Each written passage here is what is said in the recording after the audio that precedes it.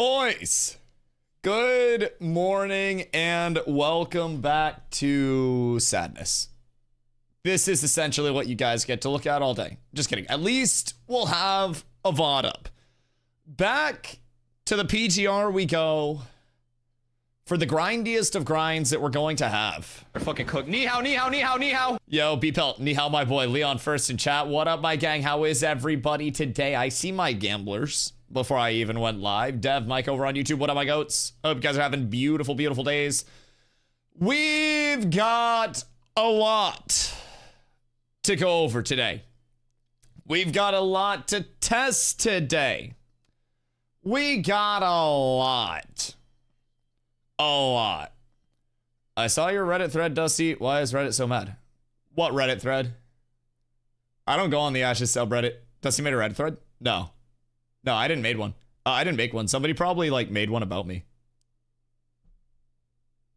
We're making it. Yeah, that's fine. Saw the announcement of your interview with Steven. Yo, I'm so fucking excited. Now that I can actually talk about it as well, that's absolutely massive. Absolutely massive. Where do you submit questions for you to ask Steven?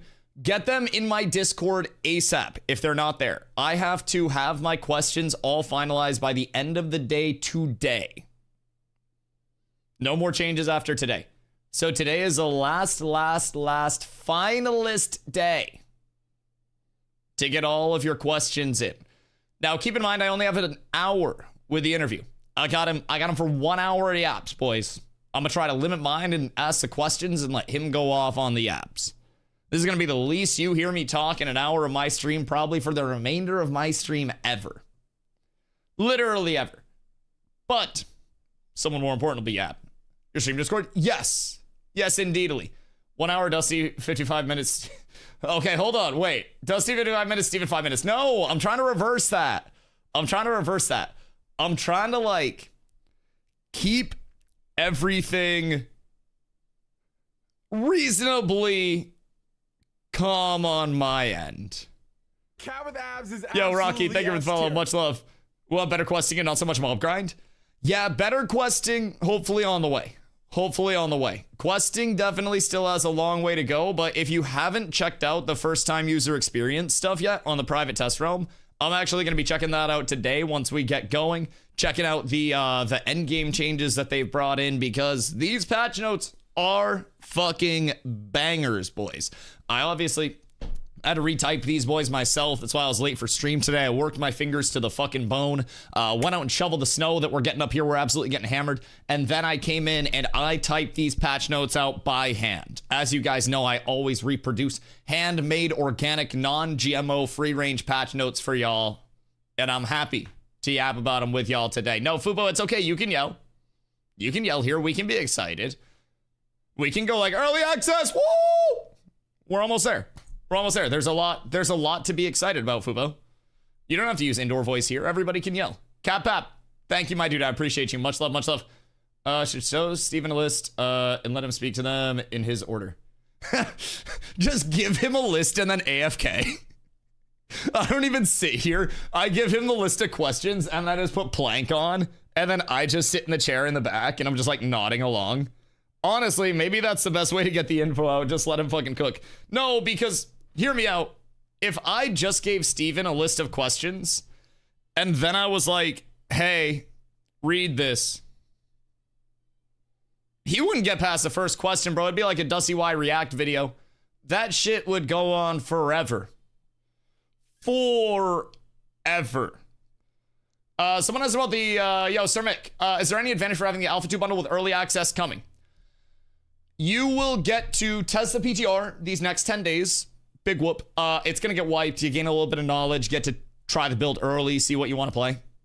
For some people, that'll be worth it. For some, it won't be. You also get 2 titles with your, like, the Wave 3 pack, the $100 one, instead of the Steam and the, like, the early access pack that's coming across there. So you'll get 2 titles. That's going to be Cultist of the Eternal Fire and Knight of the White Flame. So you can either be a White Knight or a Cultist. You equip the title, and then from there, once that title's equipped, it changes your cloak dye kit. So, couple things there. You also get $15 in the in-game store That's being added for December 11th as well. That is going to be transmogs only. So if you want to get some skins, if you want to, get a little kickback there, it's still going to be more money even with a $15 kickback. But I mean, it's up to you at that point. 2 titles, 10 extra days to testing. Titles will stay on your account forever if you do end up playing Ashes for a long time. So to some, that'll probably be worth it. But if that doesn't like speak to you on a spiritual level, I would probably just say wait and then hop in on the 11th. The 11th is going to have more people. The 11th is going to have all of the changes that are coming for the 11th, hopefully shored up. So Firefox was kind of cool from last night. Yo, the Firefox and the Steer were fucking crazy. I mean, I love the Firefox. We've seen the Firefox a lot before, but yo, easy. Thank you for the follow. Much love. The Steer was insano style. I loved the Steer mount. I got to get my hands on some of these mount skins. Bro, I swear to God, I might have to put a dono goal up for like skins in game.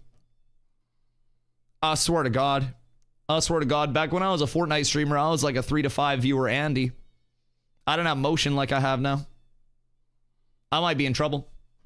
I might be fucked. This might be my XQC having somebody pay for his e-bike in a city moment. Chat, I need my skin allowance, please. I'll go live on time tomorrow if you guys buy me a skin today, I promise. I won't be late. Maybe an extra hour on stream tomorrow. I'll work it off for you guys. I'll wash some dishes in the back if you buy me a skin. God fucking damn it. This is where we're devolving to. This is what it's going to go to. Goes around now. What's TTK now? I haven't read the patches quite yet. I retyped them myself, and then I usually wait for people to hop in, give people a few minutes to get all squared away and situated. Also, I didn't bring up a VOD, so I have to find which VOD I want to run. I'm probably going to run the VOD from yesterday, if I'm being completely honest. Yesterday's VOD was 10 hours, and it was a banger. So, that's an easy peasy choice. However, we still have work to do. And we are up. All right, bet. Hold on. You guys now have VOD. Gameplay. Not live. Well, not live. Me live. Everyone always comes in and they're like, Dusty, I thought the servers were down today. Chat, I want you guys to count, by the way. Even with this bad boy being up at the top of the screen, this whole ass thing, this big thing right here, even with this being up here, somebody is going to come in and be like, yo, Dusty, how are you playing on the PTR? It's going to happen. It 1000% will happen. Chat demands feet cam. I'm wearing LL Bean wool socks and slippers. If this is what you're looking for today, listen, dog, I got you with the feet cam, but like, these shits are stinky. I've shoveled twice and I went for a walk in the snow. Like, if that's what y'all are trying to get, bro, I'm dressed like a goddamn elf today. I swear to God. I got the hoodie on. The hoodie's tucked into the pants. And then I got the LL Bean wool socks. I got the warm ass sweatpants. And then I got the LL Bean slippers. So I'm all LL Beaned out, dog. I'm fucking decked out. Yo, Thog, thank you for the 3 day. I appreciate you. It's so cozy. Oh, dude, it's a cozy day. We are currently getting 9 inches in Maine, and I'm not talking Mandingo. We're getting a goddamn snowstorm. We are down horrendous. We're getting absolutely dumped on right now. So I shoveled a couple times, and Carla had never like seen actual snow because she grew up in Mexico and then Arizona.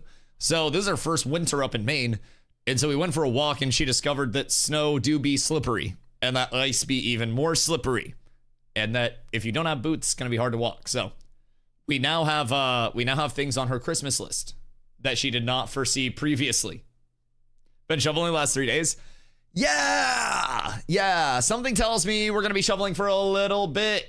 I'm in Ohio, so you're getting what we just had. Fuck, yeah. How long did it last? Because I think we're supposed to get cooked today and tomorrow, if I remember correctly. But I mean, like, it's Maine, so we have a ton of like snow response, I call it, where we just have Omega plows out at all times. So it's solid. Chris, 55 degrees here. How much is it here? I think it's like 20 right now. Anvil's POIs got added. Wait, don't those. Ah, shit. Wait, hold on. Okay, I guess I gotta get on. We gotta hit the patchies. God fucking damn it. All right, am I logging in first and making a character, or am I hitting patchies first? That is the ultimate question. I think I need to launch and I need to make a character first. It's not in patch notes. All right, I'm logging in first then. I'm logging in, making a character, and then we'll read patchies. Patchies, you want to see them. Right, but I also want to see what the Anvil's POIs are looking like. Because, like, the Anvil's POIs might be bangers as well and could literally change my entire plan. So, you're still going to be a tank? Oh, I love tank. I love tank so much. I haven't checked out the TTK changes or anything, but I really like tank. Even if they rework tank, I would still play tank. I would just provide my feedback on tank stuff.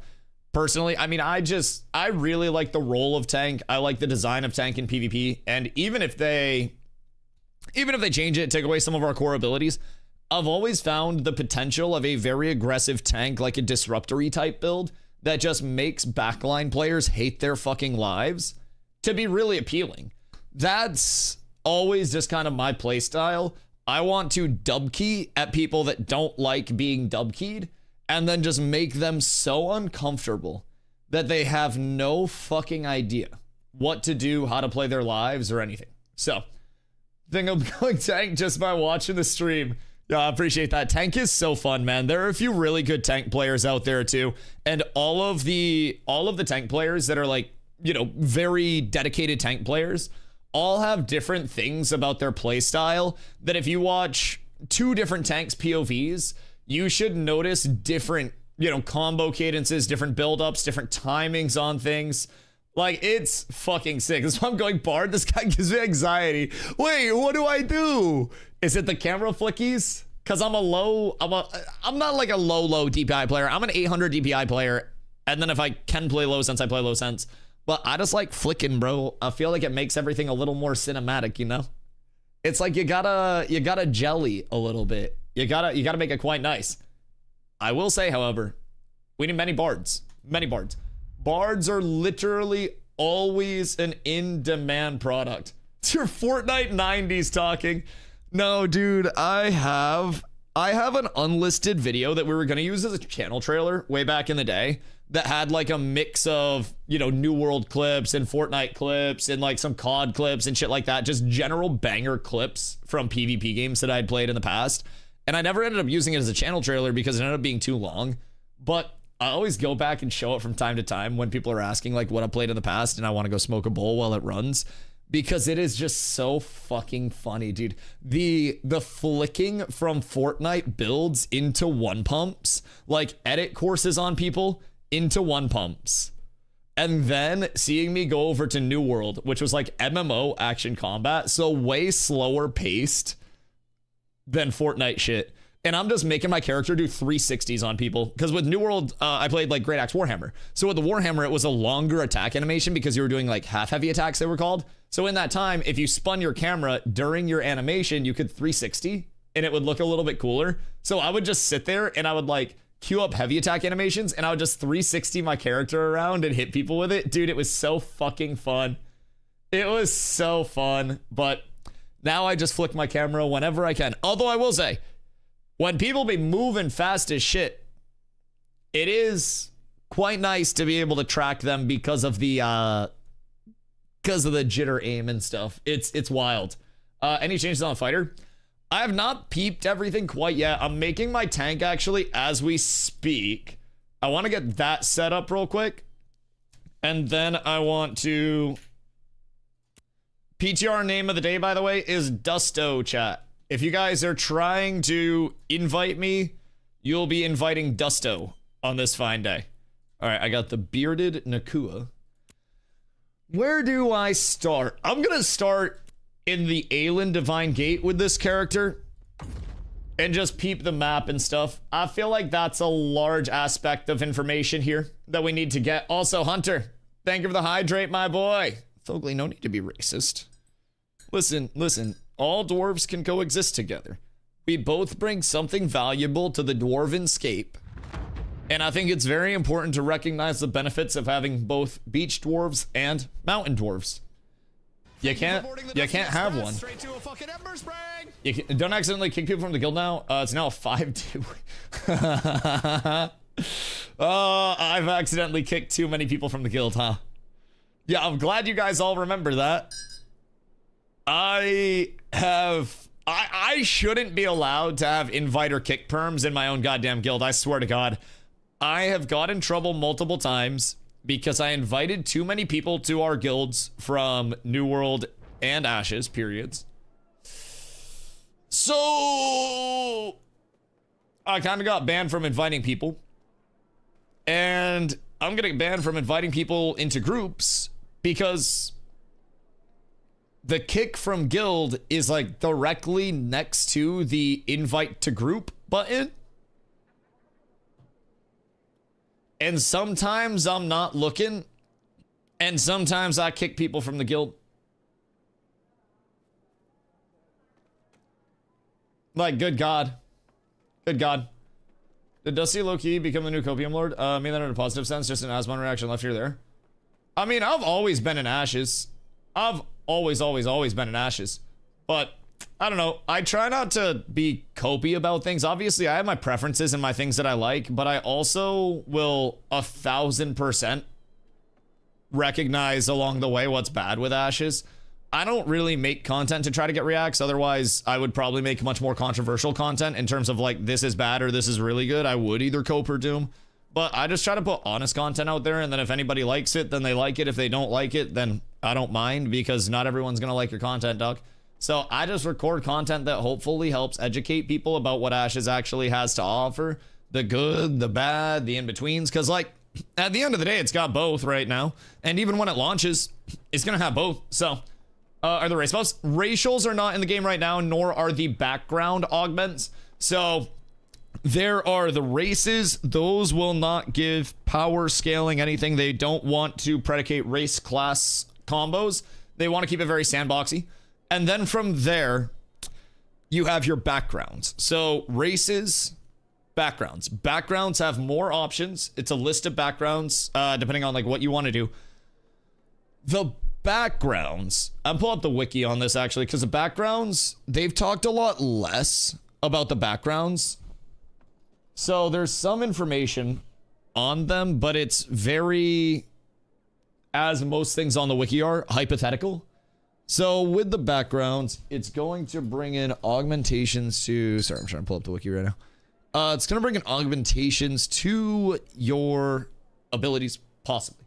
So here, backgrounds and Ashes of Creations house character benefits that are traditionally tied to race in other games. Backgrounds are similar to racials in other games. Instead of the race you choose giving certain benefits, players will select a background. We want players to have the freedom to choose the race they want to play because they're excited about it, and avoid situations where players feel forced to be a specific race because of gameplay benefits. Backgrounds chosen during character creation specifies a character's backstory, along with selections such as the starting portal for that character. Although we can at this point in time choose our starting portal. Choice of background may provide benefits such as passive abilities, titles, and different narrative choices in the game. An opt-in feature will enable a character's background to be displayed in the game. Backgrounds are independent of race and racial benefits. One thing we've talked about in the past is replacing the racial abilities with more of a background style where you can select your background regardless of race, and so those two aren't tied intrinsically. We want a background system that you can choose as part of any race. So if you're a street rat background as a Kalar or as a Valoon, it's the same street rat background across all races. So that's going to be a more consistent thing. And then racial benefits are mostly tied to a character's... character benefits are mostly tied to background. These are going to be more along the lines of like additional flavor. However, this is not going to be something that's a primary form of power scaling. So we pulled up the video at one point, and I believe they talked about it as something from cosmetic changes to minor changes along the way. No Diddy, no Drake, no Dr. Disrespect. Hold on. Is about backgrounds and racial augments.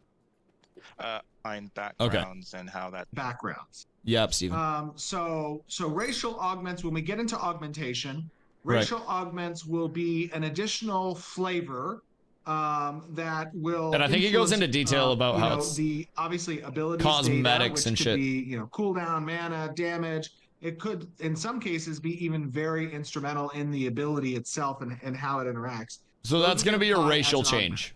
Backgrounds are and how. So this is going to be your racial abilities data, so, which could be cooldown, mana, damage. So this will change some of your core abilities on the racial side, and then your backgrounds will be what's typically tied to racials along the way. So those are kind of the core differences there. Yeah. But yeah, you'll have many different forms of augmentation for just about everything, man. It's actually crazy how much depth there's going to be with everything. Kind of want to go elf, because I'm way too in love with Lineage 2. So I have no desire to go elf or human. I want to either be... Was there a dev stream today? No, that was an old clip from 2024. That was an interview that Steven did where he was talking about racials and backgrounds. So doing a racial as being small. I love just being a tiny, shrunken-in dwarven piss missile that just launches myself into the side of people. Yes, my two options that I would entertain. Renkai, big brawlic, like New Jersey, New York style ass motherfucker running at you, walking you down. Or Nakua or Dunir. Tiny dwarf, all the way small, boobies all the way big, and then launch myself into backlines and chase people down and kill them. I think it's beautiful. Vec is the way. I feel like Vec looks like an average Twitch streamer. I feel like a Vec sits like this. I don't know though. I don't want to make assumptions, but okay, guys, know to look? I don't even fucking know where we're going with it. Asmon to be Vec? Oh, God. Would Asmon be Vec or would he be a Tolnar? Like, I know he's not a furry. But are those actually his people when it really comes down to it? Streaming the game in Discord count towards the same as on Twitch, if I want to show a friend the game. Yeah, I would not anywhere publicly share any gameplay anywhere where it could be seen. It is a pretty locked down visual NDA. Now, it's not like Intrepid's gonna kick your door down and see you in a Discord call, but be very, very, very, very, very careful, because anything visual can come back to you, and if anything visual comes back to you, your account will get disciplined. Are you sure? Listen, there have been times where I've seen black SUVs go by and I'm like, Steven finally calling the hit? Is this the end? He's trying to get rid of me for real this time? The smites have turned to in-game? Yeah, I don't... I'm sure they maybe have ways. I don't know. I'm not your OPSEC guy. I'm not your John anti-cheat. I just play video game. Now, I'm not sharing my gameplay anywhere. I'm being very careful. I even have a disclaimer up there. I would personally try to show VOD from anything Alpha 2 server that you have. Maybe like old VODs, YouTube content, stuff like that. That's definitely gonna be the same, I guess, effect. And then maybe draw a picture or something. So I'd just be safe with it. Vex with mohawks and no helmet. Why wouldn't you just want a Renkai at that point, though? Cats with Abs sounds more like the Furry Guild, in my opinion. You're not wrong. You're not wrong. And then when people realize that we're not, at least not the main division. Once the Final Fantasy 14 streamers come in, though, we may have to make a division that branches off that way, just to have like more mass appeal. It's kind of the global appeal phenomenon where you need to be cooking for your audience and your consumer as much as you're cooking something you enjoy. So maybe it's like the Final Fantasy 14 side starts to come in, and then we're just like, hey, you, VTuber, you're an officer now. Recruit, another guild, no association. Never beating the furry allegations. Listen, Ludwig has worn maid outfits on stream more than I have. That's my counter. That's my counter. I can redirect them. He went the full 9 yards too, bro. He went hard with his. Granted, millions of dollars versus sub goal for 1,000 subs. He's lost more money than I'll ever make, but he's far more elemental. All roads lead to freedom. No roads lead to freedom. If you are walking those roads, you're gonna make a Tolnar, and then you're gonna try to come out of the Underrealm, and I'm gonna be sitting there with a bunch of goddamn tanks to throw your ass back in. I'm gonna have bards at the top of the stairs just get off the staging people back down. No, not all roads. I create my own roads. I take the roads not traveled. I'm wading a path never seen before. I'll bully any Tolnar in game. God fucking damn it. Oh god. I feel like with Tolnars, you're going to have three types of people. You're gonna have your furries, you're gonna have your scalies, and then you're gonna have your like omega nerds that just want to be a cool dragon and have no idea what they're getting into. They're gonna spawn in and they're gonna be a bunch of like big titty dragons and wolves and shit ERPing at the Divine Gate, and they're gonna look around and they're gonna be like, what the fuck? And then they're gonna get hooked. That's how they get you. It's always the big titty wolves and dragons, and then you can't go back. Yo, your boy, what up? Is there a patch? There is a patch indeed. Yeah, I usually give people a few minutes to hop in and just kind of yap with people, let them work their way in, and then we peep the new patch. Now, I have made a character over on the PTR as well, because it seems like there have been some updates and implementations over here. There are more points of interest out in the anvils now. What does that mean? I'm not quite certain.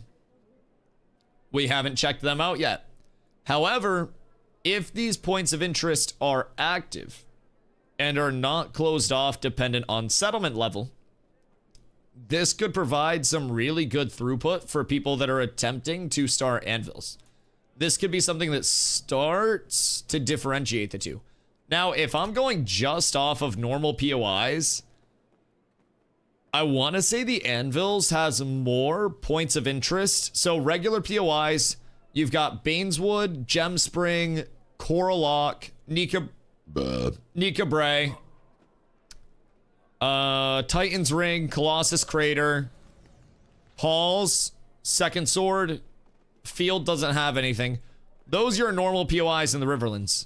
So now between Pocket Dungeons and normal POIs, you have Black Market Forge, Flooded Tomb, Collapsed Tomb, Nexus Regulator, Fetid Surge Overflow, Surge Conduit, Slaughter of the Runaways, Gallows Gate, Hawkwatch Tower, Ruins of the Bent Helm Barracks, Cloud Mesa Forest, Minotaur Overlook, Minotaur Hamlet, Rip Hide Poacher Camp, Legacy Vaults, Foundry Gate Ruins, Unmaker's Shadow. Mr. Pepino, thank you for the follow. I appreciate you.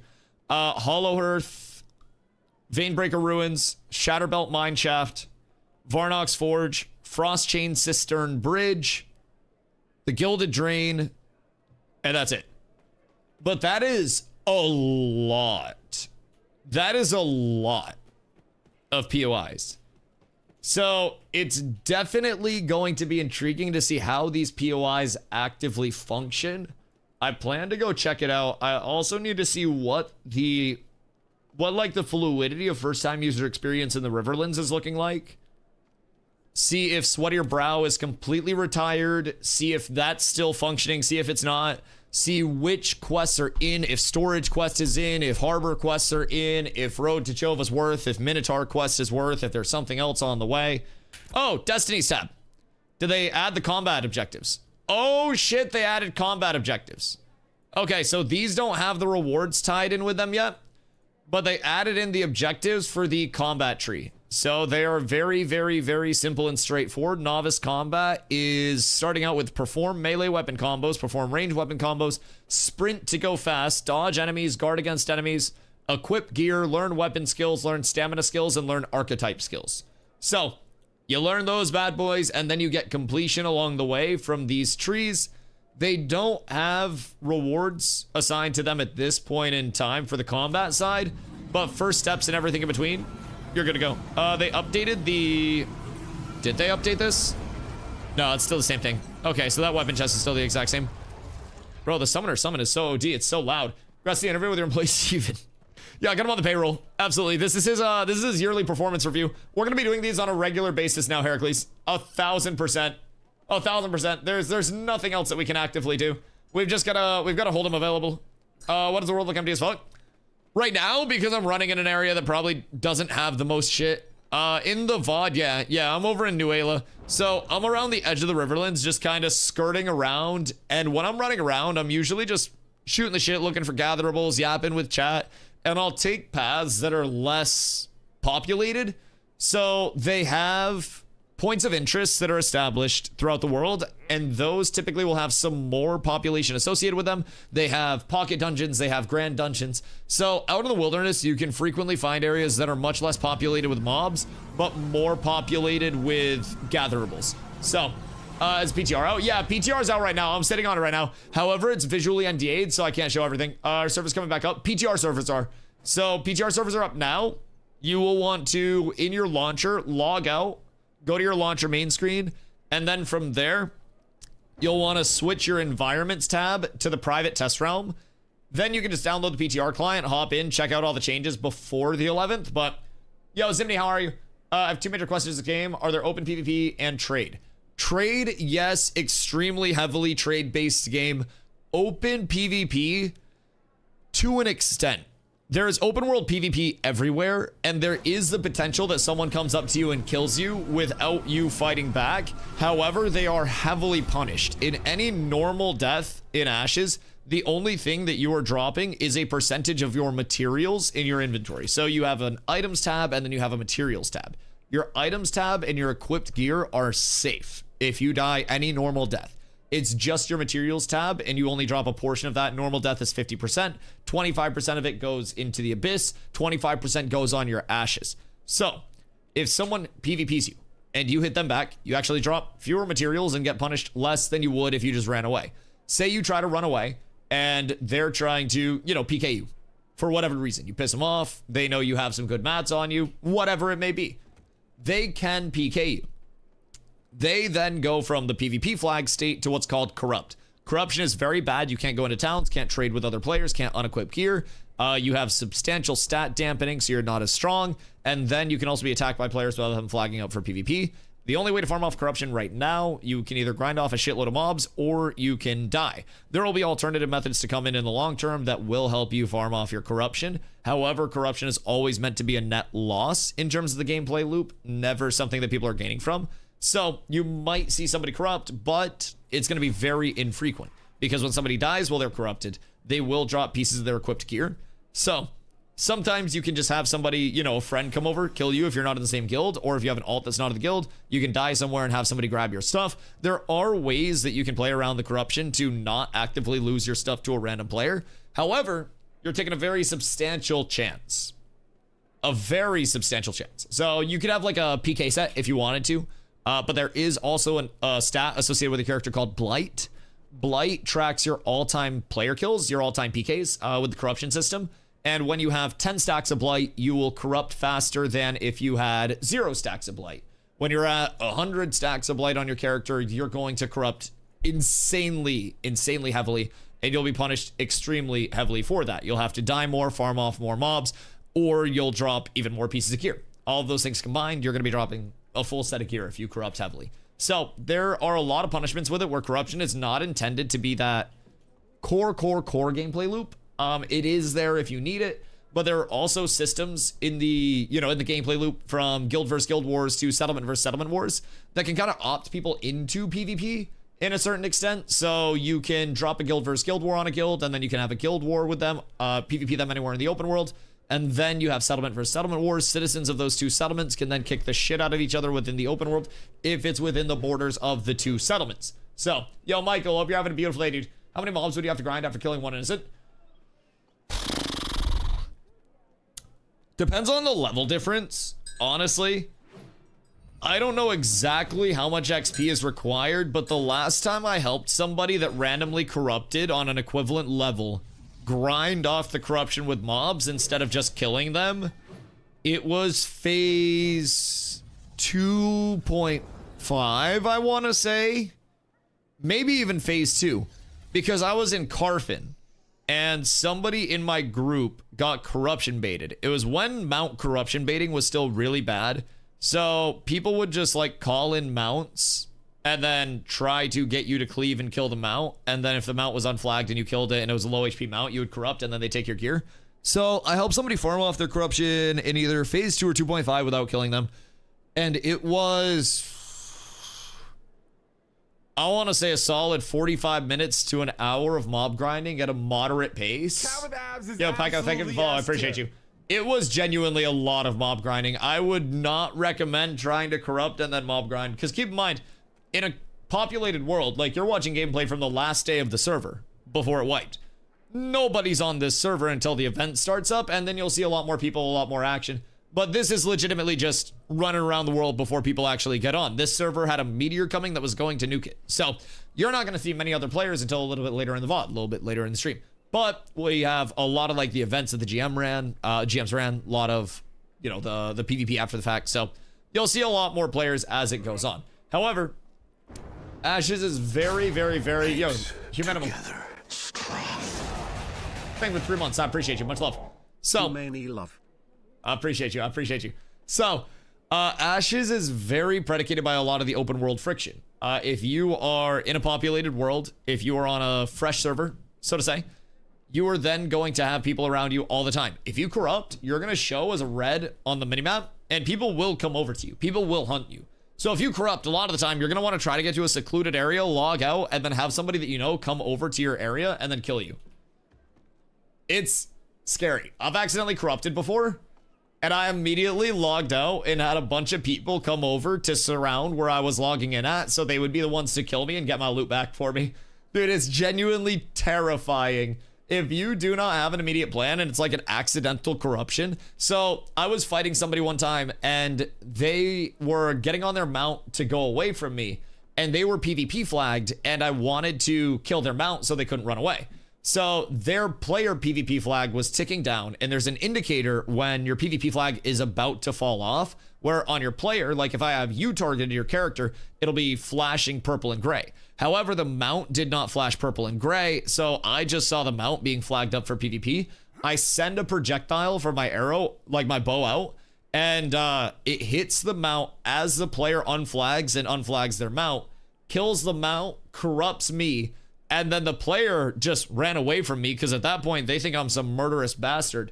But it was unfortunate. Accidental corruption is genuinely the scariest shit. I had nobody else around me. So fortunately I just ran, and then people were already like, Dusty, I'm on my way. Everything's fine. We'll get your gear back.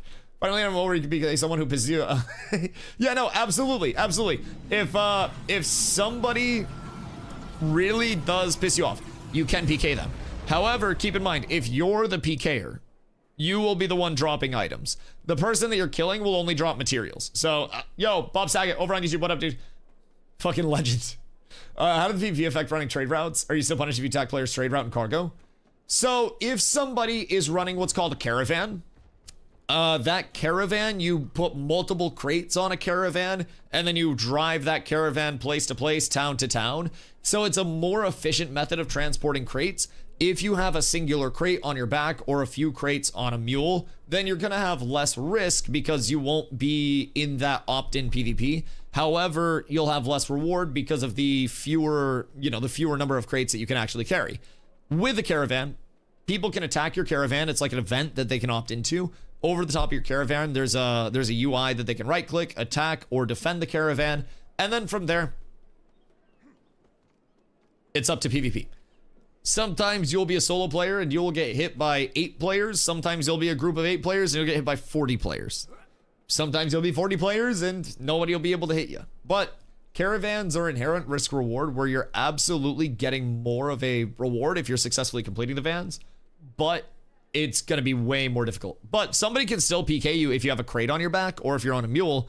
Then you have the corruption coming in. So there was actually a pretty common thing this phase, because the only settlements that were leveled were in the Riverlands, and then there was one in the Anvils, only one.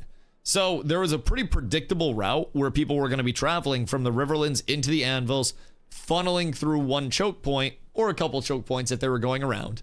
So people would wait for them to be on their way out to the Anvils, and then once they were actually out to the Anvils, they would jump the shit out of him.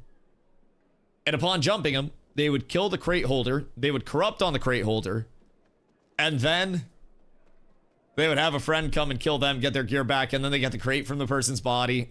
They secure the gear from the person that corrupted, so everything's all set, and then you're just stealing people's crates. So there are a few gameplay loops associated with that. You can genuinely try to run around as a bandit and as an outlaw. You may even make an alt for it if you got all the time in the world and just tank the blight on that alt. It's gonna be interesting. How's XP loss on PK? Oh god, if you are getting PK'd, it's just your standard 2% XP debt on death. You don't technically lose XP, but there's a little bit of an XP debt dampener that goes on your bar. So you need to farm off that amount of experience before you can net XP again, if that makes sense. So with going corrupted, you get substantially more XP debt when you die. So you don't get any like for actually killing somebody. However, the person that you kill gets 2%. They drop 50% of their materials. You can take 25% of their materials off their body. And then from there, you're risking material drop percentage as well. When somebody kills you while you're corrupted, keep in mind it's more. And then you're also risking your gear. So there's a lot of risk with corruption to the point where some people want it tuned down. However, me personally, I don't necessarily feel a need for it to be completely just corrupt everywhere. The stutters persist. Wait, do they? Oh no. Did you go over the patch? I am about to. In literally like a minute. I usually try to make it like an hour, give people time to tick in. And also I wanted to get on the PTR to check out some of the new POIs. Are you running on cinematic? Or what are you running on right now? Oh no. I'm on my god settings and I'm still getting a stutter a little bit. Wait. It's just a baby stutter comparatively though. In all fairness. This is little baby stutter compared to what we had before. Yeah, no, it's not that bad. It's not that bad. Running on low with TSR. Oh god. Is your game gonna crash? Don't look at the skybox. Why, what's wrong with skybox? Skybox ain't doing shit to me, why? What's happening? Am I supposed to crash? Am I the chosen one? I'm just like staring up at the sky right now. Can you bring something up with Steven? I think everyone will agree with. The summoner should evolve as the player levels up. They look way too strong and out of the ordinary in starter areas. Agree would be dank. You can post any questions in my Discord. I have a thread in my Discord where people can post questions. However, I will very likely be trying to go light on system-sided questions and more go into the long-term kind of his philosophy towards development and where he's at with Ashes, with the Steam movement and stuff. There are going to be more interviews that come out at times where there's not as much huge news to cover. So anything systems-wise will probably have a lower chance of making it in, especially because I can only choose like 2 community questions with the time frame that I have at most. So post your questions in my Discord if you guys are in there. If you're not in there, hop in there. I do have a Steven interview questions thread. Anything that's in there is up for consideration. It's just I gotta filter like what we can get in that hasn't really been discussed before, what's gonna be valid, pertinent information that's going to, you know, last a long time as well, and try to get some of the short-term to mid-term out, but also I want a lot of long-term evergreen information to come out from this. We have a really good chance to pick the brain of someone who is typically, not like that Steven's disconnected, but a role that is typically so far disconnected from the actual community side of things. So I think it's a really big opportunity to just get some good organic information out there. When are we talking to Steven? The 4th at 6 p.m. EST. So they tweeted out, hold on, I can find it real quick. Un momento. You notice the shop icon? Wait, I did not. Oh shit, wait, what's this? Shop. I clicked it and nothing happened. It grayed out. All right, we're down horrendous. It grayed out. Let's see. Where is the post? Hold on. I'm finding it. They made my noties blow up. Here we go. Ka-chow! Oh. Steve and Sharif. There's an S like right there. Literally right there. But yeah, this is what we're looking at. December 4th, 3 p.m. PST, 6 p.m. EST. We're in the Discord. I post a question. There should be a Steven interview questions thread within the Discord. Make sure you're in the right Discord. So, ask why you can't be in the adult CC program. Oh, I am in the adult content creator program. Yeah, no, I just got the wrong email at the start. There was an issue with email lists that they very promptly corrected along the way. Fortunately, but yeah, there were some people that just got the wrong emails at the start, and then I was just immediately like, oh, okay, word. But no, it got sorted out. I wasn't too worried regardless, but yeah, thankfully everything got sorted out. I can sit at the big table. A legendary Kieran carcass. Wait, what the fuck? Huntable Kieran are spawning? Wait a minute. Wait a fucking second. Okay, there's a lot on the PTR that we gotta go over. Those are mine? Oh no, you're good, you're good. I always double check when somebody says muted, but there's also the random time right now on the PTR. Yeah, somebody has a legendary Kieran carcass. They just linked it. So, I don't know. We can search by ingredient, by the way, in the new crafting UI. Search by ingredient. Kieran? Nah, I don't know if it's used for anything. Can't you buy it? Oh, wait, they have material vendors up? Oh. Yeah, no, never mind. Never mind. Maybe they're not spawning. Never mind. Legendary Carfin emblems. Wait, are they changing the crafting structure? The fuck? Hold on. Do Carfin emblems now impact rarity? Or... Because I just saw a legendary... Your mom's voice Socks just linked... Socks, you in here? Do they have different rarities of Carfin emblems? Or is that the only rarity? Emblem rarity would be wild. Yeah, more variables and how the crafting quality is actually being impacted. What the fuck? Very, very, very intriguing. Let's see, June Dark Vine Breach. Zeeg is saying Vine Breach has level 24 and 25 monsters, 0 and 1 star. Wonder if you can combine lower tier to make higher tier? What do you think that'd be through? Arcane NG maybe? If it was anything? No, I feel like it'd probably be... I feel like it'd be a processing. But I'm not quite sure. I don't even know if it's supposed to be in. Forge Fire Yoke. This is a focus. Oh, that's the Befallen Forge one. Are there more? I want to see if we have more sigils in the game yet. Because sigils are magic scaling shields that we don't have a lot of right now. We have Lens of the Ocul, which drops in Carfin Ruins.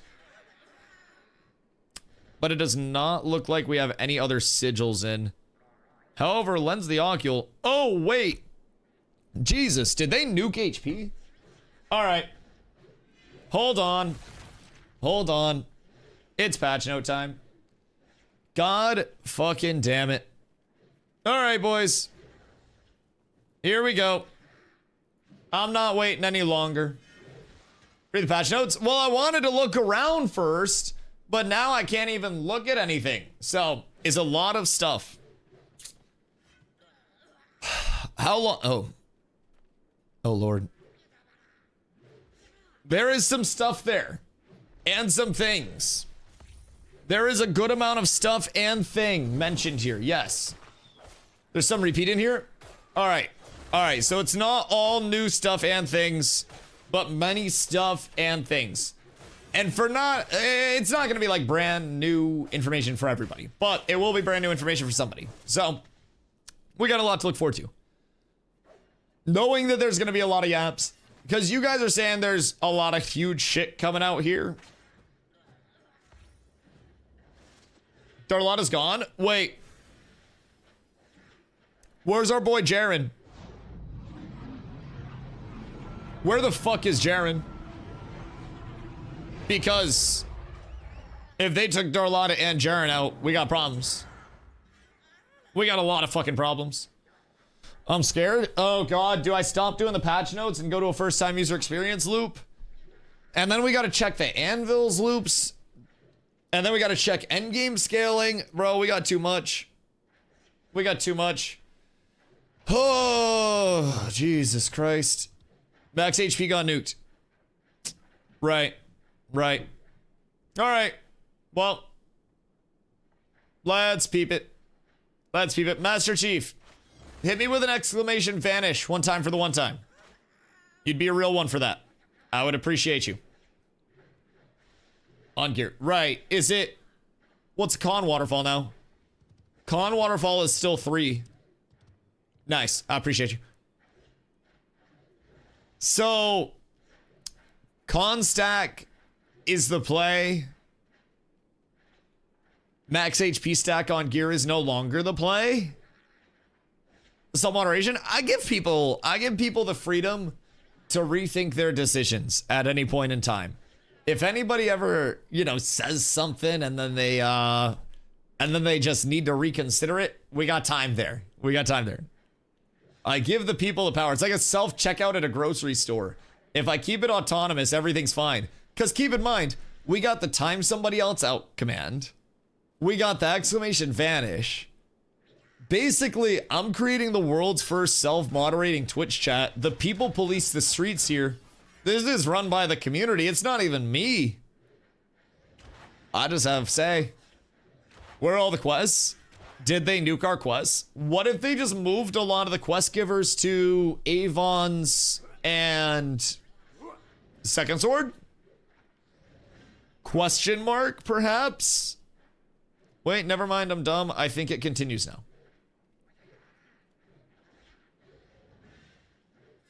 What you mean? Had to talk at the guy to the... Bruh. Do you fuck up the first time user experience? After they linearized it? Good fucking god. Good fucking god. Glow, I'm proud of you. I'm really proud of you. Alright. Patchies, boys. Tis time. Went to earn it, but due to the stand had another one. Oh, you didn't pick up both the quests? Yeah, you gotta get both of those. Okay. Update notes, Monday, December 2nd, 2025. That is today, my lads. Character, archetypes, and combat. They're getting right to it very, very, very early. Reduce the amount of HP granted by equipment, which explicitly grants HP bonuses. So any max health rolls on pieces of equipment are now cooked. However, con scaling is still going to be extremely valid. Go to Nuela, talk to Sheriff. Is Nuela there? Like, is the quest there if Nuela's not leveled? Is what I'm asking. Because if it's a banger boner of a quest, we're still gonna need Nuela to be leveled. But what do we have going on there, Busty? Because I'm gonna be like 2 hours before Nuela. Honestly, I'm gonna be a long ways out of that. I got so much to review right now. Going from Tent to Colesbury now. He's inside the building. Oh, they opened up the town hall areas, yeah? Yeah, they did that. I want to say it was up for last week as well. So they've actually opened up some more of the buildings within the settlements as well to make it feel a little bit more settlement-y instead of just having people standing around outside. Yeah, that was kind of a banger point of immersion for people. I appreciated that a little bit. I ran up and I was looking around at first near the palace and I was like, where the fuck is everybody? And then I realized. Over that menu quest, questing to 15 to 18, then grind to the end. I mean, shit, to quest to 15 to 18, you need to be able to quest 10 to 15. So, they got me out of line hold so fast. Yeah, I feel like they're just trying to hyperbolic time chamber people out of the starting area. I feel like it is going to be unequivocally about start, kill 3 goblins, and get the fuck out, and have the most efficient pathing that you can along the way for those starting quests. I think it's all pathing. Anvils has some 2-star elites at 14 to 16. What are the mob types?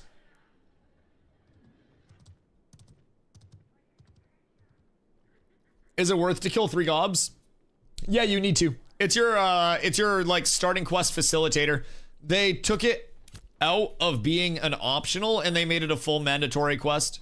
So 5 gobs. Oh, fuck my ass, bro. I got so much to go over today. Jesus Christ. So are 5 goblins now getting us level 2? Or are we getting past level 2? Are we getting level 2 at 3 gobs still?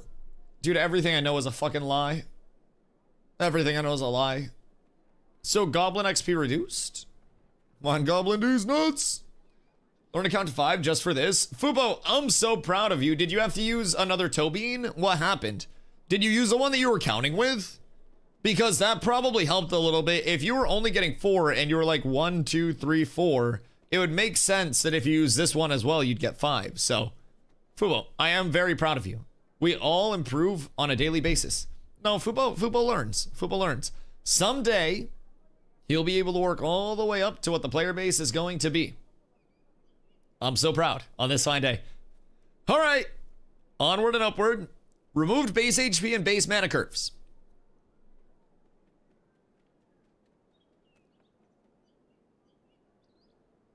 So is this just like stat growth? Old. So this is not a new adjustment. Okay. Was this the class-related HP discrepancies? Where like tanks were getting more HP per level than other classes? That would make sense. Increase the amount of HP and mana gain per rating by 4x. 3x. Reduce stats received from leveling by about 10 to 15%. Increase stats from gear by about 10 to 15%. Okay, so these are the old curve changes that they made to emphasize more of your gear scaling. Increase scaling of all stats by about 20% of the top end. Marginally increase base attributes from leveling up, particularly for lower level characters. Awooga. Power is no longer affected by diminishing returns. What are we scaling up to, chat? Who is level 25 already at a boost NPC? And why do I feel like we're going to have 750 power builds? Power is no longer affected by diminishing returns. Jesus Christington.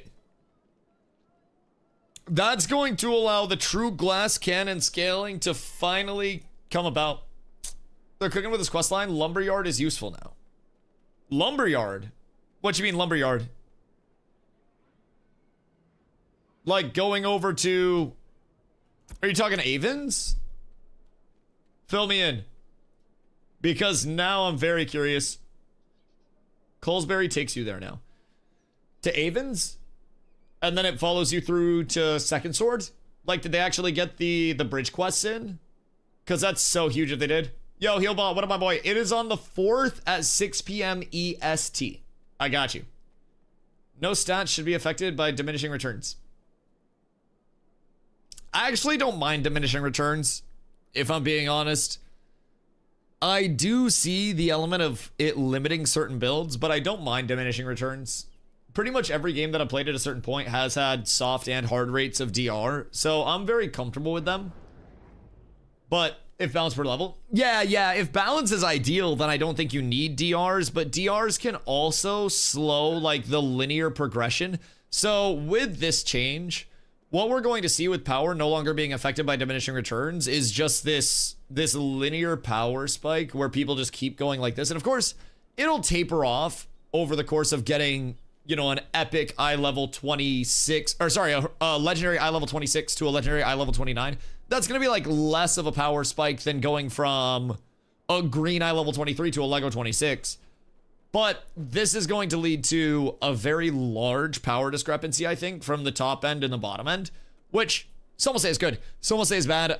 Vertical scaling can both be a very good point and a reward on gear, or it could be a bad point for players where it feels like they can never catch up, or it makes all of the progression feel even more meaningful, and everybody just ends up loving it.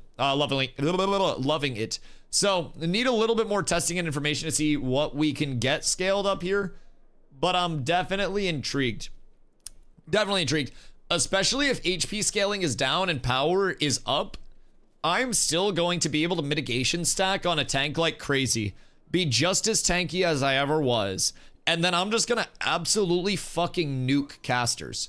Because casters were scaling up HP just as hard as I was.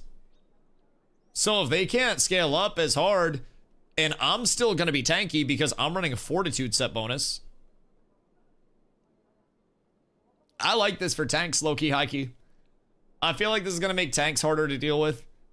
People that are focusing on like mage and ranger buffs from this, you're also forgetting that every mage and ranger now has to deal with a no power cap tank tripping you and then walking you down and probably hitting you with a 225 pulve crit guaranteed right after you get tripped for a 175 crit. I don't think people will like this as much as they think they will, especially if you're a mage, ranger, cleric, squishy. Something tells me people are going to get upset with this. What class is the most AoE attacks? Probably mage consistently. Like mage from a caster standpoint, fighter from a melee standpoint, but fighter also has a lot of get in, stay in clunkiness about it, which can push some people off. So how big is the download for the PTR? Oh God, I think it's like 200 gigs-ish. I want to say like 210 or something like that. It's fucking hefty. I don't know exactly what it is because I've just been updating mine for so long now. It's kind of grown over time, but can Bard be like hybrid DPS support?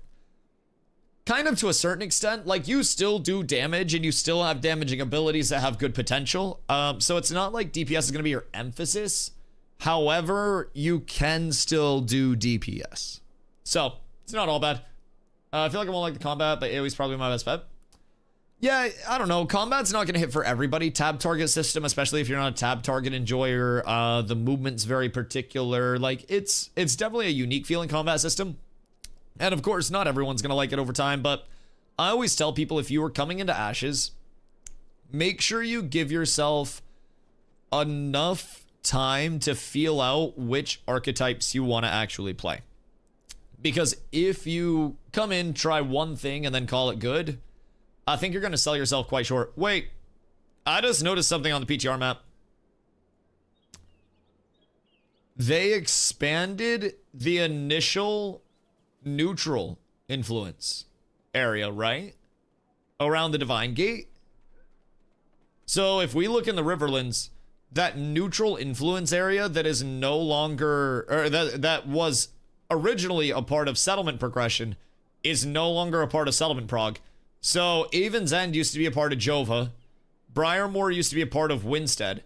So Winstead had its area shrunk substantially, but Winstead's area also now expands north of the mountain border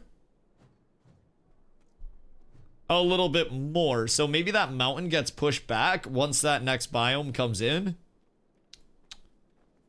Interesting. They've got a couple of paths set up as well, like the Miraleth path breaks in the mountains there. This from previous patch? Huh, I just noticed that. I wonder how that impacts the initial Jova push. Because Jova always gets out to a hot start, but I also think Jova gets out to a hot start because everybody is killing in that area so fast. Winstead gets its push from Highwayman Hills and Steel Bloom. So I'm not quite certain that it's going to nerf Winstead very much. I think this might make Winstead the favorite. Because Jova initially would push up faster than Winstead would catch up. However, this could be interesting. Gemspring and Baineswood both in Mira. Mira, I don't think is going to beat Winstead. But interestingly enough, Mira at T3 has Winstead as a T2 vassal. So, I mean, we could see some changes from this XP distribution, but okay. How the changes looking, I haven't read yet. Don't worry, you've only missed like 5 lines. Jesus Christ. Yo, Major Swift, I hope you're having a beautiful fucking day, dude. I hope it's wonderful in New Zealand. It's snowy and 23 degrees Fahrenheit in NA right now. So, we're up tremendous. Guns, if you have questions for the interview, throw them in my Discord. If you're not in the Discord, there's a link down under the player if you're on desktop. You can scroll down, click on that Discord. I think my custom link's broken right now. I need more boost, my bad. But someone can also grab you a Discord link. Appreciate the follow. I have a thread in there that is shutting down today. I am finalizing any of the last questions after stream. I won't be able to get everybody's questions in, of course, because I only have an hour to do the interview. So I won't be able to get everybody's questions in, but I will look at all of the questions in that thread today after stream. I'll check that all out, try to get it squared away, and then we'll have a very extensive question list. Hopefully an information-packed hour for everybody. I wish I could get more time, but maybe if this one goes well, we get another one in the future. So that'd be kind of nice. But yeah, make sure you get those in my Discord. Make sure you post them up there, and then I'll be going through tonight, finalizing questions list, getting it over to Intrepid, making sure that it's not filled with any bombs or anything like that, and then we're good to go. So appreciate it though. Yeah, all of the questions are awesome. Can all classes use all weapons too, and are certain classes better with certain weapons? Every class can use every weapon. There's also a physical and a magic version of every weapon. So you have like your longbows and your magic longbows. You have your short bows and your magic short bows. You have wands and fizz wands. So you've got those fizz and magic options, but it's very sandboxy in your weapon choices. Certain classes being better with certain weapons. There are some small interactions with different classes and some different passive or active abilities that can make certain weapons feel a little bit more fluid or pizzazzy, but it all really breaks down to a personal preference on it. In PvP, you'll typically see a lot of people that are going to be going the route of a longbow. With the exception of small scale, sometimes people get cheeky with like wands on bards and shit. But I personally think longbow is just the best range weapon in the game unequivocally. It's got the longest range out of any of the weapons at 35 meters. And then it also has wound, which is Ash's anti-heal in the like the weapon tree. So wound is 5% anti-heal per stack, up to 10 stacks. And you apply multiple stacks per wound application with your bow. So bow is just really, or longbow in particular, is really, really, really good for scaling up that wound super quickly on your finishers and your extended finishers. And then once you've got that wound up, that anti-heal cap up at 50%, they have to heal twice as much. You essentially do double the damage to them from an effective health pool standpoint. So I always try to keep that in mind, but I think in small scale, there's a lot more room for variance and for cheeky stuff. You'll sometimes see bards and clerics rocking wands. You'll sometimes see short bows. I mean, shit, sometimes people swear by short bows in large scale, but I like the range too much from longbows. I like the wound too much from longbows. I think it's invaluable. So, summer here, beach barbecues and beers. Oh my God. Oh, dude. That sounds fucking phenomenal. I should have flown out there for the streams today. Also, I'm very excited for the interview. I've always said that I wanted to wait to do an interview until it was an impactful time. And I feel like I may have the most impactful interview in recent history. So there's a lot of weight that comes with it. I've been trying very hard to get questions that are not going to be duds, because there are genuinely so many questions that could be asked.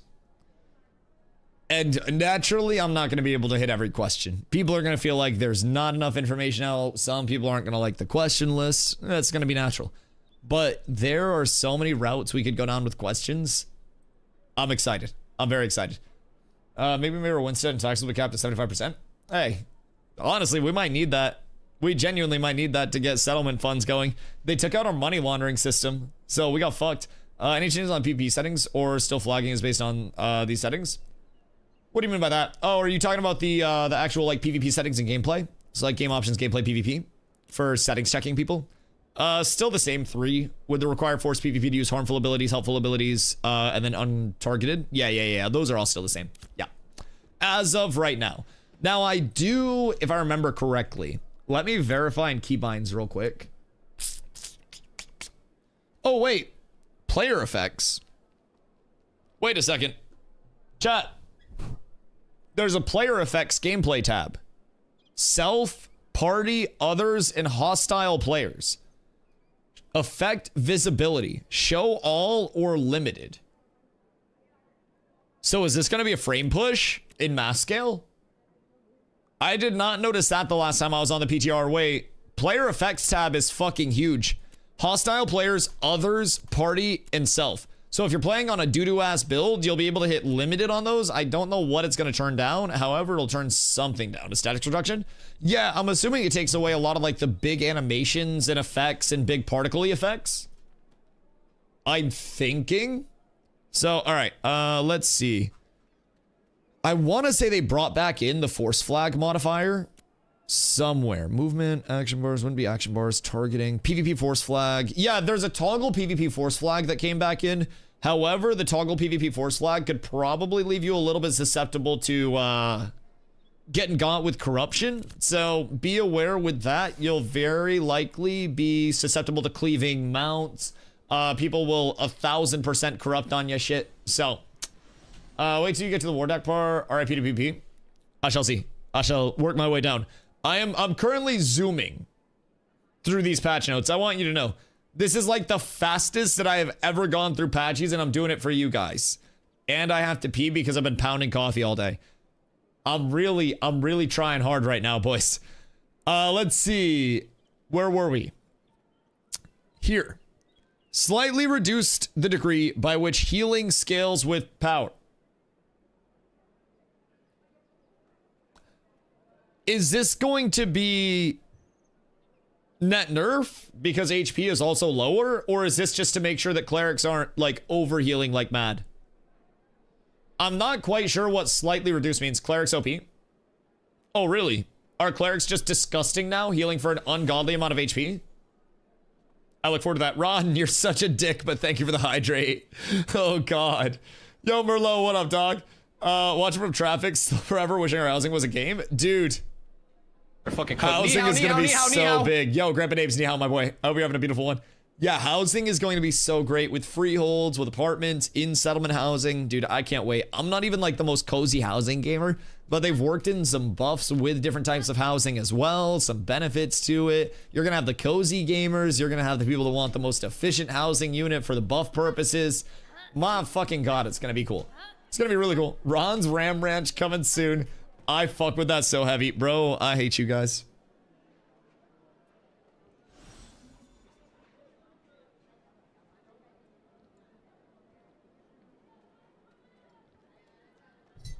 When I have to piss, it's your guys' fault. I'm not good at math. I'm not very smart. I swear to God, it's your guys' fault. I'm just throwing that out there. You did this, not me. All right. Skills learned from... Oh, there we go.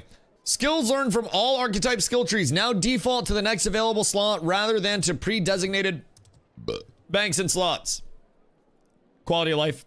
Not a huge change. Increased base mana cost scaling of character abilities. Now I have the burps as well. You guys are assholes. I have to pee. I can't stop burping.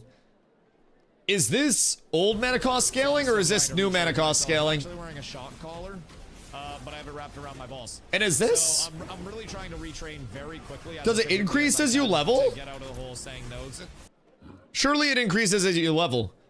Because I have shit that's 8 mana right now. Surely it increases. Okay, we'll keep our eyes on that. Cheese, I swear to fucking God. Can you imagine you have the game for their December 11th so we can play while I'm traveling? Wait, that's fucking huge. Bro, as more cozy systems come in, you get your summoners that have more aesthetic pets in the long term with the secondaries. You get your cozy systems with the housing. You get the gathering loops fully in with all the trade skills. It's gonna reach out to a whole new type of gamer that we haven't even seen in Ashes yet. And I'm really excited about that. Ashes has so much of that potential appeal to the outside of traditional MMO, spectrum, which they've got to realize that, all of those systems are available eventually. However, yo, Vanilla Boy, thank you for the follow. Much love. And it's just a matter of time until those things are implemented. Right now, a lot of it's all theoretical down the road. Will people enjoy this if it makes it in? But genuinely, if it does make it in, the window of appeal for Ashes is going to be fucking expansive. It's going to be a very, very, very wide, broad window. All right, I have to piss. I am so sorry, but you guys have done this. I'm trying to hold out, bro. But I said I had to pee, and then y'all just hit me with all of the fucking hydrates. Also, Das Bongiorno, my boy. Are you ready for a busy day of modding in 2 days? Bro, I might have to hire a mod for the 4th. I got like 3 mods in this bitch. No, I'll just get Zahn, Nova in here. We'll have all the mods in chat today. That day. We'll have all 4 of you guys in here. Shit, I might even get AMC in here. All right, be right back.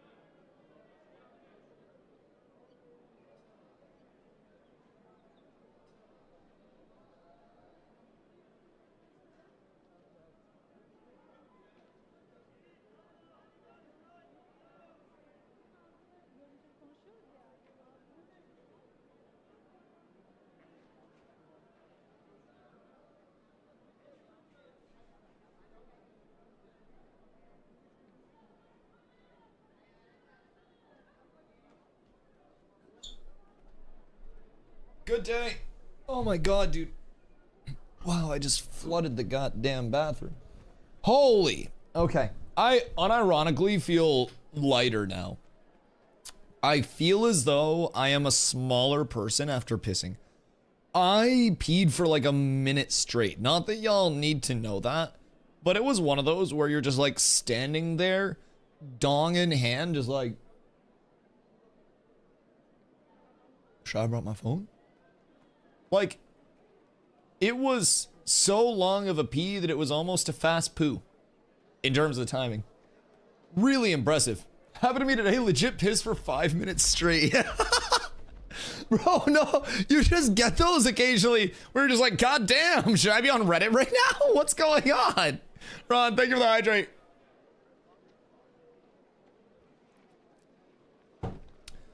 Okay. With new stat changes. Live Thornstrike Rare Longbow.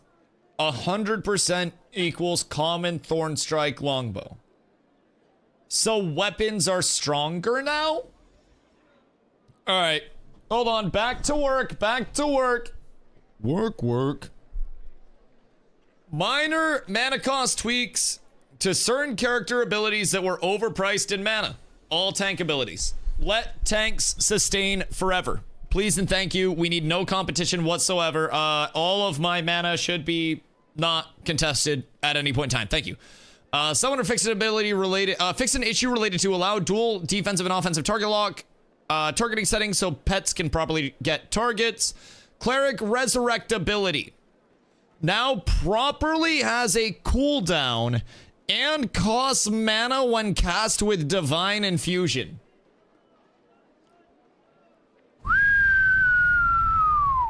Okay, Cleric. The first Cleric skill tree choice slot for Divine and Essence Infusion no longer costs a skill point and no longer require investment to learn other T1 skills. Okay, so Clerics are up 1 skill point, but Rez just got absolutely fucking hammered? If I am correct? Correct me if I'm wrong, my Cleric players. But Rez got fucking smacked, right? Like hit with a Nerf bat levels of smacked? This seems like a massive change. Probably because Cleric soon? Yeah, you huff that shit. You huff that shit. You pass that copium over. Interesting. I feel like Cleric is gonna instant die.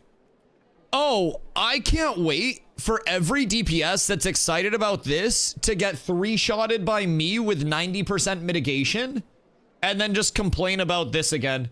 Because every DPS is going to be like, oh my god, I can glass cannon. And then they're going to go against a tank that has 85% of their power scaling and then triple their mitigation. And then you're just going to get one-shotted. I can't wait. Can't wait when they nerf tanks to the ground. I mean, honestly, I think the tank ability kit is like too balanced. I think scaling is what is making tank insane. It's the attributes that tank is able to pull that make it so good. I think our ability scaling may be a little high on the damage side percentage wise, but I think the attribute scaling that a tank can get right now is the fucking problem. Oh my god, dude, we're a DPS that's better. Every change that fighters had that went their way just got absolutely nuked. What if I one-shot you first from outside your range? This will also never happen. Well, you'd one-shot yourself if you sniped me because I would just press reflect and then you hit yourself harder than you hit me. That's why I like dueling rangers so much. It's very satisfying. I snipe you from camo. Yeah, you can still hear the projectile go off. There's an audio sound with your snipe charge, and then there's a sound when the projectile goes off, and then there's also this big ass fucking streak that goes off when you hit it. So as long as I have anything other than dead cat reaction speed, I should be able to, if you're at max range, get a reflect off, because reflect is a near instantaneous cast. So as long as I hear your charge up at all, I should be able to audio cue it. However, that in large scale has also led to me reflecting things that were not even targeted at me. Like I would queue up sometimes my reflect when I heard an audio cue, and then I would look at the person next to me get sniped while I'm just like, so you know, To each their own. You win some, you lose some. But at least I play it safe. I've watched people die next to me with my reflect up before. It's not like I can fucking get down, Mr. President, that shit. But this game now sounds like a call and balance. The student loves playing tank, buff the class he likes playing. Hot dogs or sandwiches? Valid. Thank you for the follow as well. Wait, so are you saying Steven likes playing tank? Because Steven's a mage player. Steven doesn't play tank at all. So I wouldn't say that tank receiving any changes from what they show. Wait, so is this a conspiracy theory? Is this a conspiracy theory that Steven's a tank player on the back end?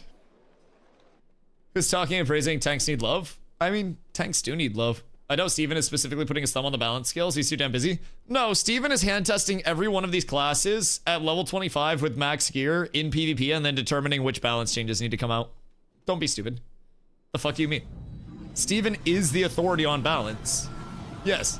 With corruption, what prevents you from trading armor away and then dying to a friend to clear? You can't trade armor away, but dying to a friend to clear, nothing. The only thing is you have to not be in the same guild, so you'll either have to have an ungilded friend there to get you, or kick somebody from your guild, and then have them do it, then invite them back after the guild cooldown. But even with that, you can still have, say I'm in like a populated area, and I go corrupted and I have a friend kill me. Some little rat could just be waiting there in stealth and then just loot my shit as soon as the death happens, and whoever gets to the ashes first gets to loot them for free. So it's a random item. Armor also get destroyed by the server when you die while corrupted. If not, they probably need to add that like Albion Online to reduce abuse. That actually wouldn't be a terrible idea.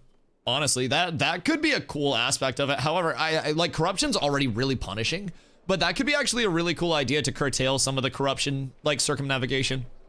It's kind of cool. It's kind of cool. I see you play a lot and you just destroy people. Jonah Vale plays the same setup too, if I'm not mistaken. I have no idea what Jonah plays, if I'm being completely honest. I think he's a bard player, if I remember correctly, or at least he used to be. I don't know what he's playing now, but Horn Tank's already strong within PvP. Tanks are good, and they're, honestly, keep in mind, there aren't any direct tank buffs that are going out. The most tank buffy thing that we've seen so far, because keep in mind, tank was actually nerfed in this patch because of the HP scaling on gear. However, this is what we call an indirect tank buff. So this isn't tank getting a buff. This is every other class now having the freedom and the incentivization to scale power instead of more HP. So there's not necessarily a tank buff that came in, other than the fact that people will see this and this up at the top, and they'll say, I drop HP, and then I gain power. So inherently, that makes tank stronger, because we have built-in mitigation to help deal with that power gain, and our mitigation is percentage scaling. So we are taking off a flat percent of like damage that's coming in, and it's a heavier percent than any other class can take off. Then from there, with no diminishing return on power scaling, we're going to still have a decent amount of power, even with gearing extremely tanky. So in the trades against squishier classes that have no life plane, no sustain, I can just walk up to them and kill them as a result. So if people get too far away from HP, they're going to leave themselves squishy. It's a tank buff, it's a mage buff, it's a ranger buff, it's a rogue buff, it's a fighter buff. However, if people, especially like my targets, clerics, bards, rangers, mages, those squishies is what I like to call them. I hit squishies in PvP. If I'm pulling a tank or a fighter, they've got to be so far out of position for me to actually pull them. So I'm trying to prioritize squishies, and squishies are going to get baited into going very high power scaling. And as a result, I, who will have high enough power scaling, will be able to beef up, mitigate their power scaling, and then kind of win the trade, so to say, of the stat stacking.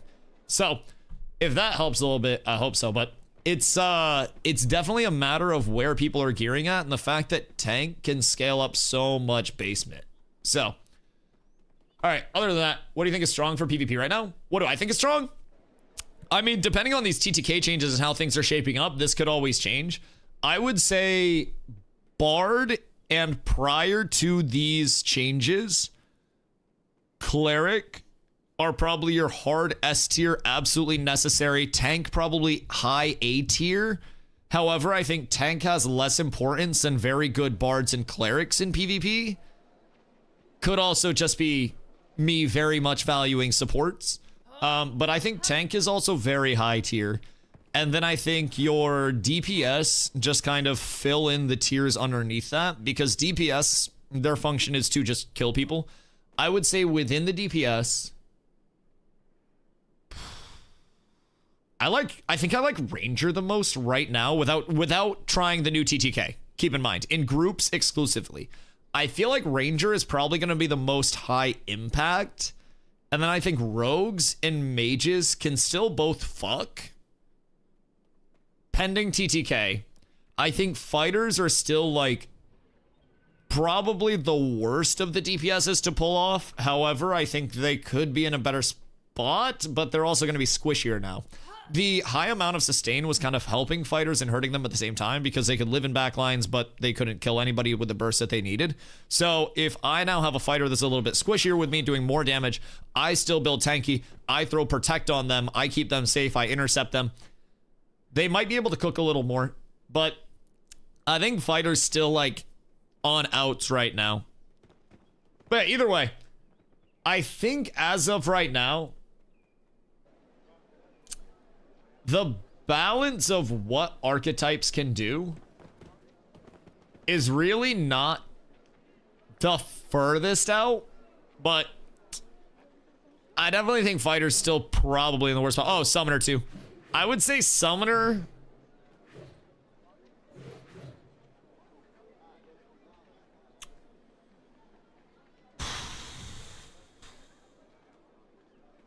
I want to say below mage rogue, above fighter. If I had to place it somewhere. I don't know. I like summoner's annoying to play against, but it's also very easy to play around. Maybe I'll see more from it in larger scale.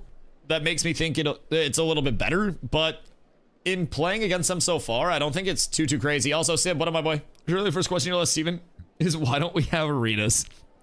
What if I did the full 1 hour interview about just arenas? Every question is just related to PvP arenas. So we got 1v1 arenas. Okay, let's discuss these 1v1 arenas. Steven, let's go in depth. Okay, yes. Yeah, so let's go to 3v3 arenas. Take me through the arena design. Take me through the concept. Take me on a spiritual journey. Take me through the visuals. Where am I fighting? Is there a crowd? How am I queuing? It's just an hour of me talking about arenas. What's the matchmaking system? What rewards? Right. Yes, indeedly. What is the process to have the building actually constructed? Right, yes. Yo, Shrapnel, what up, dude? Does anyone have information about the cost of early access on Steam? $50 for the baseline, but it'll be on sale from the 11th to the 25th at $42.50. Like, no. Fuck me. I appreciate you, dog. I just don't know how to say your name. But yeah. Perfectly right there. $50 USD, $42.50 with a 15% off sale from the 11th to the 25th. So if you're buying in the first 2 weeks of the servers coming out, you will have some more, some more savings there. Another $7 and change. So not the worst value. Also considering it was previously $100 USD to hop in, you're gonna get for previously this pack also got you in the $100 pack back on May 1st, but less than half the cost of the previous wave of accessibility. So I think it's a really good hopping in point for new players. Keep in mind, this is going to be a very substantial patch as well. First time user experience changes, progression changes, endgame time to kill changes, movement changes, new systems coming in, both in like trade skill systems and fluidity. You've got endgame repeatable content. Jesus. I want to get into the game, but I don't want to be a bad class. What do you think top S+ tier PvP classes?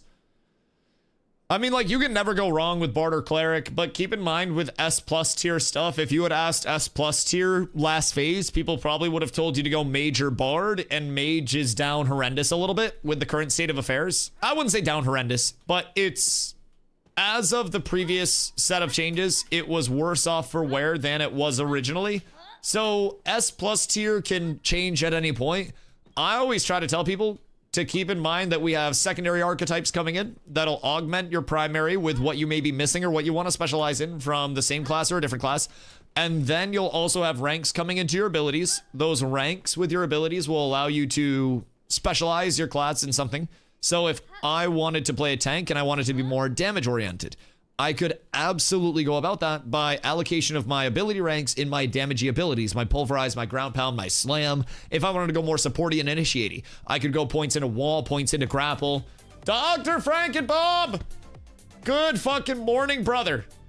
Holy cannoli, you always scare me with it. You always fucking scare me. It's a goddamn bird rave up in this bitch, man. It's a goddamn legally distinct crab rave that I've replaced with birds. I appreciate you. Much love. Solar Garlic, Sofa, Lucid, my YouTube gang. What up? I appreciate y'all. Neslo, thank you for the follow. Much love, much love. Dr. Frank popping off again. Dude, Dr. Bob going hard. Dr. Bob, I appreciate you. Thank you, thank you, thank you so much, man. I greatly appreciate that. Secondary archetype wasn't in game until this evening. Secondary archetypes are still not in. The Summoner was previously not in the game. We had Luster, thank you for the follow as well.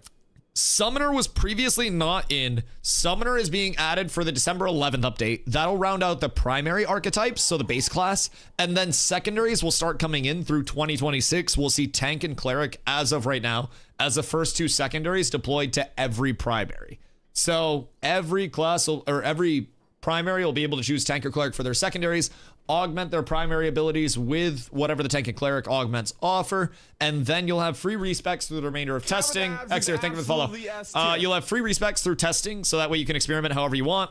On launch of the game, full launch, you will be going through some form of quest chain with very much friction associated with it. It will not be easy to change your secondary, however, it'll be doable. Primary is your character. You can't change your primary unless you want to actually delete your character. So good luck with that. But you'll be able to respec abilities at a cost. You'll be able to respec secondaries at a cost. So there'll be more options. There'll also be ability ranks coming in at some point. We don't have the ability ranks right now, but someday soon. We need more info on PvE content like raids and dungeons. Yeah, hopefully there's more about that in the dev stream as well. They did add, just for mention, they added a laundry list of POIs out in the anvils. So now, bar for bar, the Anvils has more points of interest, just in terms of normal points of interest labeled on the map, than the Riverlands does. Now, what does that mean for the Anvils? Are they valid POIs that have a lot of grind to them? Or are they just tiny POIs that don't really have much impact at all? That, my friends, is the question. Anything as good as Steel Bloom or Forge or Carve? Doubtful. I haven't been out there yet. What I also don't know is which of these are predicated by settlement levels. Which of these are sealed off until prog happens? How long will we have to exist in poverty for before we hit our comeuppance? Runaway is a good POI, but no Steel Bloom or Grand Dungeons. See, I still would like to start the Steel Bloom as a Grand Dungeon movement. However, it's only a Grand Dungeon in the aspect of, like, being a low-level Grand Dungeon, so I guess it'd be like a good dungeon.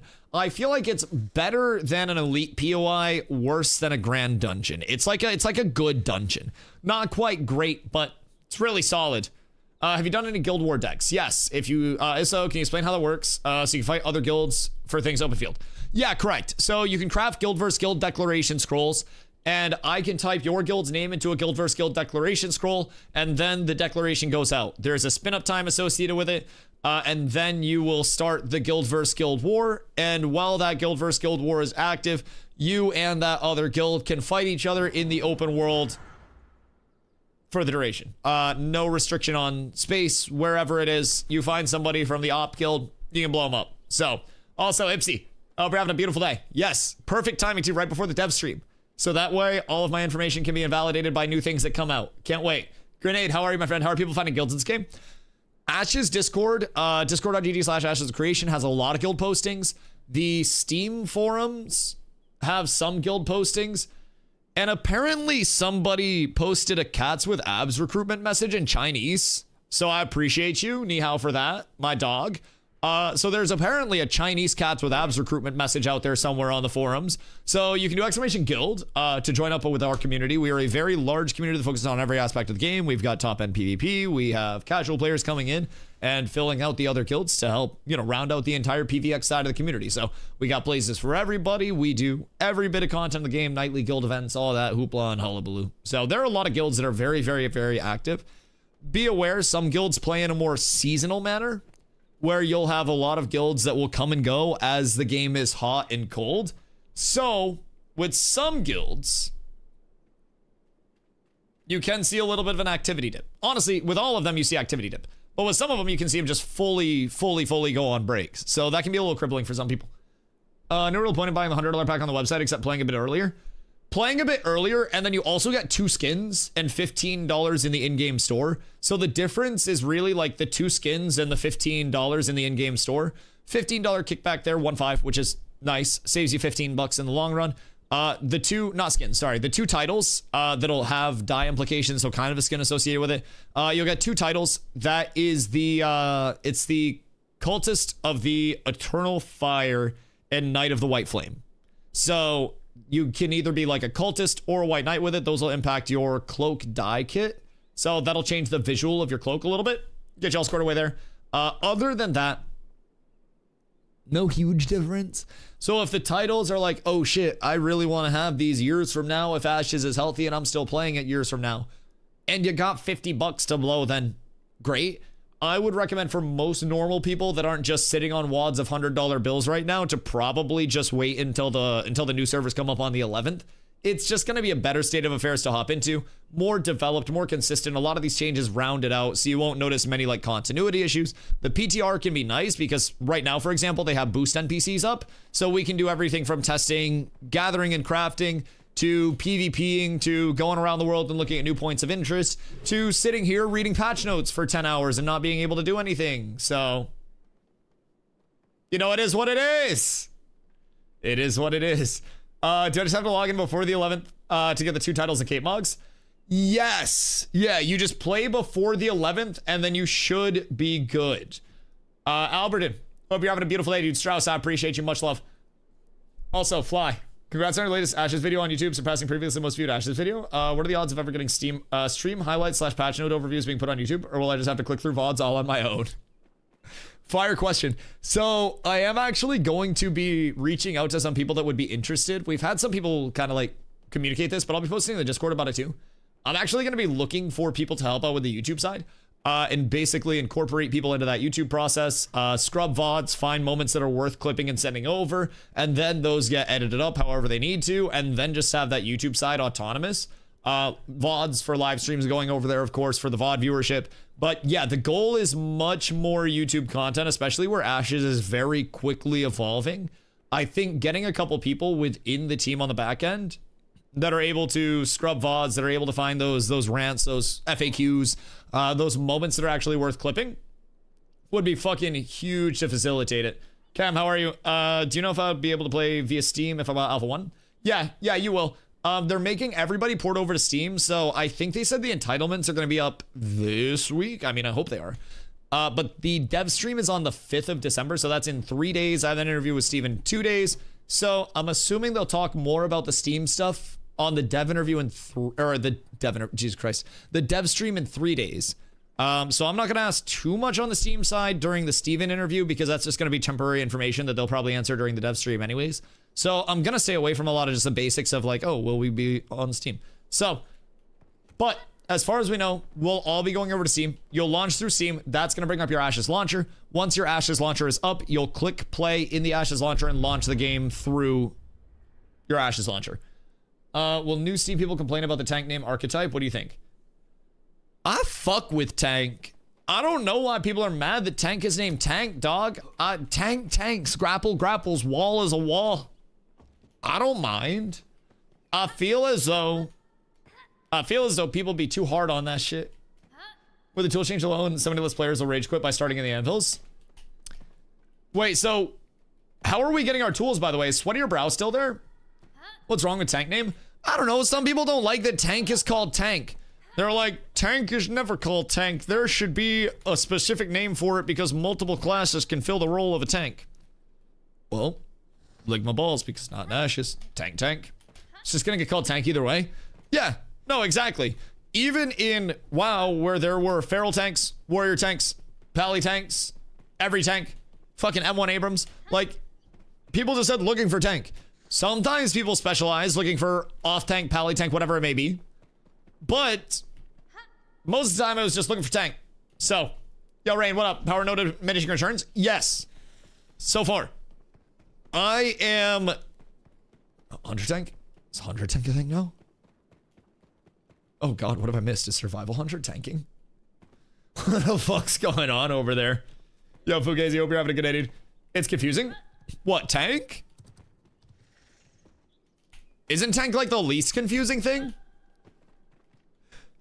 I feel like a tank is the least confusing thing. What tank do? Tank. What won't do? What? I like it. They keep it simple for me. If they introduce any other viable tank class, then looking for tank in Ash's chat will be hella confusing. I mean, in the long term, we're also not going to be probably referred to as tank. Although, I don't think people are going to be like, looking for Guardian, looking for Night Shield. People will probably say looking for tank as a base role archetype. You know, the same way that they do in other games, where it'll just be like, looking for tank for this content, looking for DPS for this content. You know what I mean? I think that's more of what we'd be likely to see, but maybe I'm tripping there. Looking for tanker. Jesus Christ. We're gonna get like looking for tank, parentheses, role. Looking for tank, parentheses, primary archetype. Making a power build right now to test some duels. A lot of attack speed and crit also. Gonna see if running minimal HP gear is viable now. Glow, you are the reason why I'm so excited to play tank in this new TTK. I can't wait to be running sword and board with 90% effective mitigation, just walking down every 1200 HP DPS that exists. Oh, dude, I can't wait. You might pop me like a balloon. That's the goal. That's what I'm thinking. This is a debate for DPS. Because if the DPS are not well protected and not well insulated, and I can get into the backline, it's going to be like, I don't know, it's going to be like cracking into the sweet part of something. You got to get through that tough exterior, and then you're into that sweet, gooey middle. And that's going to be your backline. And I'm going to eat that. I am going to absolutely chow it. Just want to play Summoner. Summoner's fun. I've fucked around on Summoner a little bit. It's much less carry-y and nuke-y than some people thought it was going to be originally. It's playing very disable-y, AoE control-y, like Battlefield tempo-y class right now. So I play tank as my main thing since before the internet was created. It was always in the end just called tank, main tank, off tank, etc. I'm totally cool with the tank name. MO just removes confusion in the end. Yeah, I think it's super simple. If you didn't play tank in Ashes, what would you play? Probably fighter. If tank didn't exist and like a sword and board fighter was the equivalent of a tank, then I'd probably just play fighter. I'm a melee enjoyer. I think playing ranged as a primary is very boring. I don't like just sitting on backlines and like AFKing. I have healed before in MMOs, but I was basically healing because tanking wasn't viable yet on a paladin. So I'd probably go fighter. Probably stay in that melee realm. I actually made a fighter before I made a tank when I came in on my first day, because I was kind of torn on the two. I was like, because Rogue didn't exist when I came in. Rogue was a class that was added months after I started playing Ashes, just for perspective. So when I came in, I was between fighter and tank. I made a fighter and started leveling solo with it, and it was cool. And then I had friends that were starting the next day, and I had my group of people, and I was gonna play tank for them.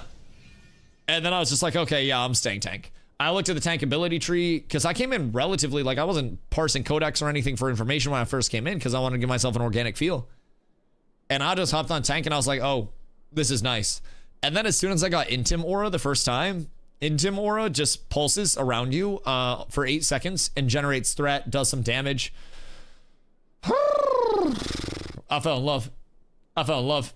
Yo, Talos, how are you? Does the game have an item repair, like items deactivate with use? Yeah, so right now it's tied to vendors. There's a durability on items, but if your item completely breaks, it doesn't like shatter and go away. It just becomes ineffective while it's broken. You go to a vendor and you pay money to repair it, not like US dollars, but gold, silver, copper, the in-game money to repair your item. There will be repair kits that do come in the long term. I think they're going to be skewed towards the player-made repair kits as well, and they're going to be increasing the cost of vendor repairs if I remember correctly in the long term.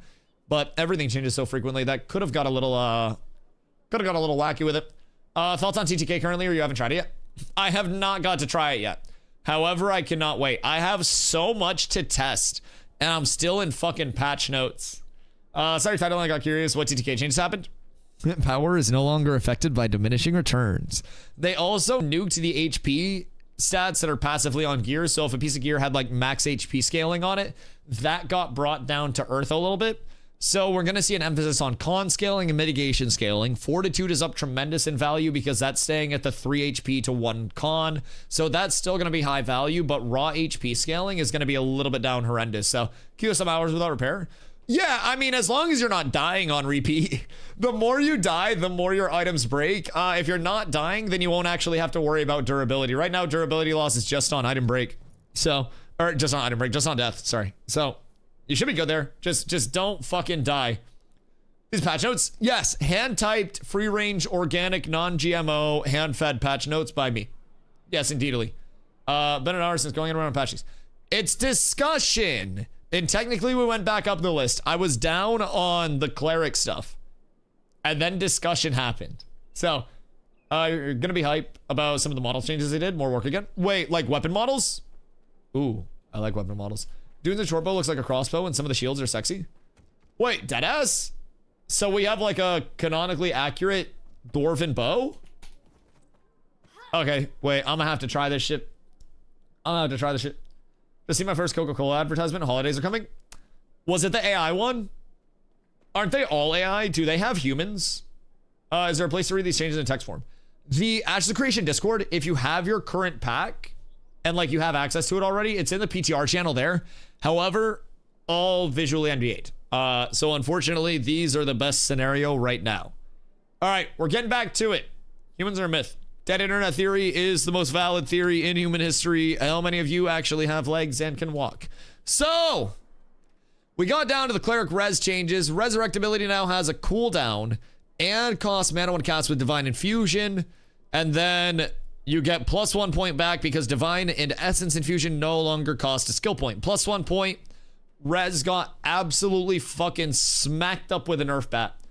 Absolutely destroyed. So, magical spears and one-handed axes. These are old changes. Magic power scaling fixes. Fizz wands now properly scalar beam combo hit with fizz damage. Nice little fizz wand quality of life change. Probably make that finisher actually hit relatively hard in 1v1s and shit if you don't need the plague. Two-handed maces deal bludgeoning damage instead of slashing damage. Reduce requirements to reach adventurer level 10. Yo, skills, thank you for the follow. Much love. So, this is a massive change depending on how much they have scaled back the XP to reach level 10, depending on first time user experience changes, where that's going to leave you questing wise. Level 10 is a huge break point, especially if you're within 3 levels of level 10. You can start killing level 10 mobs. The higher, of course, you are, the better. However, if you're ±3 levels of mobs, then that's going to be your best area to actually get drops. Once you're level 10 and you have a chance to get apprentice weapon drops, that's your second tier of weapon. That's going to be a huge point of power scaling if you can get those drops. It's basically the race to apprentice grind. So, food for thought there. Rations are automatically assigned to second hotbar when creating a new character. Quality life, small though. Hairstyles. Stamina tree has received a rework to facilitate specialization and more predictable outcomes in combat. Point costs for all skills in the stamina tree have been adjusted. These are old changes, but you can no longer have everything in the stamina tree. Adjusted the tiers at which different stamina skills can be acquired. Dodge now has an increased cost based on stacks of snared or chilled statuses. Dodge's evasion bonus is now consumed by the first hit evaded. So if you haven't played on the PTR yet, this is going to be a huge change. As well as this word means retired. Yo, Mass, thank you for the follow. Much love. This means retired. Deprecated, for those that also didn't know, means retired. So Spring Step is gone for right now. It may come out of retirement at some point. Grenade, thank you for the follow. It may come out of retirement at some point.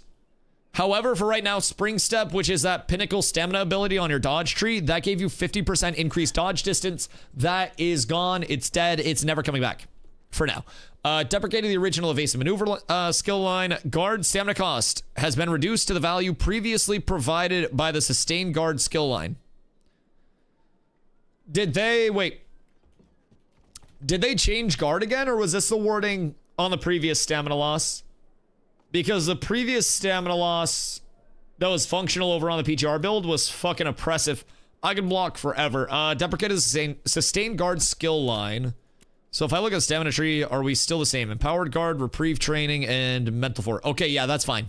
I don't think that's changed at all. Created new skill lines for guard and dodge to replace deprecated skills.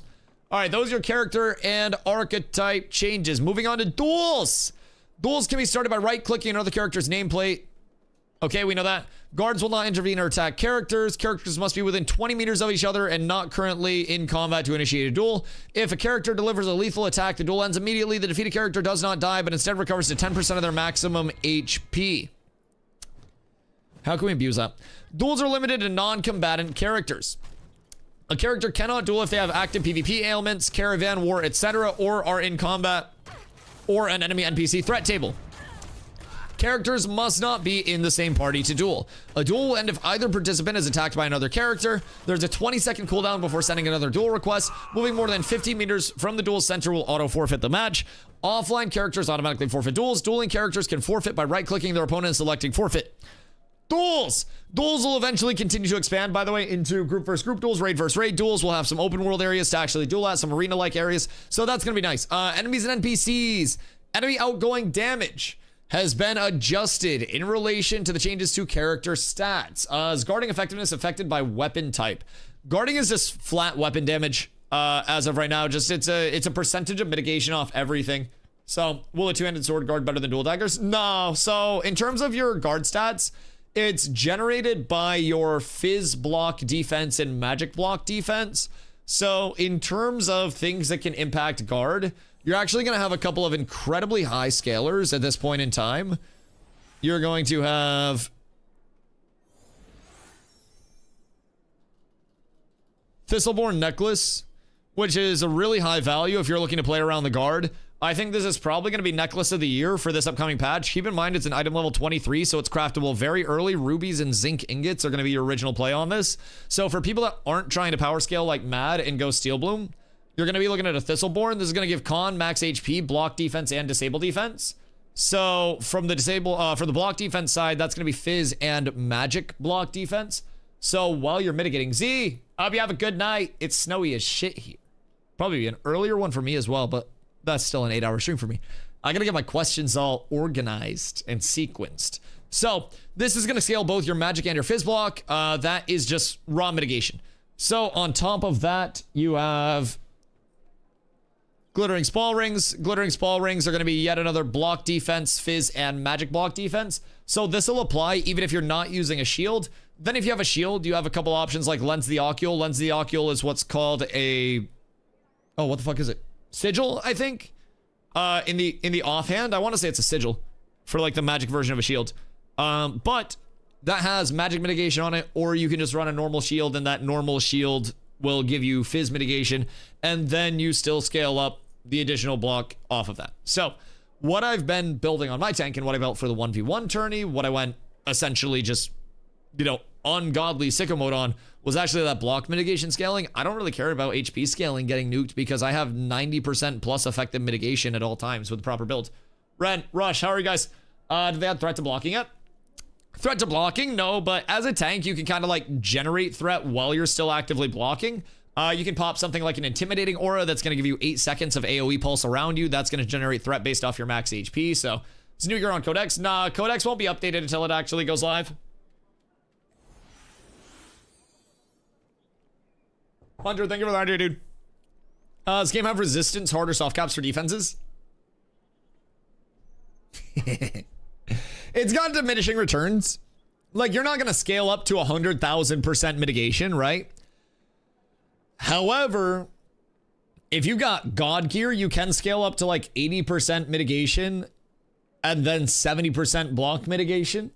So every instance of damage goes through an 80% chunk and then a 70% chunk. So you can effectively get a lot of it because with block scaling, block is a 2-layer mitigation where you take an initial chunk off of the damage and then you also have that secondary chunk that's taken off on the damage algorithm before the damage actually resolves. It's really fucking strong. So already animal husbandry. Yeah, animal husbandry is in on a baseline.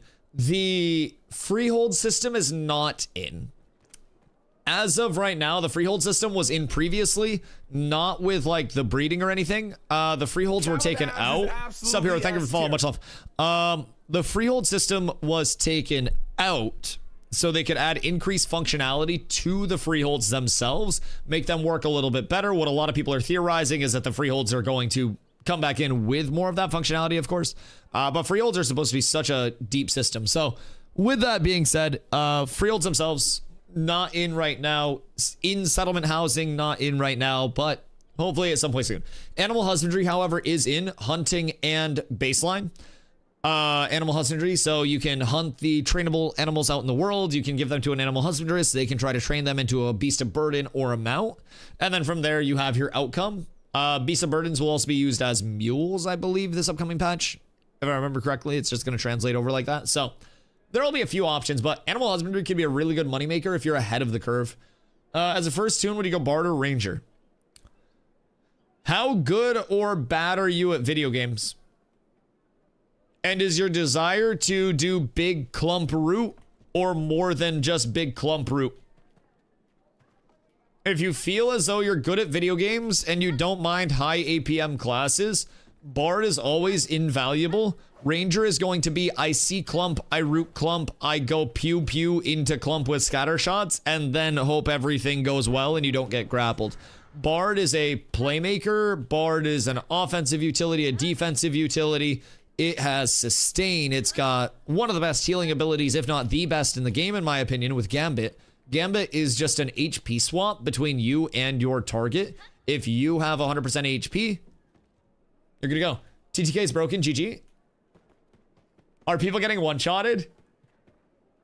I cannot fucking wait to come duel and then just Thanos snap everybody. Let me guess. People are trying to build very, very, like, DPS-y. So now DPS are one-shotting each other and then tank doesn't die to any DPS and tank just beats everything. Am I correct in saying that everything dies in one hit except for tank and then tank just slams? I have rare gear and slamming Lego players. Yeah, but who? Because some players will make Lego gear seem like level 0 gear. I have 500 power with rare gear. Oh! Oh! Okay. Yeah, I gotta get through these patches so I can start scaling up. Jesus fucking Christ. Oh, that's intriguing. Yeah, we got a lot of information to get, man. This is going to be a busy day. I'd love to play a super DPS Bard. I mean, you could always red song on a Bard and try to go that route. Bard isn't necessarily going to be like a huge AoE nuker, so to say, but 625 power right now. How much HP? That is my question. What's your HP and what's your mit? On rogue with 8k? Oh, fuck. 8k HP? Oh, no. Wait. I had like 570 before I logged off. Barely enchanted. 60% crit chance. 60% crit?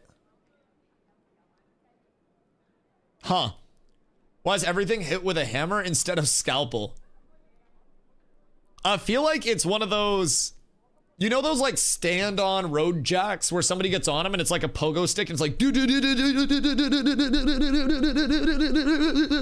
like that's kind of what they be doing to the TTK back and forth. This shit's under maintenance. I swear to God.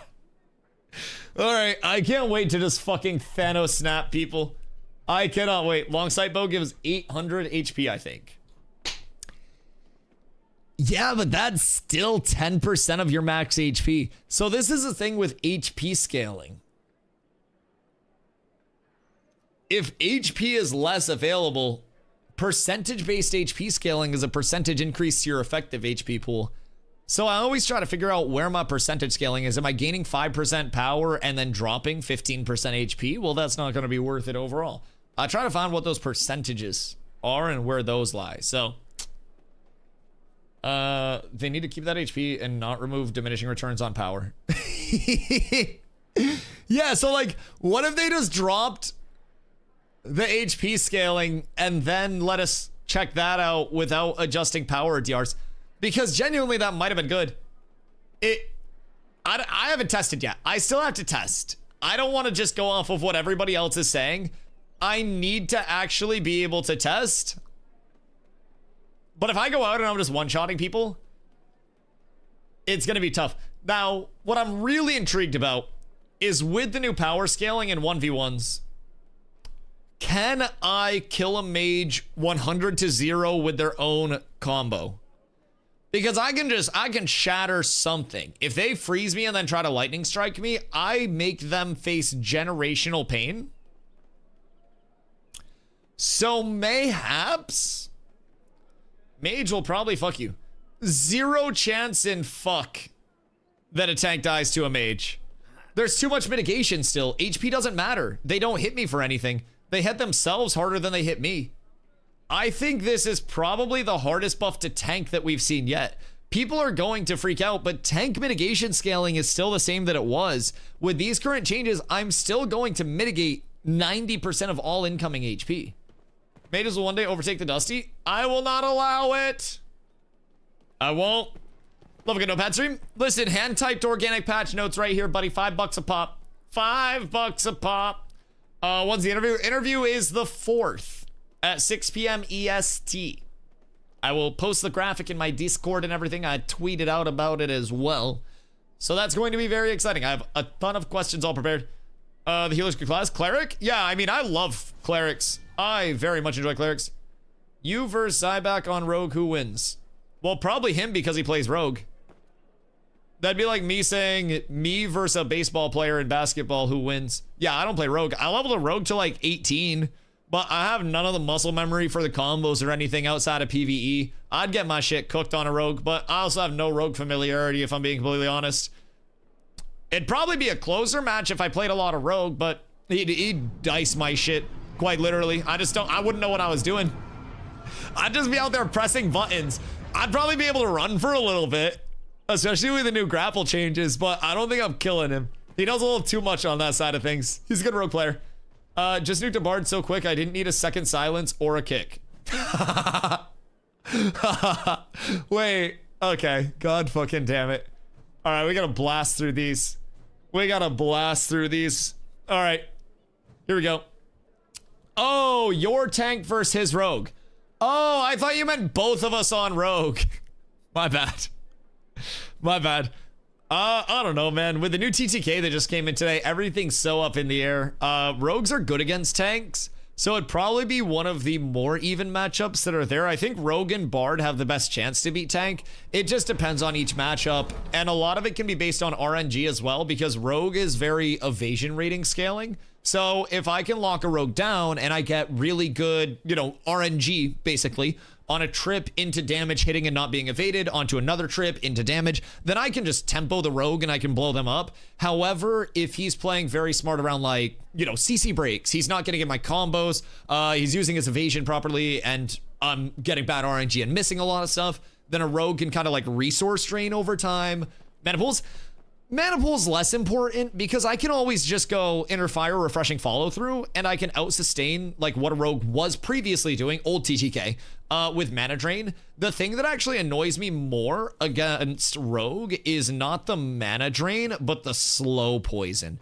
And I shouldn't tell as many people this as I do, but if you put a slow on a tank, you are substantially cooking them. Part of the reason why Rogue and Bard are two of the hardest things to fight are not because of their resets, but because I can't do anything when they're not resetting in the first place. Because if I get a Chilling Layman on me that I don't, if I don't reflect and break the Chilling Layman and that goes through, then I'm going to be slowed. If I get Withering Poison on me, then I'm also going to be slowed. Even if I get a trip, I'm going to go to do damage after the trip, and I'm going to be in that animation for 70 million years.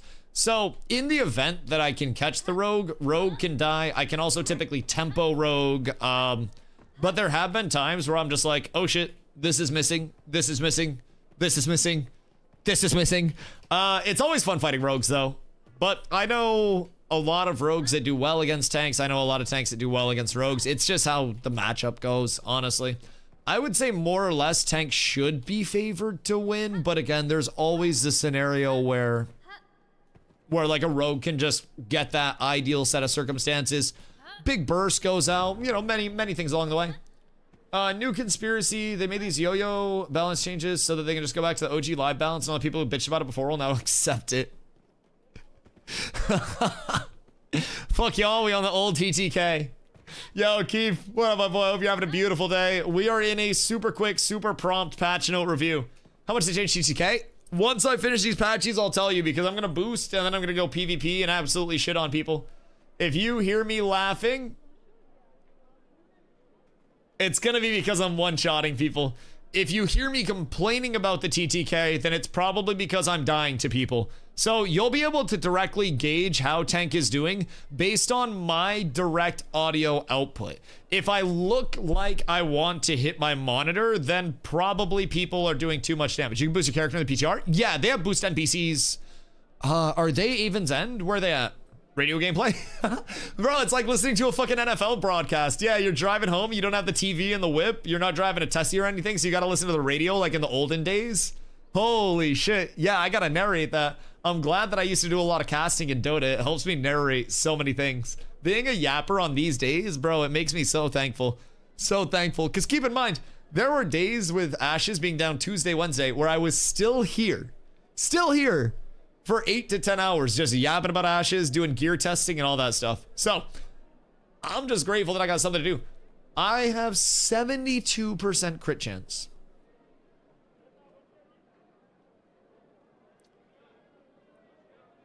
You're making that up, right? Are you rage baiting me?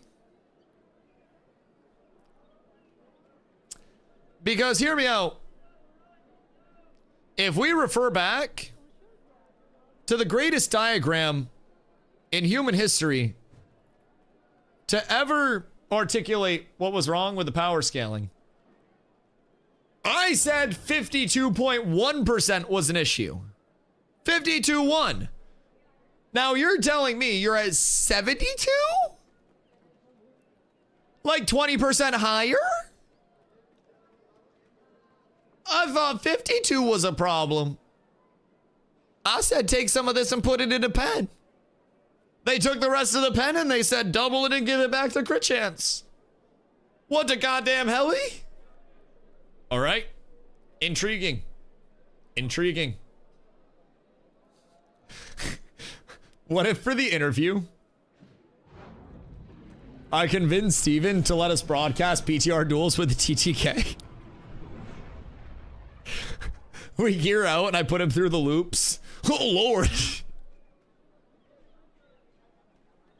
Oh no. No, we'll let Lazy Peon do that. We'll let Peon handle that. This is gonna be all conversational. 72% crit base on a ranger means in some cases rangers actually have 97% crit chance. Right. That just means that you're gonna hit yourself way harder though. Ranger with Lego, Akadira, Valerian. Oh, let me get Patchies back up. Oh yeah. I have 442 fist power, 117 speed. Whoa! Are you using a short bow? Where's the 117 coming from? Hiccups? Oh god. Steven gonna be playing the game with you for the interview? Nah, we're just gonna do a conversational style. I don't want anything to distract either of us because I'm gonna be asking some very in-depth questions and I don't really want anything to cut into the time of being able to articulate thoughts and discuss those things. I want it to be all information all the time. I'm going like full screen, 2 cameras, me, Steven, yaps. That's gonna be what we're looking at. I just want it to be the most efficient form of conveying info. You're at 126?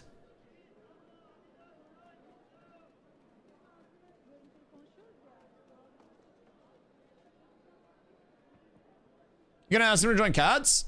How do we know he's not already in Cats? How do we know that he hasn't already infiltrated us? Because I'm gonna be real, he could always just poof himself in a level 25 and then be like, hello, fellow friends. How do you do on this fine day? Listen, I will say, I watch all of our streamers, and I look out for any motherfucker that's clicking abilities. I watch every single person in Cats that streams, and I watch their gameplay, because I know what Steven clicks. I know what Steven doesn't click. I've watched enough of him. I watched the entire Peon interview. I watched Steven's POV before on his streams. I can know that gameplay a mile away. Just know you cannot hide from me. I know the range of your fingers. Wait. I meant on the keyboard. Anyways. Are you sure the clicking is not just an act? He's like pool sharking us. He's like, oh no, I'm so old, my eyes are so bad. And then he's just got like 20/20 vision. After the stream, he like cracks his knuckles, takes the glasses off, lets down his long flowing hair, and then shits on people. Yo, I would fuck with that. He's got like a mullet that we never see. That would be so fucking good. He's just a mechanical demon. He gets off of dev streams and goes and cranks 90s on Fortnite to calm down, goes through a fucking editing course. Somebody hears him typing like crazy and they're like, Steven, what are you doing? He's like, I'm fucking cranking 90s. If your mouse doesn't have 20 buttons, I don't respect you. If you need 20 buttons on your mouse, you're not a mechanical gamer. Logitech G Pro Wireless. Gang gang. The original. The goated. Not a super light. Not the Thor mouse, lick my balls. So, anyways, if you need 20 buttons on a mouse, I've got a better solution. Instead of getting arthritis in your thumb, and then after 2 months of gaming being like, man, my already arthritic hands are feeling more arthritic, save yourself some time, get a calf workout, and buy yourself 2 foot pedals, bind one of them to shift and one of them to control, and then just use them as your modifiers. You're welcome. I should really get a foot pedal sponsorship at this point. Like sunflower seeds and foot pedals. Exclamation seeds, by the way. If you guys want some of the best goddamn sunflower seeds in the world. 87 years later, we'll finish patch notes. Be happy it's not a react day. Anytime somebody asks me to react to anything, brother, we hear the entire goddamn stream. There were times where I did not finish a 10-minute video over the course of an 8-hour stream. I have a hard time staying linearized sometimes. I'm hiding my chat during the interview. I'm not reading your guys' chats during the interview at all, because I will get distracted. 1000% will. This is King of Yapping for real. I mean, I just like playing video games and hanging out, dog. I'm used to most of my streaming career streaming to 5 fucking viewers. Now I got way more than 5 viewers that come in. It's cool for me. Been full time for a couple years, and I love every second of it. And I don't think I've stopped talking any of those 2 years. Foot pedals, I don't know if that's crazy or genius. Oh, foot pedals is a tech. Because then you can redistribute your binds, and the thing with foot pedals as well is you can re-WASD your foot pedal to literally anything as a modifier, so you don't need to use shift and control for your modifiers. So the meta is to set your foot pedals to like apostrophe, close bracket, like keys that are on the other side, and then your modifiers, instead of mine where it's like shift and then you have a control mod, you have bracket +1. However, that bracket is your modifier. So it's like left foot pedal equals bracket, right foot pedal equals apostrophe. So you have, you know, bracket +1, bracket 2, and then you can also have bracket shift, bracket control if you want to use your pinky for a few more binds. So it's really, really, really efficient for people that have too many binds. Then you don't have to, like, I do 1 to 6. And then I do a few just, you know, face binds, I call them on my board. And then I do shift mods. I can hit enough binds over the course of my board to be fine with just shift mods for the time being. If I have to break out control mods, I have to. However,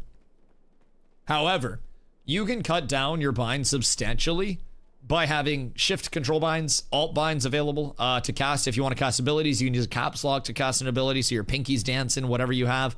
And then you can just set up, again, the foot pedals to whatever modifier you want. It just makes everything so much easier. And calves will be fucking juiced after like 1,000 hours. I mean, I've played 3,000-ish hours now at this point. Brother, can you imagine my goddamn calves? Wow, Resto Shaman taught me to do it with 2040 keys in any given time or expansion. Shit. Yeah, I mean, I was a pally tank, so I was more so just going through this therapeutic rotation of things and just absolutely hanging out. And then my Fortnite time came. And let me tell you, no game will ever make you feel like you're more dog shit at video games than Fortnite, but no game, in my opinion, will make you more mechanically sound on a mouse and keyboard than Fortnite. People can say whatever they want. I think Fortnite on the highest level is one of the most mechanically, just raw, pure gaming mechanics required in nearly any game. People can argue what they want, but I think mental is a big thing for a lot of games. I think Fortnite, if you have dog shit mechs, you are so fucking cooked unless you're playing no builds. Why am I hearing a dwarf jumping? That's your mother. No, sorry. That was so fucking mean. I'm on the PTR jumping around. I fiddle still. You guys think I just jump? Movement only. Brother, I'm just jumping around right now. Hodge socks are so down. Halls? What's up with Halls?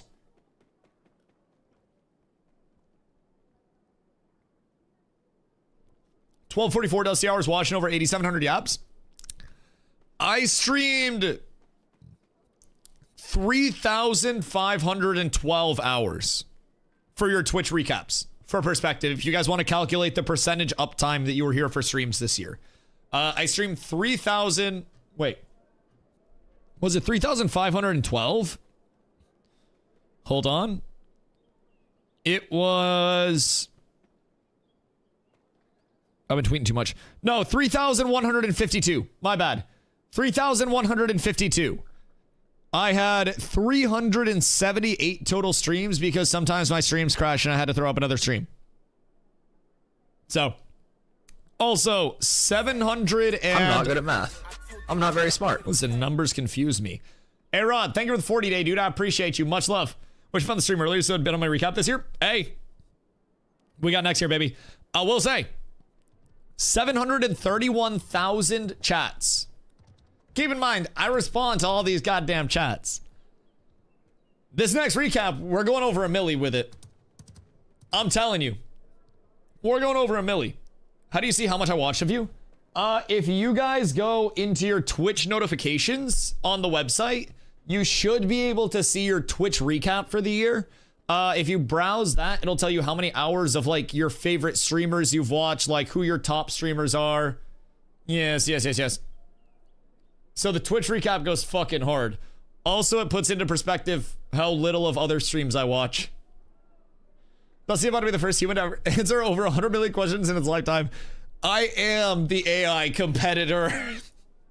Could an LLM pump out more Ash's information than I could? Or would it have more incorrect information over the course of it?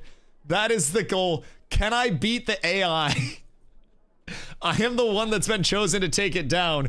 Me with Ashes, Rainbolt for geoguessing. We need to assemble the super team. We get like Faker for anything league and reaction time related.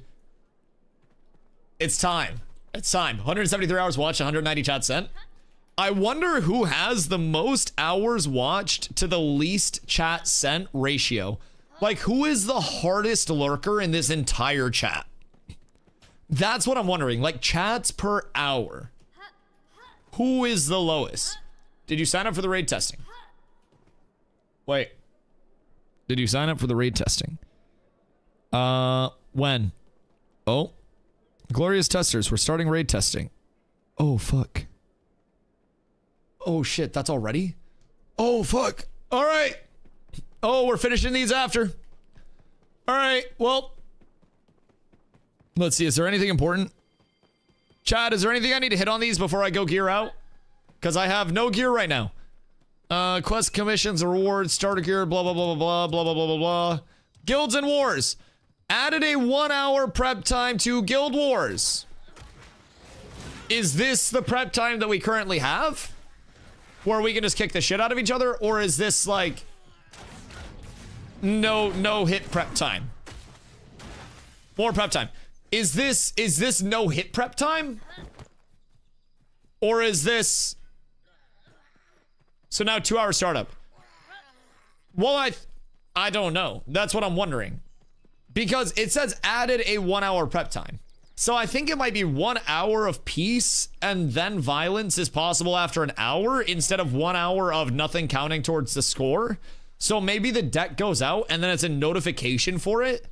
I've talked about this before on stream as a possible thing, and we've theory crafted a good amount with this. One thing I've thought, that would be a really cool evolution if they do want to have a prep time. I've always thought about having the prep time be anonymous. Your guild has had a guild war, or your guild has been declared upon, basically. You know, war has been declared upon your guild. You don't know from who, you don't know from where, but you know that there is a war incoming. You have your time to store stuff you're trying to scout out if anybody's looking sus around you and get the information that you need. And then when the war hits, your war with X guild has started. So, you know, we'll say Polar decks on cats. Someone has declared war on your guild. Whenever the prep time ends, Polar has declared war against cats with abs. And then you're like, oh shit, it's Polar. Because then you could be storing your stuff and somebody's looking sus near you. And you might think it's them, and then out of nowhere, bam, it's somebody else. Mind games will be amazing. Oh god, yeah. Especially over the course of an alliance. Yeah, no, you could throw some crazy sabotages in there on the alliance side. Absolutely. Speaking of sieges, did they fix a wall of KT? It's better than it was. Way better than it was. Okay, 1 hour warning though I think might be a little much. I've always said maybe, because I feel like at any point in time, chat, what do we feel like the average time to storage is at any point in the map right now? I would say in the Riverlands, you're within 15 minutes of a storage. I would say when you're in the tropics without any settlements developed, it's probably more like a 25-minute average. But I feel as though a 15 to 30-minute deck on the high end maybe would allow a little bit more of the dynamicism. Like, they were always intended to have a spin-up time to them, so that's not like the end of the world to me. I definitely do want a little bit of that, you know, a little bit of that attacker advantage still, though. So, I mean, I don't know, the objective fight that ensued from Guild Wars was very spur of the moment. So, every single content will be finished by then. Yeah, no, definitely. A 1 hour, like, a 1 hour spin up when we're talking about world bosses, especially since world bosses are going to be something that randomly pop if we're not on daily server resets. Like if it was a daily server reset, White Cloud, thank you for following. If it was a daily server reset, then, you know, wouldn't be a big deal because people would just deck ahead of time.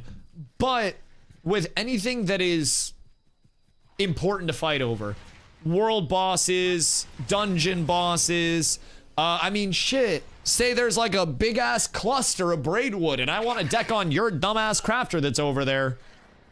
That Braidwood's not living a goddamn hour.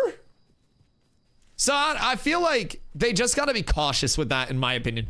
I'm not opposed to a spin up. However, I feel like a large spin up can defeat the purpose of wars, which is supposed to be that, oh shit, we're getting attacked. It's supposed to be an element of, oh, guys, everybody get ready. Sound the horn. Brr, brr, all call. Everybody shows up. If you can't all call and you can't respond, well, that's part of being a guild that you need to work on. I got a couple decks dropped on me where I couldn't get enough cats to spin up, so I just had to tank that shit. I sat in town trying to PvP as much as I could through chat. I at least put up a good fight. So there are always elements where, like, if you can't get the spin up in time, you should absolutely be punished for that. If there's too much time where I can be like, hey, everybody that's at work, fake a tummy ache, go into the bathroom, make yourself have poopies, and then go home for the day, and then get on, make sure you shower and you get some food before you get on, and then log on, and then meet me here, and then the Guild War still hasn't started. Uh-oh. Uh-oh. It might be a little long, but we'll feel it out. We'll feel it out. But an hour is definitely a long time. Definitely a long time. Increase the cooldown for leaving guild up to 5 days. I would just like to say ahead of time, I am so fucking sorry to the first person that I accidentally kicked this phase. There is a pivotal design error with the UI where if I right click on a name and I'm not the leader of a group, the kick from guild button is right next to the invite to party button, and if I don't have the invite to party button, then I'm fucking toast. I am so sorry to those that I have already kicked from the guild, and I'm apologizing ahead of time. This is my YouTube apology video ahead of time for when I accidentally kick somebody from the guild. Just refer them here. That's even changed that. I would just love a confirmation of, are you sure you'd like to kick this person from the guild? Are you sure you'd like to remove this person? Yes.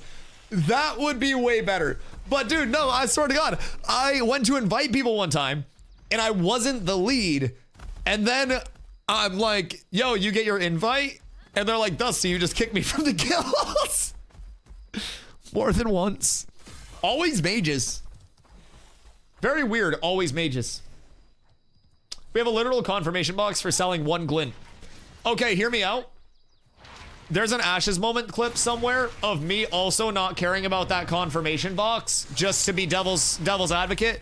I ran a caravan across the map with an old commodity system, and then I went to the commodity vendor, and instead of right-clicking to sell, I went to drag it into the shop interface and sell, and it was like, are you sure you want to destroy the crate? And I was yapping a chat about brisket, and I clicked confirm, and then I did it with another one, and then I clicked confirm, and then I did it with another one, and then I clicked confirm, and I looked at my gold, and it didn't go up, and I was like, oh no. Sometimes you can slap a warning label on it and accidents can find a way. Fucking briskets. No, dude, that's what I'm saying. Like briskets. It's worth it. It's really fucking worth it.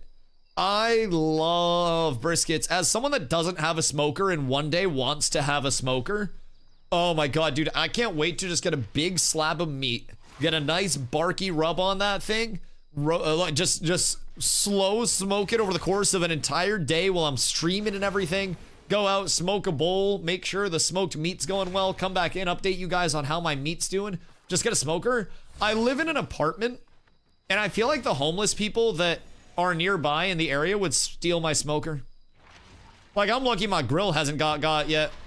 But, yeah, I don't know. I don't trust the foot traffic. I have, like, a shitty grill. So when I get a house, I'm gonna have a little more agency out there and hope that nobody steals my smoker. But yeah, there are plans. I'm in the you know, the home searching process right now. So very excited for that. Hopefully early next year you'll see me with a new stream setup. Well, backdrop anyways. Hopefully. Say a smoker changed my life, but I only use it in the summer, so it changed like 5 months of my life each year. What's your go-to smoke? Like just anything? Because I'm assuming there's nothing bad that you can put in it. Everything just comes out good. Like you could even do like fucking veggies and shit, no? You can literally do everything in a smoker. Anyways, we gotta finish these. All right, increase the Guild War charge cooldown to 24 hours. Okay, that is a 50% time increase there. So, Guild Wars are interesting now. Way less insta spin up dynamic. Way more of a, hey, get ready, it's coming, buddy.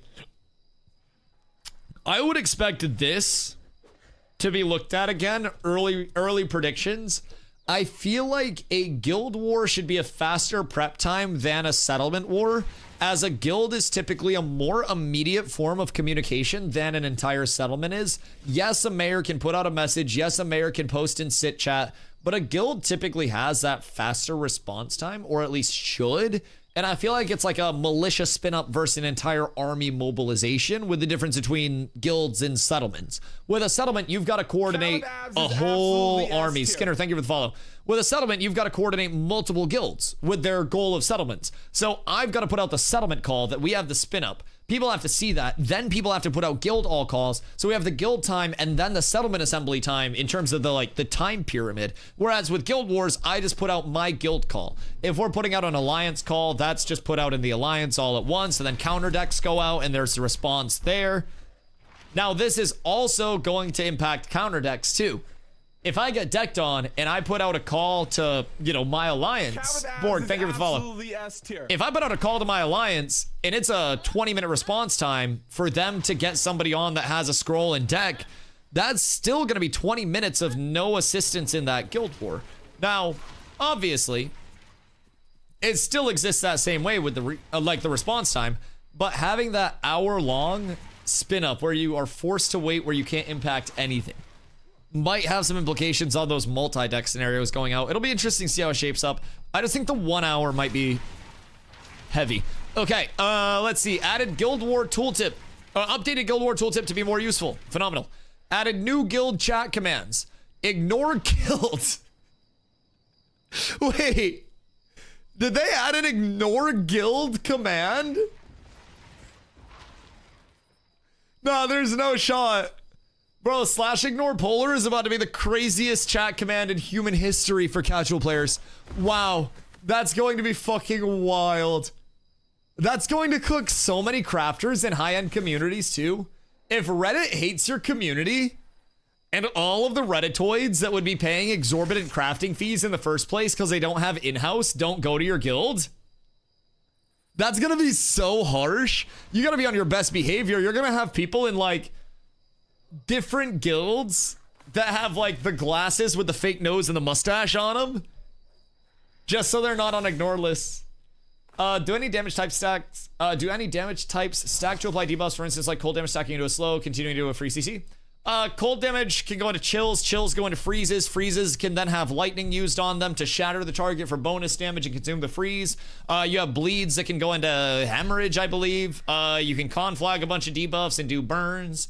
Yeah, there are a lot. And then some debuffs have stack intensity, some debuffs have duration intensity. So with stack intensity, it's something along the lines of wound, where I have 5% application per stack of an anti-heal, and then the stack intensity increases with the percentage of anti-heal that's on, up to 10%. Up to 50%, 10 stacks. And then, you know, duration intensity is more along the lines of you put this on somebody and then the duration increases. So something like Shaken. Shaken is 6 second initial debuff with up to a 15-second total application time, if I remember correctly. But Shaken's always going to be the minus 15% fizz pen. That's all just off the top of the head. So if I misquoted anything, please don't judge. But you understand. Just 1v1 a tank and didn't drop below 90%. I need a good tank tool. Do you want me to call one? Been a while without me being active. Hey, yo, Kanko. What up, baby? I appreciate you. I appreciate you. I hope you're doing well. Are you ready for December 11th, Kanko? Because December 11th is fucking massive. Have you been following the news at all, or are you just coming back in blind after a break? Because if you're coming back in blind, you're probably gonna shit your pants. A, I'm interviewing Steven in 2 days. B, we're going to Steam on the 11th. We got Summoner the Harbinger update coming out. We're looking at some patches right now, so there's a lot. There's a whole lot of information that's about to go out. So it's a very exciting time. Pretty sure I just heard the sound of 10,000 alts being created with a single patch note. Oh, Jesus fucking Christ. Oh, God. I hate this already. I hate this already. Okay. Guild invite player name is already in. Disable the following effects against vehicles. Knockback effects from character abilities. Strider movement buff. Oh? Wait. Oh, you can't see that. Strider movement buff. Grapple pull effect. I don't know why they would get rid of that. Caravan component inventory size has been changed to be a minimum of 3 and a maximum of 8. No more discrepancies in caravan sizes, hopefully. Then we have vehicle storage UI now closes correctly when a vehicle is destroyed. Sport fish tooltips now show the length and weight of the fish. World. Generic world updates. All right, GG. I have to gear out. I must gear out. Wrath. Thank you for the 7-day dog. I appreciate you. Much love. Back to the Waddington. All right. We proceed. Here you go. Fun gameplay, good gameplay. Actually, I can probably get us into the event at this point in time. Let's see. What are we doing here? All right, you guys can have some scenic sailing before the event. And then you guys can see the event. We're truly up tremendous. What if I'm not getting killed by Steven anymore to Steven interview? Oh, no, I got killed recently. The 1v1 dual tourney, I also got killed by Steven. So, you know, it happens. Bad things do happen to good people. So, yo, James, what up, dude? Returning 12-11 after a break and not following updates. My mom's ready with more Hot Pockets. Yo, you're gonna have a lot of fun on the 11th. You're gonna have a lot of fun. If you have played Ashes before and you're coming back for the 11th, you will 1,000,000% notice many substantial changes. Now, of course, this is not me saying that Ashes is perfect and everything is fully done, fully fleshed out, fully taken care of. there's still a lot that Ashes is going to need to work on in the long run, and it's going to need to shore up. So just keep that in mind. But if I'm being honest, I'm really excited about this update. I think that's pretty apparent for most people. However, I'm fucking pumped. I'm really, really, really looking forward to being able to get my hands on it and actually play this in a live server environment with progression, with a lot of people, with all the open world implications. Jesus Christ, dude, I can't fucking wait. Whoops, sorry. I went to move my mouse off my desk. It's gonna be absolutely massive. Sad new MMOs in 2025 and 2026 and still BDO best combat in the industry. I think combat preference is all up to the eye of the beholder. Like, some people feel as though fucking RuneScape combat goes absolutely hard. It's just who you ask, dog. I never try to yuck somebody else's yum with that shit. You think production is about to speed up significantly? I hope. I feel like they're on a few core, like, hangs right now, is what I would call them, where essentially they're working on dynamic gridding, server infrastructure, all of that, right? That's going to be a large consumption of time. Getting the baseline economy in a good place will also take up an ungodly amount of time. So once the econ is functioning, granted, they're going to have to go back and they're going to have to refine that time and time again. The econ's not going to be done when it's functioning. However, with fewer, less dev time spent on fixing exploits, fixing bugs, fixing dupes, once those are in a better state, if they have responses drummed up to those where they can efficiently troubleshoot those things and keep them from facilitating themselves deeper into the economy, then production could speed up. But right now, there are a lot of hangs that they get caught up on throughout the way. And they're also, in my opinion, tackling a lot of the very, very, very core elements of progression first. So, settlement system, class structure, balance in terms of that, which balance is always ongoing, right? But they've revamped abilities multiple times. They've revamped gear sets multiple times. First time user experience and building that out from the ground up. They are taking on a lot of the core elements, and then the accessories and like the branches of the tree will truly be coming out after by the seam so far. Oh shit, what are all of my crates that I need? Oh, where are my slag gearings coming from? I remember it was one of the caster sets, but I don't remember which caster set. I know with my eye level 23, I'm looking for... Is it brine plate? Brine tread? Oh, shit. Chat, who remembers where I get my necklace from? I want to say it's brine tread. This motherfucker never writing it down? Listen, that's what I have you guys for. The fuck do you mean? Where is slag earring? It's in a caster set.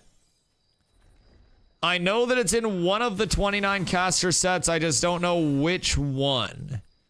It's not Wild March, Heavy Fizz, Light Magic, Asheville, Bright Grove, Cognizant, Night Whisper, Sea Wisp, Torrent Admin, Dune Flare, no. Dusk Hunter? Why do I feel like it's Dusk Hunter? I'm gonna go Dusk Hunter, final answer. I'm opening my Dusk Hunter first. Oh, I was right! It's Dusk Hunter. I'm the best fucking player in the world. Unequivocally, undeniably the GOAT of everything. My memory is so solid, the bong rips cannot stop me, baby. We ascend! Alright, we're good there. Now, if I hit on my necklace, I am truly too blessed to be stressed.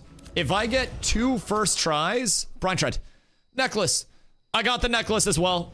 Oh my goodness gracious. Okay. Nah, today is a beautiful, beautiful, beautiful, blessed day, chat. My fucking golly.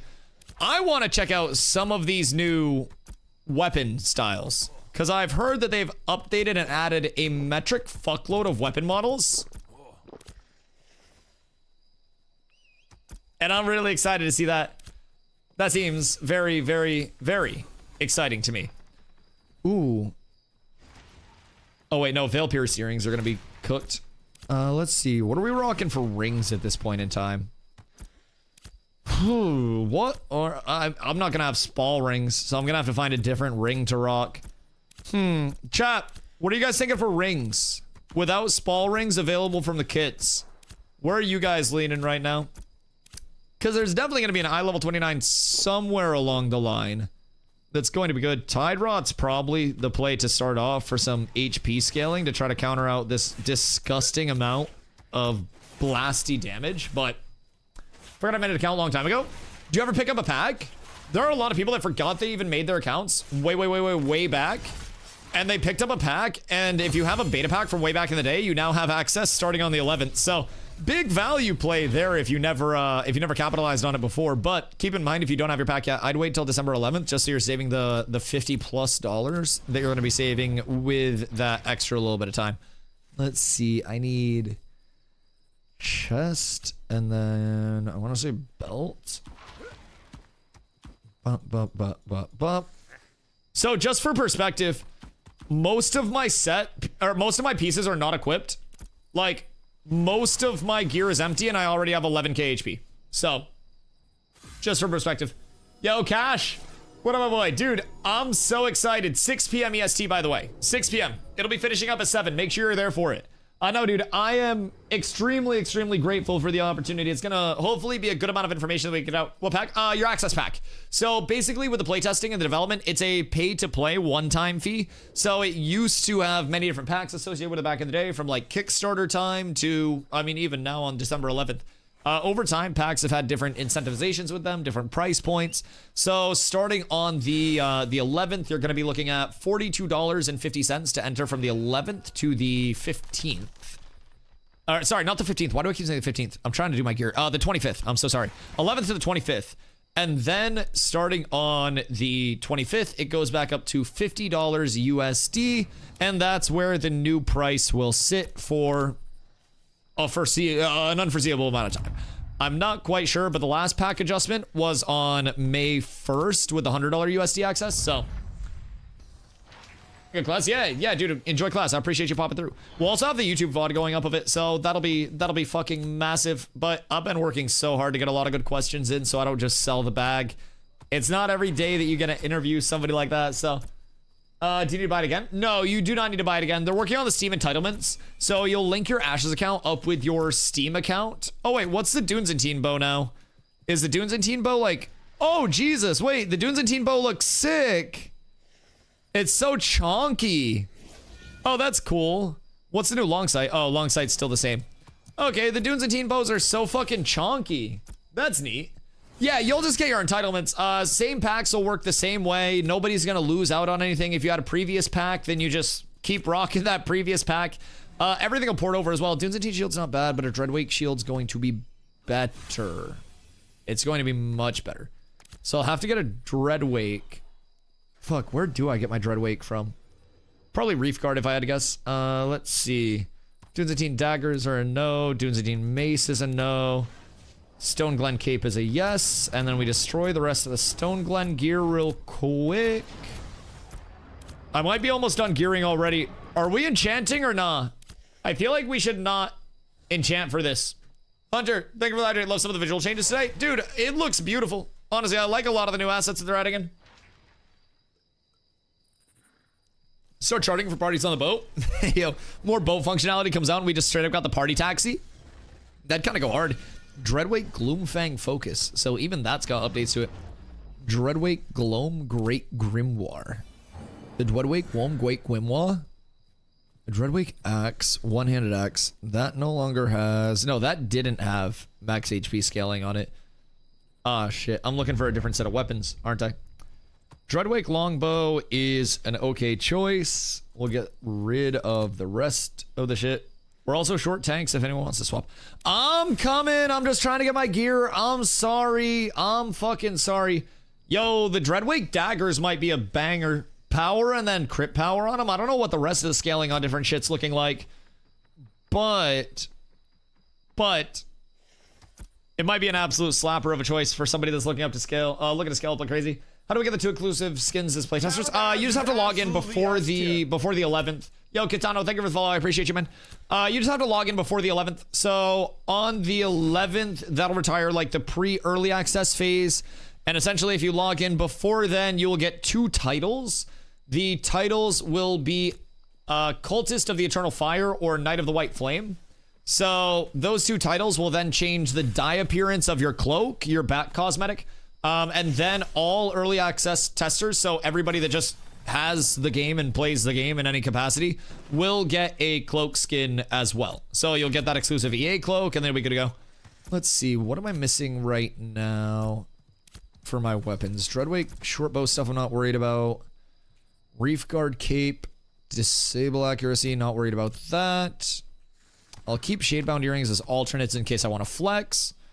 And then I need to go reef guard bracers, reef guard gloves, and then reef guard shoulders, is it?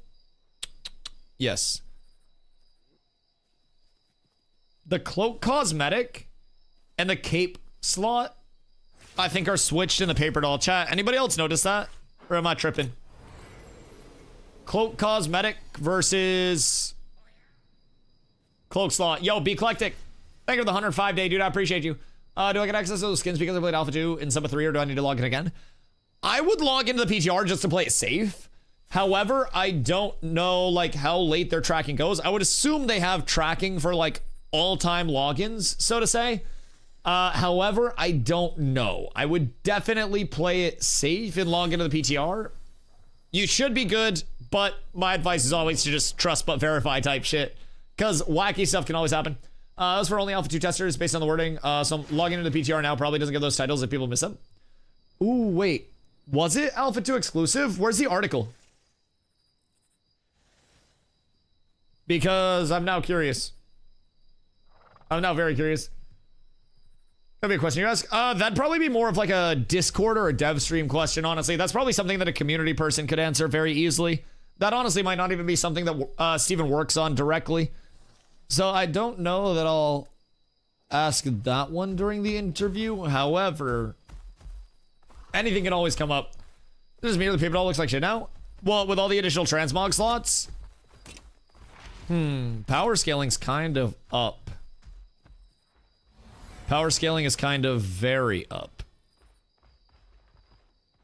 Disable defense, disable accuracy, phys crit evasion. Maybe throw those on instead. Throw a couple extra pieces down. Phys power, phys crit power. Oh, wait. Why do I have the pants on?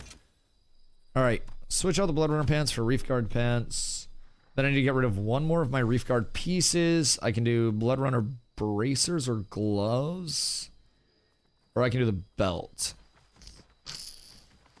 Probably belt. Alright, so I've got my set squared away. Now I just need the rest of my weapons. They changed all the gear bags. Wait, did they change all the gear bags? Might have been consistent. I think I just need, at this point... Is it Wild March? God, please tell me it's Wild March for my weapons. If it's Wild March for my weapons, I'm so up. Oh, it is! I'm the smartest man alive. Holy frickin' cannoli. Alright. Well, I've got literally everything that I need. How dope do these weapons look now, too? Oh, shit! Wait, the shields look insane. What the fuck? The Dreadwake shield is Insano style. Who in the goddamn heli is cooking up these designs? I wish I could show you guys. This shit dope as fuck. If you guys can't see it, you're probably missing out. What the fuck? Stormcurrent shield is the same shield design as the desert set that drops from like the scorpions out there. But looking good right now. All right, so what are people rocking for HP right now? Real question. Because I am no consumables at 16,000 HP. Just throwing that out there. Now, my power scaling is lower. I'm at 385 fizz power, but I'm also sword and board. So I'm going to be disgustingly beefy. And I have a lot of alternate pieces that I can switch in should I be lower on the power scale than I actually need to be. But what are we looking at right now? Ward is still bonkers. It can heal 500 power autos. Right. All right. I mean, part of the reason why I think Ward is so strong, by the way, is because of mitigation. Mitigation is disgustingly efficient as a scaler. It's really good. Anyone saying TTK is quick, hasn't used right sets? I mean, I think people, anytime DPS hear that they can do more damage everyone always goes to the highest damage output possible, and they don't pay attention to any other form of scaling whatsoever. It's always just damage, damage, damage, damage. And this is what I said when I was reading the patches. Also, Royd over on YouTube, where can I read all the patch notes? Ashes of Creation, Discord, discord.gg/Ashes of Creation. They're in the PTR patches, or the PTR news section. You just can't like visually share anything. So, as a mess, I'll probably just PvE until they clean it up. I mean, I feel like there needs to be more feedback though. Like everybody should be PvPing as much as you can. Are racials important in PvP like WoW, or is it something less impactful? Racials will not be your traditional racials. That'll be tied to backgrounds, which are going to be consistent across every character. Racials will augment some of your active abilities and will do like, you know, maybe this ability does a little bit more damage or mana or something like that. But there will be some impacts from racials. The heaviest impacts though, that could be like, you know, race class predicates, would be tied to actually backgrounds instead of races. So you do have two elements of it. So are we in enchant meta already, or are people being cool? I have no idea. I'm not enchanted though. I have 0 enchants. I need to get my consume boxes, and then I need to get consumes up, and then I need to test, because that's going to be the big thing. Now, I also need to get over to the boss testing. So I'll probably go over to the boss stuff now that I actually have a gear set up, and then I will PvP after that. If I had to guess what would be the most efficient. Let's see, because I still don't even have my weapon trees or anything set up. Rating consumes kit. Rating consume kit.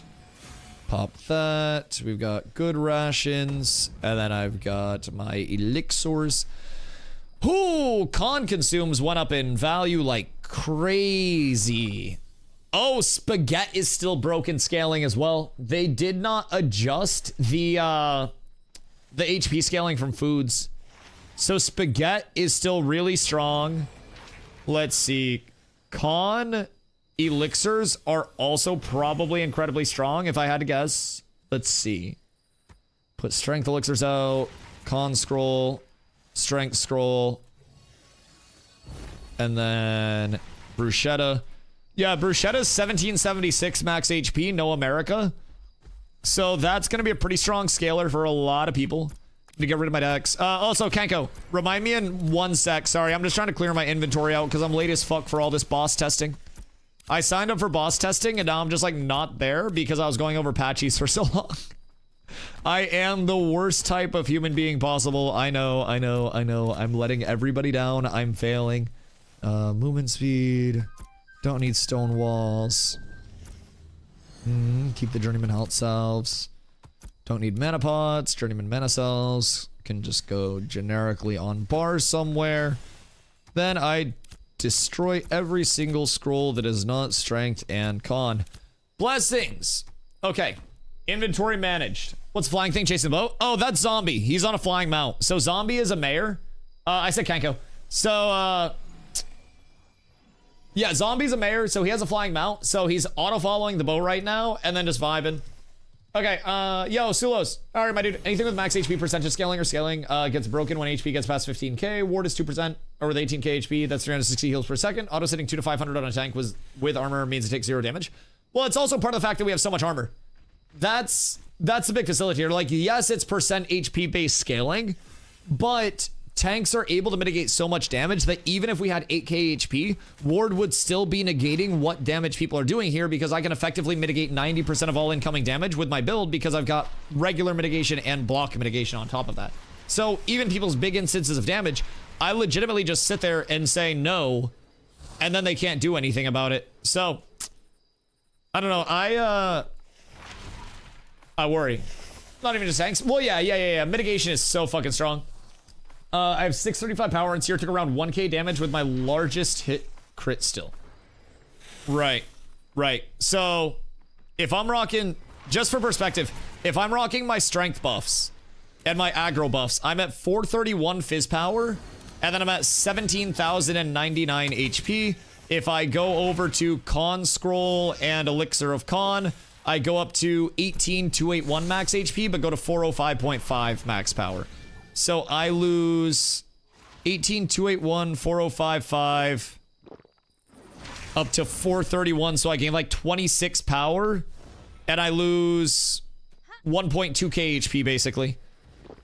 So I mean, not the craziest trade-off. Not necessarily the most impactful, but pretty even percentage-wise. So I feel like the scaling's fine. There is just a decision to make. I just think if I go defensive, I'm not gonna have to worry about anything. 635 power is crazy though, by the way.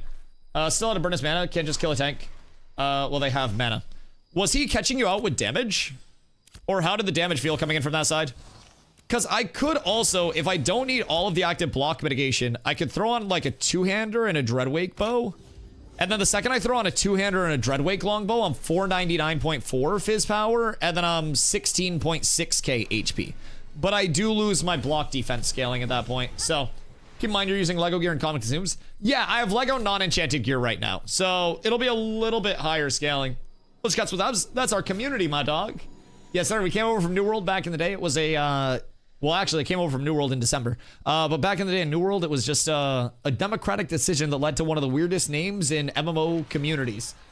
We had a vote after New World servers merged. Our original New World server was Metnal. So we had a guild called Metnal Institute over there, play on words. And then once we merged into servers, we were like, well, this no longer makes sense and just looks like a weird fucking typo. So we did a guild vote on what we would transition the name to. Two things tied at the top. It was dudes with abs and stray cats. So with the tie, us as leadership made a decision, and this was years back, just combine the two. So it was either stray dudes or cats with abs, and we went with cats with abs, and stray dudes is in the kitchen still cooking if we ever need to break this bitch out. So we got some history to it. So I can go up to 499 power if I switch out my bow and my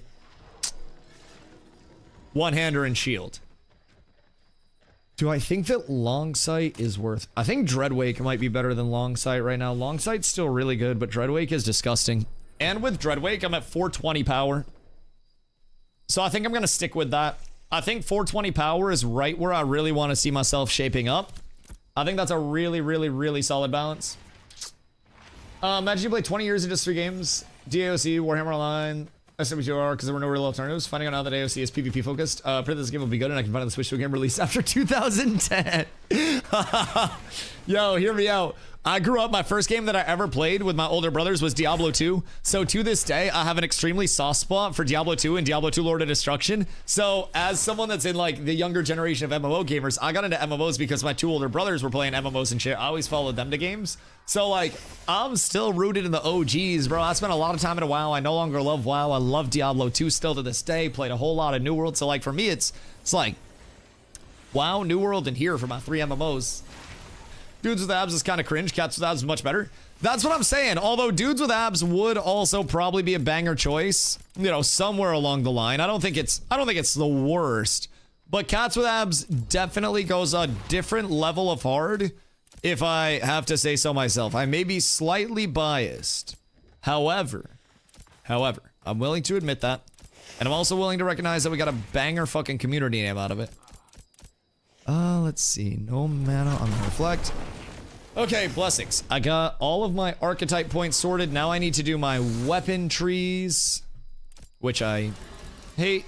It's the least amount of work. They added in a new little, like, noise along the way when you're allocating things. So that's really neat. I like that quite a bit. We got a little, like, confirmation sound now. It's like a little click. Disable duration, and then we go here, and then you go there, and I go inner fire, 2 and 2. My axe is done, at least my one-hander is. And now I get my longbow up. I hate the longbow, it just takes so much time. Boop, boop, boop. And then you go pen, you go crit damage. No, wait, no pen. Pen's ass. I've been dropping pen to test if I notice a difference through it. And spoiler alert, I have not noticed a single difference dropping my pen on my, like on my weapon trees. I simply haven't. I think pen is unironically a scam. I have 670 power buffed. Right. Which bag does Dreadweight come from? I think Reef Guard, if I remember correctly. I want to say it's Reef Guard. I got like 5 different bags, but I'm pretty sure. If you got hooked in real PvP MMOs like DOC, you're just lost. Nothing can fill the spot, and you still play on private server to get your fix. Yeah, no, that's fair. There are a lot of private server gamers. Now, depending on what you're looking for like the full PvP aspect, keep in mind, Ashes is very PvX in every sense of the term. You've got to PvE to PvP. You've got to engage in the player-to-player econ acquisition and power acquisition to actually get your gear squared away in the first place. It does take... Why do I have Aegis? What? Why the fuck did I select Aegis? Anyways, it does take a lot to truly get squared away for that. Zop just hit me to 10% in one hit. I can't wait to just reflect that and kill Zop instantly. Was it a shower combo? But yeah, so with PvP, PvP is always available, but corruption is extremely punishing. That's that non-consensual player killing. There are many forms of consensual PvP, so how much endgame will there be in early access? Moderate? Nowhere near full endgame loop. Better than what we had before, where it was like, I can scale up my gear and then have nothing to do unless I'm in a community. It's still going to be very heavily community based, but your primary endgame, obviously you have the MMO like power scaling loop with everything, right? And then from there, you have the element of fighting over objectives, fighting settlement versus settlement wars, settlement versus settlement sieges, eventually guild castles. Guild castles are not going to be in right now, so don't even let me get you hyped up on those. The thing with settlement versus settlement wars, guild versus guild wars, and guild versus guild sieges is there aren't many like benefits or negatives for winning or losing. It's just kind of like, I want to do this to do this, which can be really good because you can get, you know, reps in settlement sieges and stuff like that. The Harbinger system does bring in a lot of repeatable endgame content as well, which is going to be outward, you know, open world PvP on the server, where you go to these corrupted areas in the open world, transforms the areas, and that is a force flag lawless PvP zone where you always have to be ready to get attacked.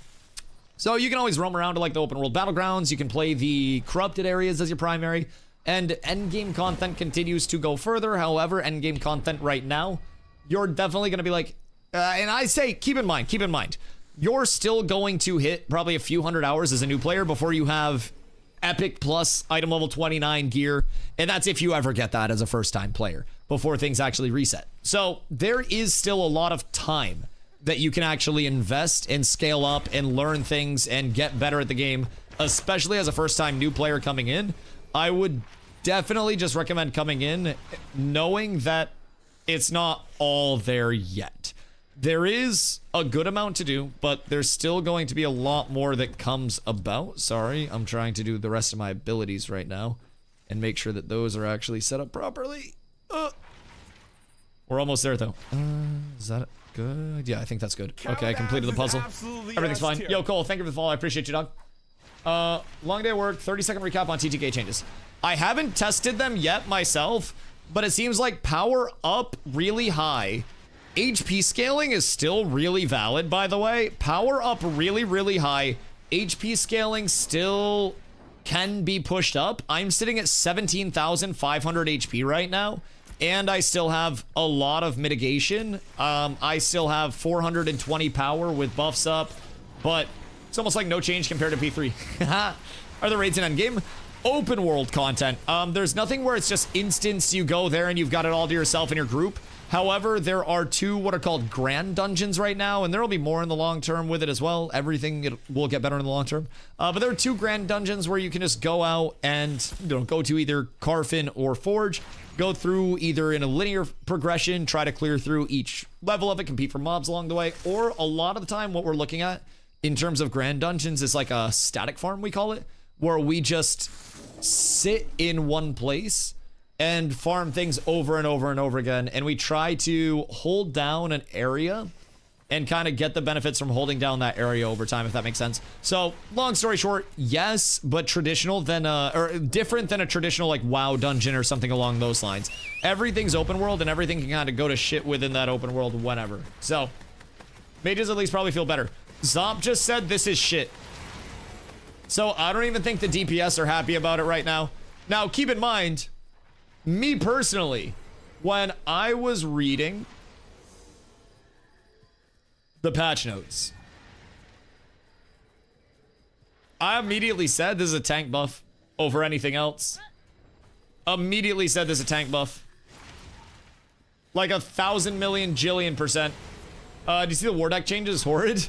I have thoughts on the war deck changes. Yes, yes. This is all catering to the very few people who do 1v1. Nah, I don't think it's catering to the people who do 1v1. I do think the time to kill needed adjustments. I think they're just hitting with a very hard hand right now with a lot of the adjustments, whether it's up or down. It's not like tapping it with a little baby hammer. They're taking a fucking mallet and just like, chunk! They're going at it with a lot of these changes. So, I think they'll still continue to get refined, but it definitely feels like we're in the cycle of up, down, up, down, up, down, up, down right now. And I would expect to see a few more changes along the way. I don't know why this game is getting so much hate. They're actually being ambitious, unlike all the other Korean slop that keeps getting turned out. I mean, in all fairness, there's a lot of slop in the Western world right now, too, dog. There's too much slop in gaming right now. Too much profit-driven gaming. Like, I'm happy to see a developer that's truly trying to execute something in the vision that they wanted to bring it up in the first place. That makes me excited. And there's a reason why I'm over here streaming it so much. I stream 8+ hours of Ashes every single fucking day because I love being over here. I can't even show you my screen right now. You're watching a VOD from the private, from yesterday while I'm on the private test realm. So, I really like Ashes. I really enjoy the concepts. I really enjoy what we currently have. So, yo, Death, thank you for the follow. Kenny, how are you, my boy? How's tank this game? I play tank. I love tank, personally. Still confused. Why is it telling me to make a ticket when I join? What's that? The Discord or the game itself? All right, hold on. I gotta piss. I'll be right back. Because with the guild Discord, you only get perms if you are verified through the ticket system. So you have to go into the request to join, post in there, get your perms, then make your ticket. Then once you create your ticket, officers reach out and do the onboarding process. So if your ticket isn't responded to within a certain amount of time, it'll get deleted, and then you'll lose your perms, and you'll have to go through. It's a really simple process, so we don't have an application or anything. But we do just ask that people, you know, go through, post, and request to join. Then wait for ticket perms, get your ticket perms, reach out in your ticket. The ticket's a very, very active form of communication. So, basically an open chat. Yeah, exactly. Exactly. If you need anything, you can always ping people. All right, I'm going to fill up my water and go pee real quick. And then we test TTK.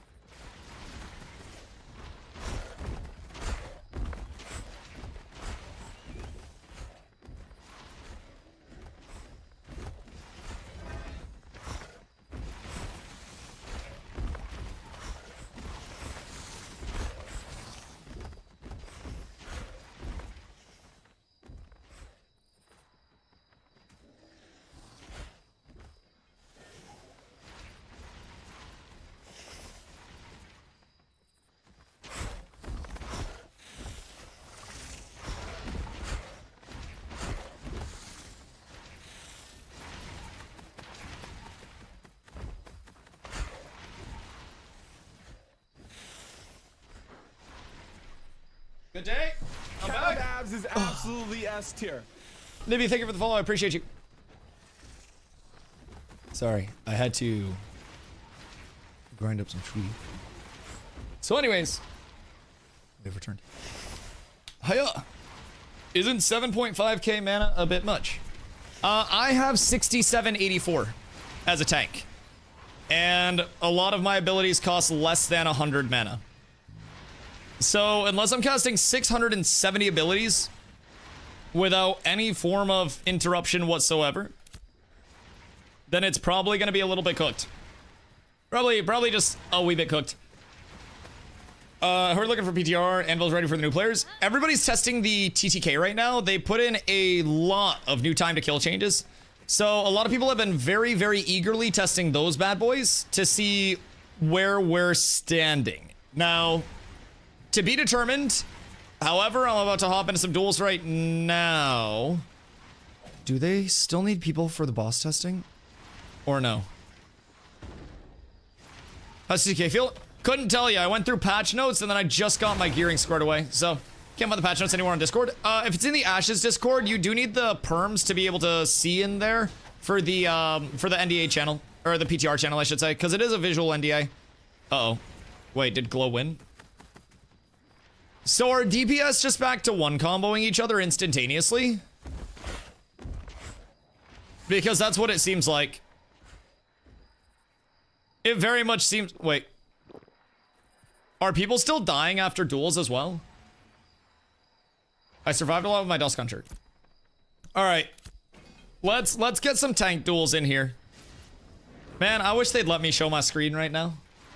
We know if it was HP or mid nerf. Slight HP nerf, but I mean, I'm still sitting at 17,500 HP. And I'm sitting at 420 power, 103.2 fizz speed, 50% crit chance, 202.9 fizz crit power. I have, with grit up, 71.2% fizz defense, 55% magic defense. I am using a shield as well, so I have an absurd amount of block mitigation. I don't have my spall rings, but it's seeming nice so far. This is P2 TTK or faster. You think faster than P2? It's very quick. Very, very, very quick. Glow's trying to jump me right now. And Glow's just got me CC'd for fucking ever, dog. Jesus Christ. The CC is so silly. I just couldn't fucking rotate my character for a year and a half. I love off balance and off balance loves me. All right. So Glow still can't really get through my damage or my mitigation. So I'm just trying to pressure that out. And it's definitely going to be playing the meta game against rogues right now. However, I'm willing to do that.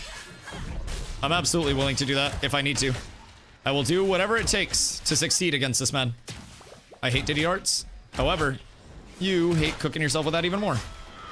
So now, we're gonna get CC combos out again. Everything's going well so far, I'd say. It's like not the most ideal set of circumstances for me, fighting a rogue, but also not the worst. Not bad at all, though. Double trip. 1, 2, 3. Another Tommy in the back. And then we spike. Okay, yeah. I can still 100 to 0 rogues. Yeah, everything's fine. Tank's still insane. GG Glow. Yeah, tank's disgusting. Can't stealth with all these people. Oh, yeah, that also probably doesn't help. But yeah, tank's still fucking disgusting. I think this was a tank buff. I can now just sustain all of the damage. I think the hardest I got hit for, let me check my combat log real quick. 300 from stab. 294 from a great sword crit. 346 from thrash. Is there a backstab crit anywhere by chance? 631 from Shadow Cascade. Who the fuck is hitting me? Hold on. You just wait a sec. Wait, were you testing what snipe hit me for? Was that a snipe? What was that? Your snipe hit me for a crit for 1,522. Got a referral code. I do, exclamation ashes. We'll get you the link on that. I thought you just like autoed me. My health just didn't fucking move. Where's up? Oh, there he is.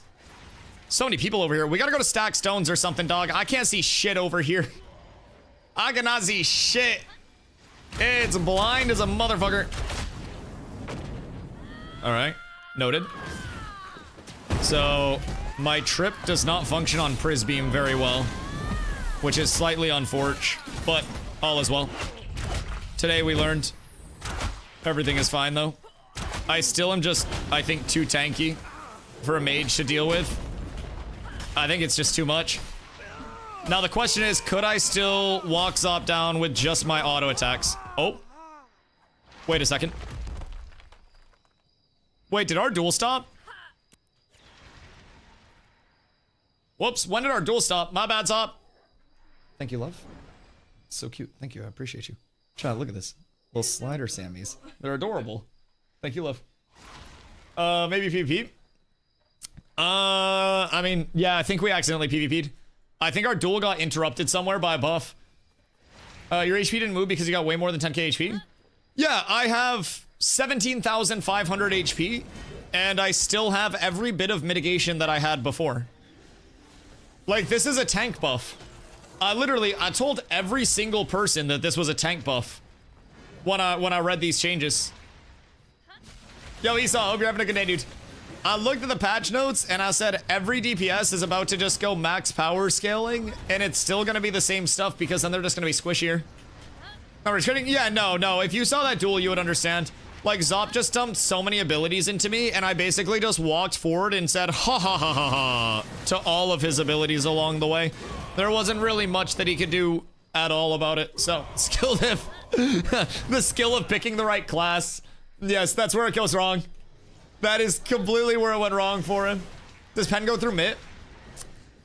So, Pen has had very inconclusive testing. There is an old description of penetration when it was still featured in the character doll where it said penetration was armor pen instead of being like a full Mitt pen.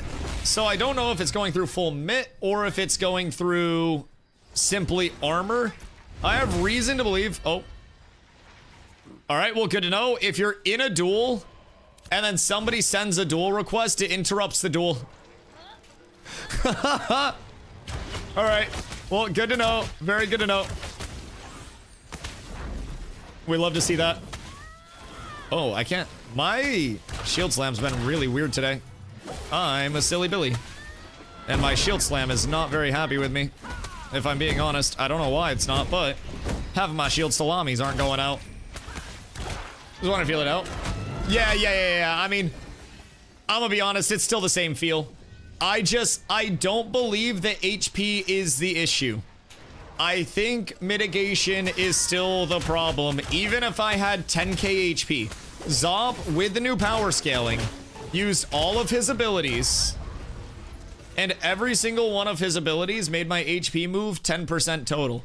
No matter what the actual damage number is, if I'm mitigating as much as I am, there's just nothing that can be done. Your tank, to be fair? Of course. But, like, when I say my bar's not moving, I mean my bar's not moving. I think my HP bar should move if I'm a tank. You know what I mean? I understand tanky being able to disperse that big spike, but I feel like it's a little too much. Tanks feel that way, they just do too much damage. Well, also it's the damage output relative to the mitigation scaling, especially in 1v1s. Like, I'm at 420 power. I killed Glow, who is at 670 power. Glow has 250 more power than I do, which is over, what, like 60% more power? However, I beat Glow as a rogue in a 1v1, being down that much power because he can't do damage. Now, granted, mitigation scaling is going to be ignored in a lot of things, so I don't think power DRs were the issue. I think it's mitigation stacking. In my brain, rogues should always lose to tanks. It depends. I've fought rogues that can absolutely put up really good fights. I think there are scenarios where rogues can beat tanks. Hold on. But I think if a tank can catch a rogue, then the rogue can usually die. Most things equal. No, I still give the edge to tank, absolutely. But I think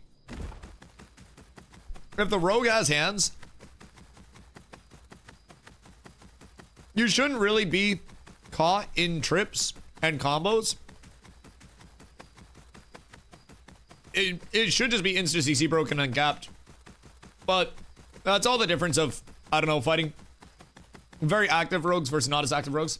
Just going with the mentality, we'll see countless TTK changes in next year. Oh god, yeah. No, I'd expect everything to be fully changed within the upcoming time. Pulls a necklace bag. Oh fuck, I'd have to look. Oh, stabby. Oh no. Oh no. What did Nibby do? What did he do? Oh, poor guy. I can wear down your mana, but if I'm in a tight spot and can't reset, it's hard as fuck. Yeah, I mean, that's the biggest, like, rogue issue in my opinion. If a rogue gets tempoed, a rogue is half a class. If a rogue can free roam and be autonomous, rogue's insane. It's all about being able to stop that autonomy, being able to slow their tempo and interrupt their combos. Because the second you interrupt a rogue combo and break off their damage chain, it's way more deal with the even if they're annoying as fuck, like, it's still more manageable. Blotto. The eye level 23 ones. Medium physical. And it's a tropical sounding name. Eye level 23 medium fizz tropical sounding name. I don't remember which one it is though. I didn't write it down again. However, if I saw it, I'd remember its spot. 23, I thought it was 26. Ha! Bro. Thistleborn is rubies and zinc to craft. That's it. We're gonna have Thistleborns like week 1. Yeah, it's disgusting. Also, tank is absolutely absurd right now. I'm running same build. Yeah, I'm on my way to stacked right now. I'm south of Jova.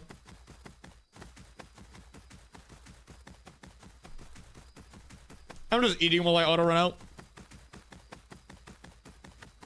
So, synopsis so far. DPS die really fast. Tank no die. I think Bard die as well. We can do some scrims and laugh hard. If we do scrims, I'm gonna feel like the Terminator. I will not be able to die. And then I will just grapple somebody in, and then I will delete them. Oh my god. The 20k for it. Alright, fine. Fine. I'll get him for a 10. He's in timeout. What'd Nibby do to you?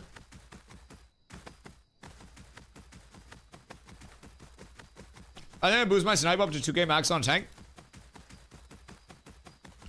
So what are you gonna do about my other 15,500 HP? Breathing around my presence? Well, now he has 10 minutes to brush his teeth. That's a good play.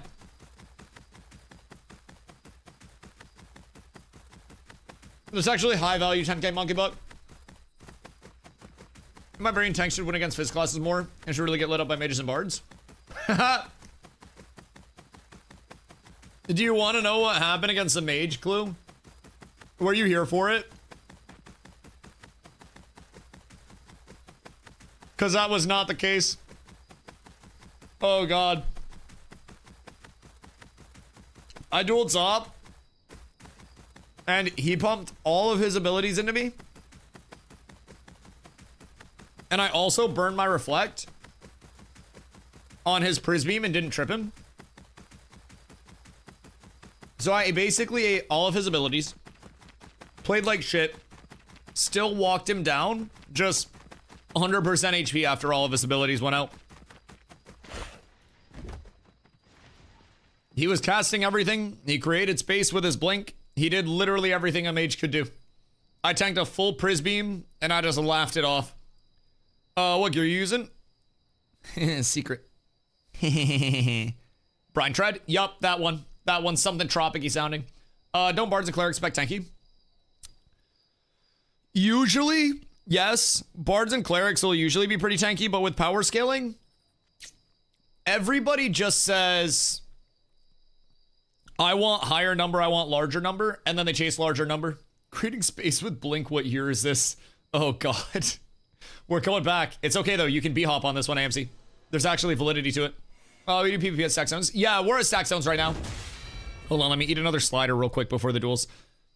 We just ignore tanks. Yeah, I mean, the thing is, if you ignore me as a tank, I keep 2 weapons. Now, granted, I'm not going to have the validity to craft 2 weapons immediately on server launch, right?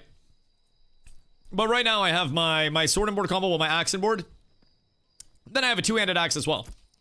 If I'm sitting at 420 power with the sword and board, I can switch over to the 2-handed axe. I go up to 500 fizz power, 108% fizz speed, 47.1% fizz crit chance, 208.5 fizz crit power. And then I'm still sitting with grit, 70.5% fizz defense and 55% magic defense. And then I still passively have 24% block defense because I'm using Thistleborn Neck. And that's without even having the good rings. So I definitely sacrifice a lot of my effective HP because I'm losing out on that, you know, that passive block chance and that active block mitt when those things are in. However, if I'm getting ignored, I'm just gonna switch on to a 2-hander. War deck's gonna get fixed. Steven responded. Oh, did you talk about it in Discord? Get fucked.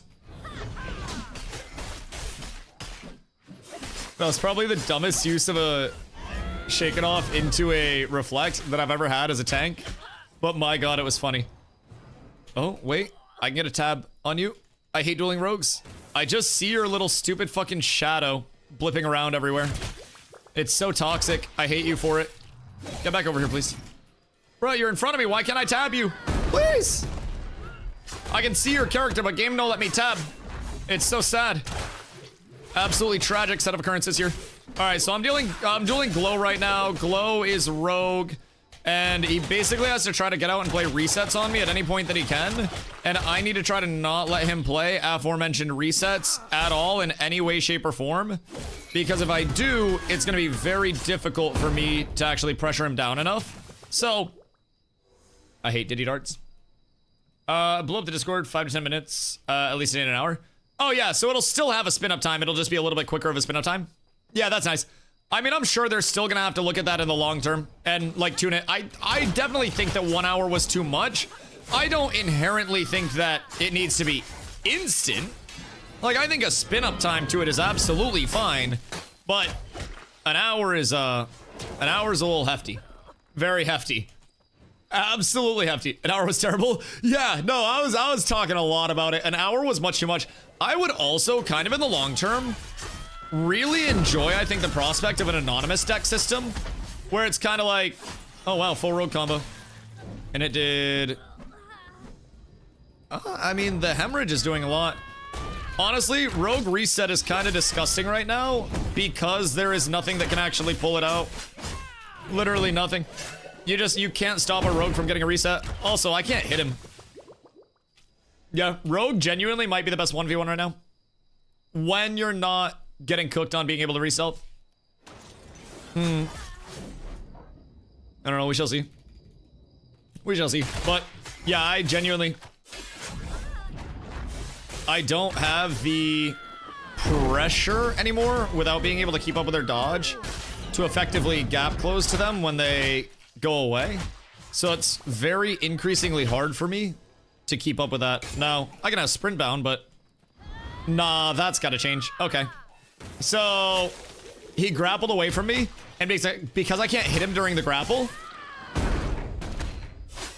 I had to throw my tomahawk at him, and in the time that I threw my tomahawk, he went out of range for the tomahawk, and then my target dropped, and my tomahawk went on cooldown. Diddy Dart needs to fucking die. It absolutely needs to stop existing. It needs to go for a very long swim and never breathe fresh air again. I swear to goodness gracious me, oh my. Diddy Dart, if it never existed, I'd never miss you. Alright, thank God. I might be able to get him here. Bruh. The game will not let me... I think they, like, heightened Rogue's stealth level or something. Because in the same space that I was previously able to retarget and contest, I can't see the Rogue nearly as easily. Like, the same space where I was able to get a tab target who's dying, I won. I was down to 1,300 mana and 16,000 HP. Good fight. He was dodging a lot. Like, I wasn't able to gap or anything. And because of the dodge changes, it's a lot harder for me to keep up. Pair the dodge changes with rogue grapple, no longer tripping the rogue when they get hit during the grapple movement. I have to try to throw my tomahawk and get a grapple out on them whenever they grapple away. But the movement speed on grapple, paired with what feels like stealth changes. They didn't mention any stealth changes in the patch notes, but I feel like the stealth level of rogue got adjusted a little bit. Because how far I'm able to see him, and like timing wise, he can pop a grapple and I can get a tomahawk off, at least as of the previous build. For whatever reason right now, by the time I throw my tomahawk, which is a 0.5 second cast, he's already moved far enough with the grapple itself to where he's able to just get completely out. Which is a little intriguing. Yo, Leon, how are you, my boy? Has testing gone well? Gone well for me. I mean, I just sit here and tank and make builds. You know what I do. So I'm having fun. They took the diminishing returns off of, oh, I got a horrendous frame drop there. They took the diminishing returns off of power scaling. So now, oh yeah, power scaling is able to go much higher. However, oh, our duel got interrupted. All right, we'll reset it. However, as a result of power scaling, a lot of DPS are going way too high power and way too low of HP. So in 1v1 so far, I've still been able to scale up the same amount of mitigation, same amount of blockment. That hasn't changed. I'm sitting at 17,500 HP. I'm sitting at 420 power with the current setup. And I'm still just able to roll through 1v1s. Now, granted, it's 1v1s, but I'm still doing enough damage to be impactful. I'm doing more damage than I'm taking because of the mit scaling. HP regardless, it's just incredibly hard to actually get a tank's HP down.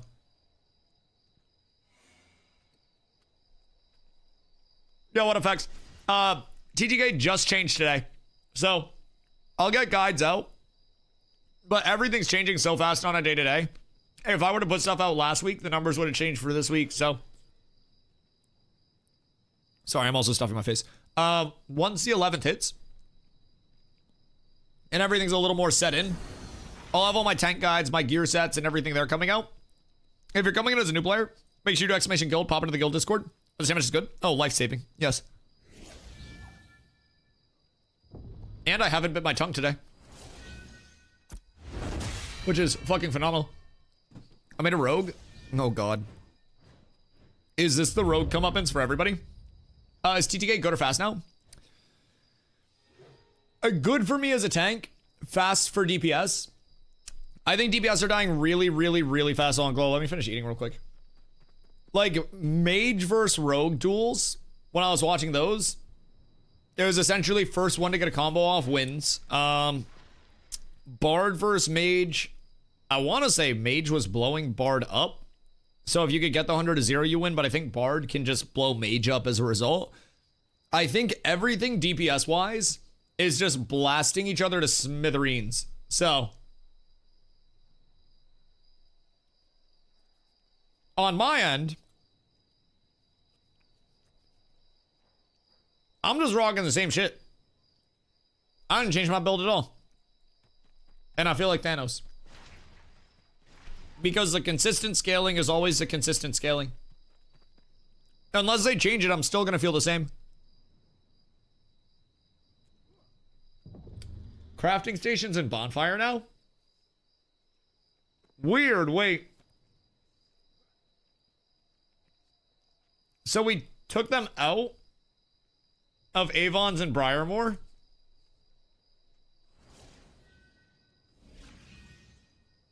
And then they added them to Bonfire Hammerrest? Very intriguing. Been a long day and sleepy as fuck, but I want to get on and try to do something. I mean, hey. Hop on. We can get PvP going whenever. We're over here at Stacked Stones right now. So, if you want to come through, please feel free. I'm eating my last sandwich, stuffing my face. And then the duels will continue. Because you cannot fight on an empty belly. 5-5 and 8v8. Yeah, bringing in supports is going to be really intriguing. I have not dueled a cleric yet. I'd like to try to get my hands on a cleric to see how it's feeling to fight them. Does Rogue just absolutely nuke Bard?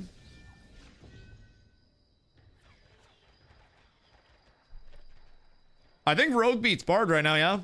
Yeah. Oh wait, Glow, are you enchanted as well? Rogue always beat Bard. Yeah, I just watched a Rogue Bard. It didn't really seem like Bard could really do much.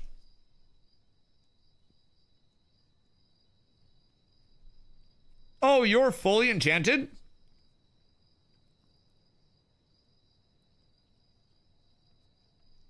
Like you're plus 20? Oh, just weapons? Yeah, I have nothing plus 20. Rogue vs. Bard's one big CC fest. Yeah, it seems like everything right now is just gonna be like a wombo combo CC stick. Nordic, how are you? Game worth trying when it comes to early access on Steam soon? I mean, I personally think so. If you're looking for an MMO that's going to continue to get better, I did drop a YouTube video on this recently, so I'd recommend popping over to my YouTube and checking that out. Exclamation YouTube. But it's a really accessible price point, $42.50 from the 11th to the 25th. It's going to have a lot of completable content for new players, more content still to come, of course, through the remainder of development. So, in my opinion, there is a lot to look forward to with Ashes. Just a matter of, you know, what your entry point is, what you're expecting. We've got all of the primary archetypes in now, so they'll start to work on secondaries, which will augment the primary abilities, and more of the depth starts to come in. They're finally working on some replayable endgame loops, which the game has severely lacked. Questing is getting better, however. Doesn't bring you all the way up to max level right now, so you'll find yourself mob grinding or gathering if you want to go slower route to 25. So there are different avenues of progression, but all of the avenues of progression are constantly being tweaked, added on to, and there's still a lot left to come. Okay, I just chowed my sandwiches. So let me go bring my plate out real quick. And then I shall give all of the info on the TTK. Yo. Ask Steven if I can show my screen. So we can do some community feedback. He will not let me. I'll be right back.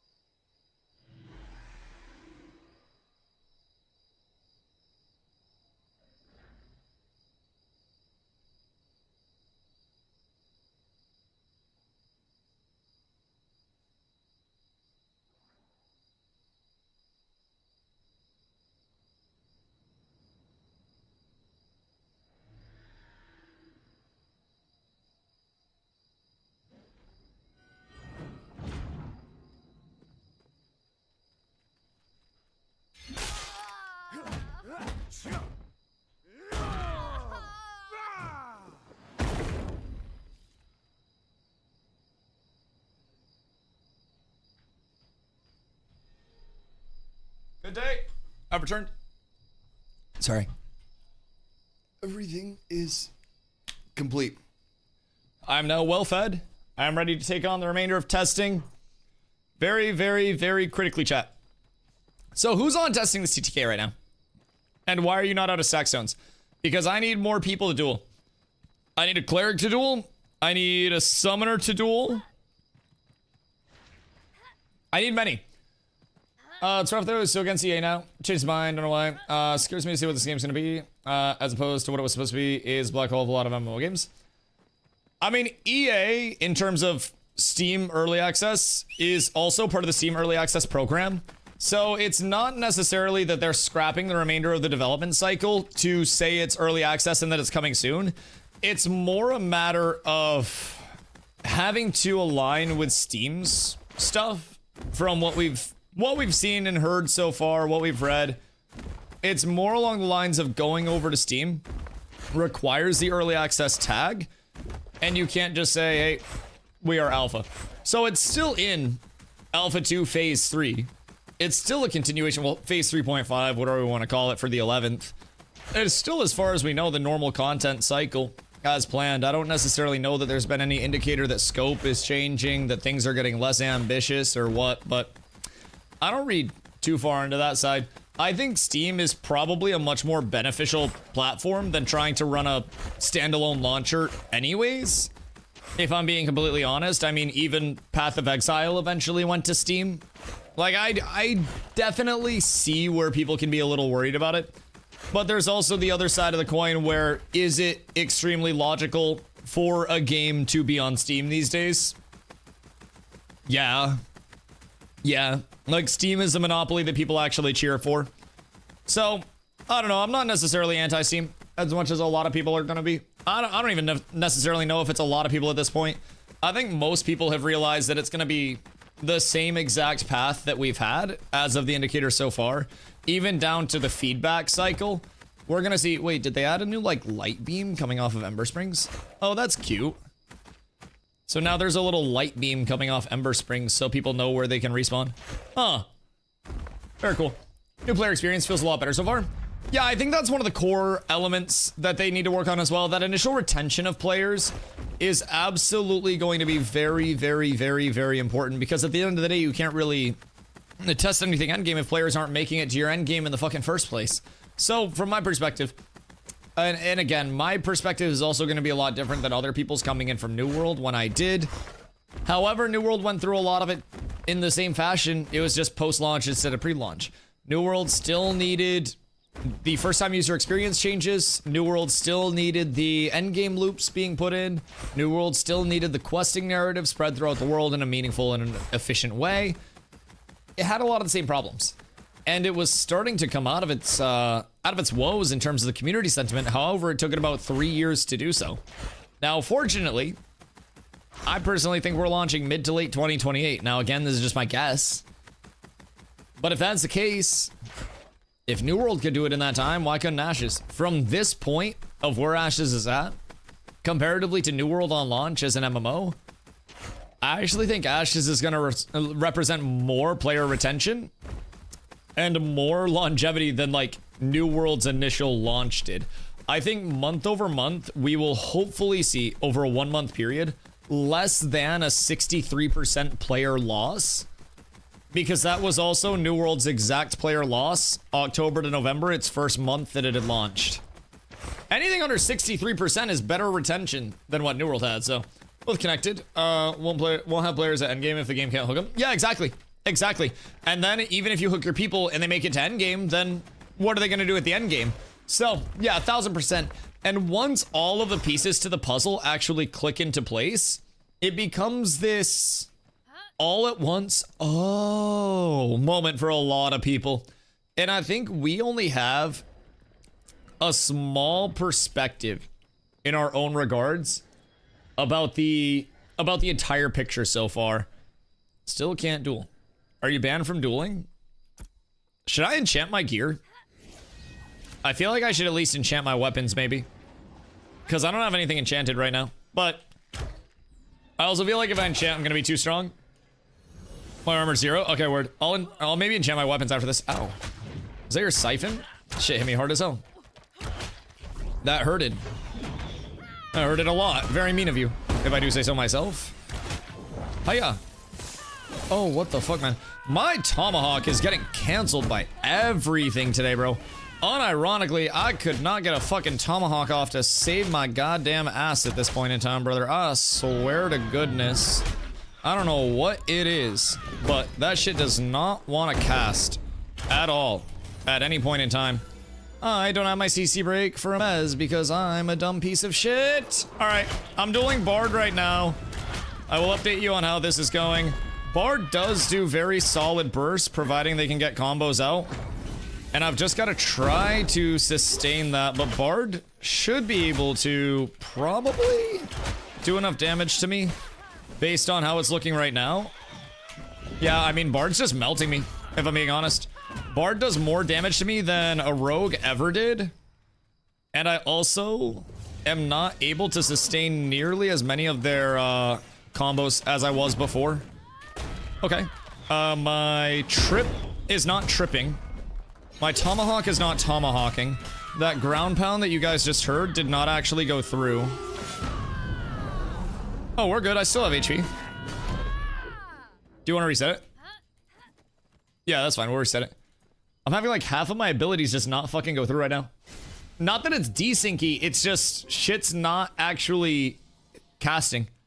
It's like animations are getting cut off by a lot of things right now. Maybe it's just me.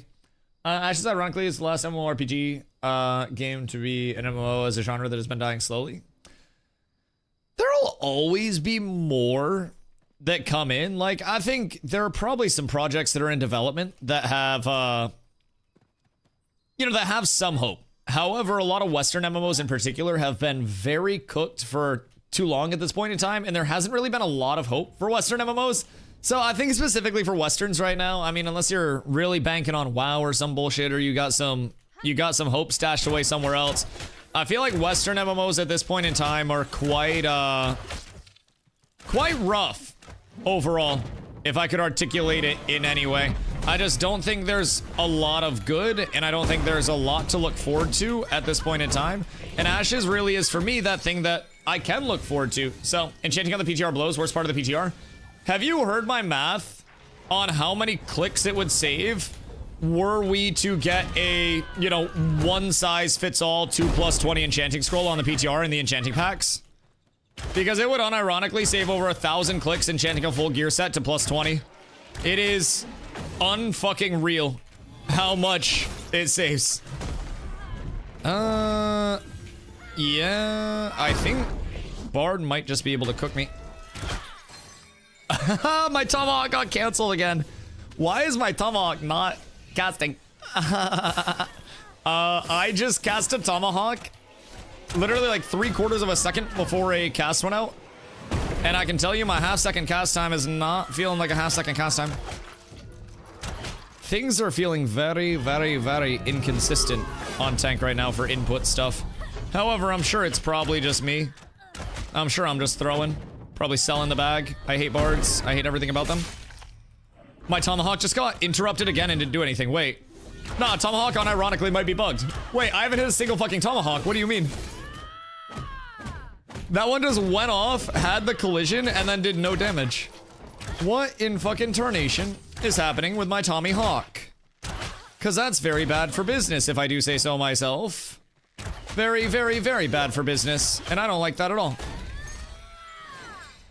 I haven't been able to tomahawk once. Divine Flare on Cleric is the same as PTR starter, doesn't cast. Okay, word. Very good to know. Very, very, very nice to know. My Reflect is being buggy. My Tomahawk is being very buggy.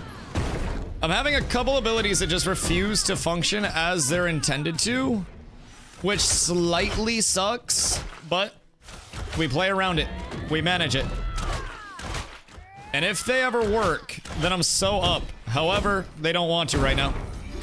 Oh, I actually got a Tomahawk off! Holy shit! I got it off and it interrupted a mez. Wow, there is a god. Oh my goodness gracious me. Oh my golly gosh and gadzooks. We are so up. Nothing can express my happiness right now more than that, dog. Boop, boop, boop. And then another trip. Then I'm gonna banner myself, because you're probably gonna CC me, so I gotta play this reset. I gotta make sure that you have anti-heals up. I'm actually kind of dealing with the Bard right now, but I genuinely have to put up so much fucking pressure to be able to deal with a Bard in any way, shape, or form right now. It's near impossible. Okay, do we want to reset this? Okay, yeah, we can reset it. I don't want to accidentally kill you and have you go back. Ugh! I still hate fighting Bards. I genuinely hate fighting Bards. Now, granted, it's still the same way as it is on live. If Bard get combo off on tank, tank die. If tank control Bard combo, Bard no do damage. But with whatever is causing the ability desync, it's really weird right now. I don't know what it is. I'm getting full audio cues of abilities going off. I'm getting the visual and the collision on my screen, and then the abilities just like aren't facilitating and going through to damage or anything. So, Q not inspect other people in ashes. You cannot inspect other people in ashes. Glow, are you also getting a lot of abilities that aren't going off right now? Like, am I not alone in that? My skill's not complying. Right, like you're inputting them and they're going through and then they're just not doing anything. A ton, especially at 126 speed. Weird. How's your ping in your frames, like your GPU latency? I thought it was just Rogue. What, that your shit's not going off against? No, I mean, I'm getting it against Bard as well. Like Tomahawk especially. It's not every ability. I mean, my Indom hasn't done it where it's desynced. Reflect has always been a little fucky. But my Tomahawk is just like not wanting to connect for any way, shape, or form if it gets interrupted any time window near the ability. It's almost like it goes back and then just times out the Tomahawk cast. Using music dances, story to tell a story and generate orbs. You can look at his crowd emotions, use more skills. What's that? Oh, the Bard stuff? What's this bow? This is Dreadwake bow. I think it's the same skin as the Ancient Dunezin. Or Dunezin or whatever they're called now. I'm pretty sure these are the same. It's a chonky ass bow though, dog. This shit is huge. You're in the bow. I live here. This is my home now. Please don't harass me. Mostly 70 to 80 FPS here. Weird. Yeah, I don't know. Things just feel slightly off. Something feels off. Alright, I'll dual Rogue real quick. And then I kind of want to do tank versus tank against Blotto to see if anybody can actually die. Because if either of us can die, that's a good sign. Because in certain builds, neither of us die. Certain builds, we do die. It's always a little up in the air, but it's always a fucking blast in the first place. Hiya. Okay. That was rude as shit, if I'm being completely honest with you. I don't appreciate that. I'm getting the tab target woes of tabbing onto other people. We're down so horrendous here. Everything's fine though. I just need to control the rogue tempo, and I cannot let the rogue control the Dusty. And if I can control the rogue tempo, especially if I can get a finisher out, man. If I can get any form of finishers out, and I can get some buffs up on myself, then we're set. That is the biggest problem that I have right now against Rogue, is just finishing a fucking weapon chain without it getting interrupted. Because if I can keep him here long enough to get myself an axe combo out, that's gonna be massive for me. Because then I can get my bonus damage out. Alright, so grapple goes through consistently on rogues. It's just, for whatever reason, Tomahawk does not like hitting them in the back. Maybe I'm just on Fent, but I don't really know. It's just Tomahawk does not like doing anything right now. Grapple is being good. Grapple's listening. However, Tomahawk is being an absolute fucking rat, if I do say so myself. Ooh, you almost got my Indom there. I was mid Indom cast and this fucking rat tried to snatch that shit up. Yes, Mr. Rogue. Oh, okay. I got you. I got you. Hey, why'd you jump? What the hell? To death. I've been baited. Brother trying to reset on me by jump checking me. I feel so betrayed right now. What the fuck? He's such a rat. Foob, how are you? Another rogue bites the dust. I mean, I just feel like there's not a lot that the rogue can do right now. Like, you can try to play the sustain game, but that's about it. Oh. Sorry, we flagged up. That was my bad. We flagged up at the end of the duel. I hope you have an MD nearby. Yeah, so, tank in 1v1's still really good. Rogue in 1v1 still has a lot of potential. But still no. I would love to fight a summoner. I need to fight a summoner and I need to fight a cleric. Those are the two things that I haven't fought yet. But I also think those things are going to get absolutely fucking rocked with the TTK being the way it is. I'm pretty sure I'm just gonna 100 to 0 a cleric very, very quickly. I believe I can just blow up a summoner minion, especially the healing one. It was doable before. Now it's gonna be easier now with more power scaling. So I don't know. I'm worried about bards. Bards are doing a fuckload of damage, and it's also just pop out of nowhere, so it's not really this incredibly predictable, you know, reflect the big instance back. You're more so trying to interrupt it out of nowhere. But I mean, bards are always kind of a problem with tanks. I feel like bards and rogues are the top two. I don't want to fight this as a tank. Other than that, there's not too much. And I don't think there's gonna be too much. I was watching the raid boss testing. How is the raid boss testing going? Is there much carnage and death, or have they adjusted it? Because there was previously an ungodly amount of carnage and death. It was unfucking real. And those fights are incredibly fun. I'm a huge fan.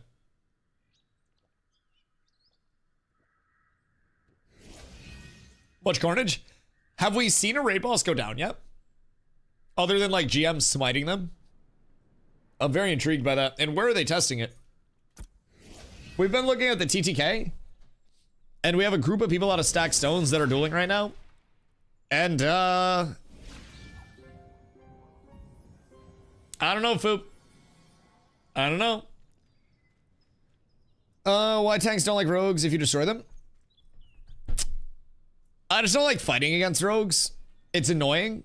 There are certain classes where it's just fun to fight against, and I think rogue is an anti-fun class. I think bard is an anti-fun class to fight against. They're both very dependent on just playing like assholes and just like running around and doing nothing, and then hitting this absurdly disgusting CC out of nowhere. They both have incaps, they both have movement. Like, they are essentially the same class, except one makes you dance and the other ditties you. It's basically like Molly versus fucking Roofies fighting the two of those classes. I hate both of them. I hope the handlers of those classes absolutely reconsider most of what they're doing with their life. Maybe, like, I don't know, go back for an adult degree from a local community college or something. Just anything to avoid being the way that you are at this point in time, I think would be phenomenal. Like, I just got hit for 17 fucking thousand by a bard. Just one combo, 1.5 million damage. Just disgusting amounts of damage. It actually just shook the universe to its core, and Vera effectively does not exist at this point in time because of one bard combo that went out. It's crazy to think about what they're truly capable of, and you never really give them that credit until you're getting hit by the tactical nuke. That's the big thing to remember. You never really know until it's far too late. What? What the fuck? I didn't even weapon switch in my game. Switch me off of my goddamn bow. I'm sad about that. Alright, so I am currently just trying to keep debuffs out on a bard, keep wounds up. I have 22 seconds of wound when it comes out, so that's great. I got big mitigation up, so he's gonna try to burst me through this, but I'm 100% HP. He's got a nimble going out now while I'm CC'd, so I don't really know why the nimble's out, but I gotta reflect that immediately, stop his damage from going out. He was about to get a big combo off on me if I let that go out, so that's huge. His mez missed, so that's a big bonus for me. Tomahawk him in the back, and Tomahawk actually worked for a change. Absolutely phenomenal. As long as I can pressure the bard, everything is fine. It's just... Okay, reflect doesn't work. Everything's fine. This is great. This is perfect. Reflect doesn't need to work. I am a man with many, many tools about me that I will use to succeed in any endeavor. And I will figure out a way to make it work without reflect. Good fucking golly. I hate this game. However, I love it very much at the same time. Alright, we got 3 very slow vengeances off because of an awesome chilling lament cast. We absolutely fucking love that. You like bards in the guild? I do love bards in the guild, yeah. I mean, as long as they're my bards. Like, at least at that point, you're half normal. So, you know, better than nothing. However, as long as you're supporting me as a bard, I like it. If you're going against me as a bard, or you're like one of those, I want a DPS instead of support Dusty. Like my nuts. You nimble me I pull people in and then we kill. That is the entire setup here. Nothing else physically matters other than that set of circumstances occurring in every capacity. So, if you're not about that, you're not about being my bard. Somewhere else. There are many, many bards. Mine are the best in the goddamn world. I love my bards. Okay, so I'm in a pretty good spot this fight. I'm 50% HP, however, I have big combo potential here. I'll get a slam out. His mez is down, which is nice for me. I can get this combo up, get the wounds up, and then I can get an intercept out on myself, which I have done. He's trying to gap close. Well, not gap close. He's trying to run a little bit. He got a marionette out on me because you can cast marionette from 1,000,000 meters away. Does he want some poor bards? Oh yeah, absolutely. I just want a bunch of supports that sit on top of me all the time, and then just do all of the hard work for me, so I can just be brain dead DPS boy, except tankier than DPS. Yes, I want it all, and I'm going to have it. I will stack the groups in my favor, and I will never forget it. It's one of the many things you need to do to succeed in this world, man. Personally going bard, the Gilix is only control cost, PvP focus. I got you. Listen, honestly, I don't care about PvE. PvE is a non-issue for most instances.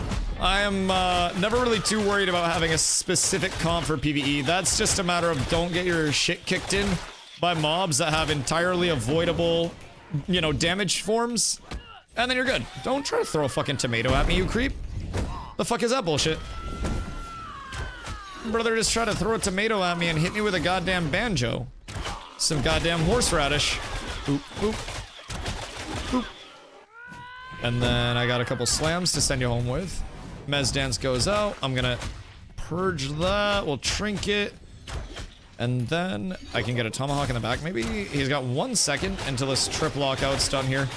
I do genuinely hate every aspect of dueling fucking bards, dog. It's just annoying. They're just so slippery, so slimy. Still fighting the same bard? Yes. Unfortunately, I know. It is still the same bard. However, I am trying to get a little bit of a better state of circumstances here. I'm gonna switch over to a two-hander. Actually, I don't have my two-hander actually like skilled up right now, so I cannot switch over to the two-hander. So I'm gonna stay on my one-hander because I didn't think ahead of time to actually get the two-hander set up. So now I'm kind of down horrendous. I do have him 50% though. He's 50% health, 25% mana. So bards have great resource generation, but it's not necessarily good enough. Oh, I'm so cooked. I'm not losing. I just accidentally reacted too fast to a cast. Funny enough, I've never said that before in my life, especially after this many bullskis in a day. He went to marionette me, and I CC broke the marionette too fucking fast. So the marionette went on me, and then... sorry, I CC broke, and then the marionette went on me. So I kind of played myself there. Very, very, very unfortunate. And then he just heard that I didn't have my CC break, so he dove in with a mez dance. He hasn't dove in with a mez dance a single time this entire duel, and then dives in with a full mez dance once I say I don't have my CC break. The joys of communications. I gotta fucking narrate this shit, but I'm also revealing my entire hand every time I say something. God fucking damn it, I love the dichotomy of duels, it's so funny. The information goes so hard. He's played so passive with every mez and so defensive, and then I say I don't have my CC break, and he's just like, ooh, big opportunity here. I'm still at 100% HP though. Everything's perfectly fine. I am not losing any of my HP whatsoever. I'm interrupting all of his combos. He's still sitting at 50% HP or less. He's trying to play some mana games out here, but I can just play the mana games better, which is kind of funny to say against a bard, but I genuinely just win all of the mana trades, which is sick. I appreciate that very much. So, I mean, the only way that a bard can win it is if they are playing an absurd amount of sustain. And if a bard's just running to Narnia, then it can be just one of those never-ending trade-offs, so to say, where both tank and bard are just kicking the shit out of each other. Which is fine. Works out, but can be a bit of a stalemate, in my opinion, which is good and bad in their own regards.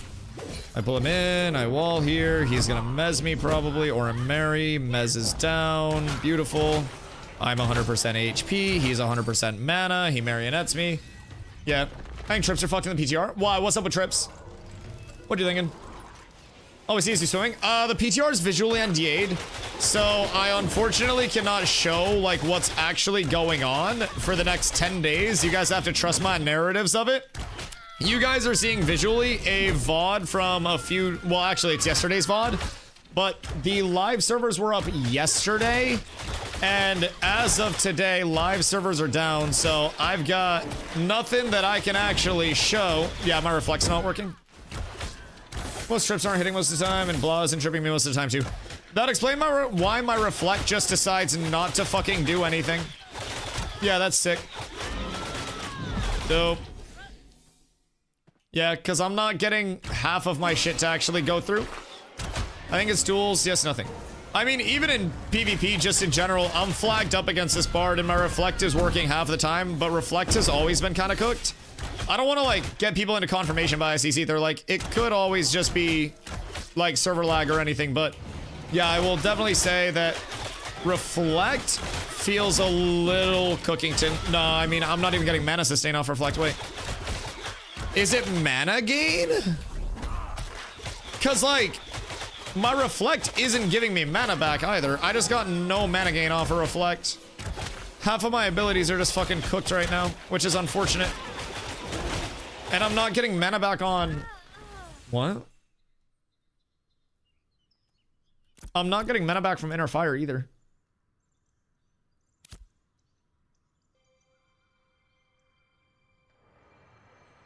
Did they fuck numbers on things? It's like full work on Vither's Fighter, but Sib's book did nothing. You're even using Inner Fire? Yeah, there's no mana coming through. I'm ticking with 7k mana for... It doesn't show my mana gain in the combat log.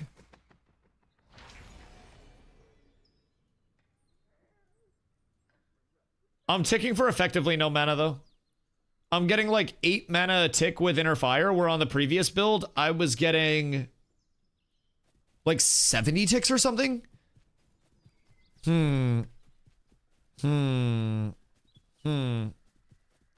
Interesting. Maybe it's Deadly's not working with it?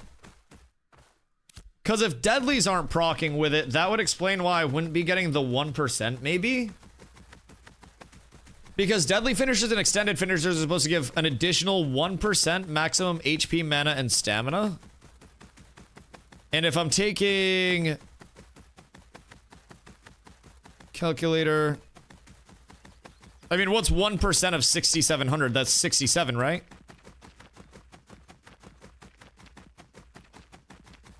Yeah, 67. So, oh no, you're good, you're good. At the very least, I should be getting 67 mana back, but I'm getting ticks of like 5 mana off of it, and I'm not getting the chunks.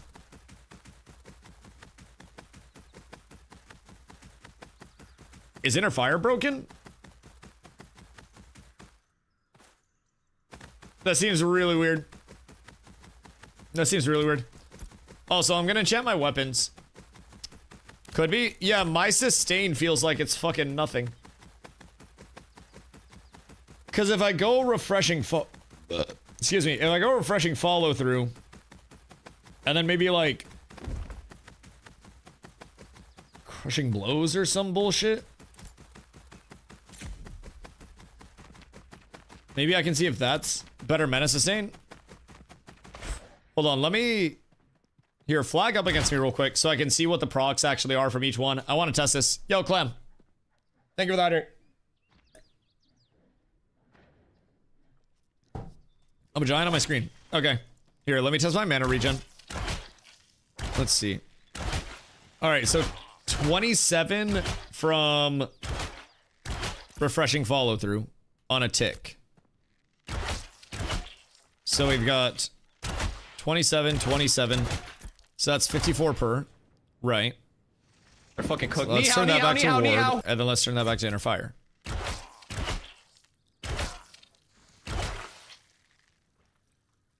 Weird. Now I'm getting 68, but before that I was not getting 68. In the duel itself, I was getting unironically 0 regen. I was watching my mana bar, and it was only going up with my passive mana regen. That's so weird. Yo, Ni hao Sharpen, how are you, my boy? I hope you're having a beautiful day. Really strange. Alright, we go again. We go again. I wonder if I go a two-hander, if that'll give me... Bro, chill. I'm trying to get fucking consumes up. I also need to plus 20 my weapons if everybody's walking around with fucking plus 20s. Still works. Oh. The fuck were you trying to do? I sat down for a nice delicious meal and I got my fucking taint touched by a goddamn fighter over here. Is the TTK verdict worse than prior? I mean, for tank, it's pretty effectively the same, if I'm being completely honest. Let's see. There's not a ton that's different. DPS versus DPS goes very quick. Sustain on sustain classes like Bard is still ungodly high. Enter Tomahawk bugging out. Certain abilities are feeling really weird. Yeah, I don't want to confirmation bias myself or anything like that. I don't want to get like in my cranium about it. But certain abilities most definitely feel weird. I'm not quite certain. Actually, hold on. Let me do a run with the two-hander against Bard and see how that feels. Because that might be a little better, perhaps. Perhaps. Let's see. Ward there, and then disable duration, crit hit avoidance, duration up. Then we have wound, and then we have crit damage, inner fire. All right, let's see how this feels. Let's see how this feels. Something's going on with shield. Me and Sibber over here actively fucking with it. What do you mean something's going on with shield? Like Bard Cleric's still gonna mana fight? I think Bard blows up clerics.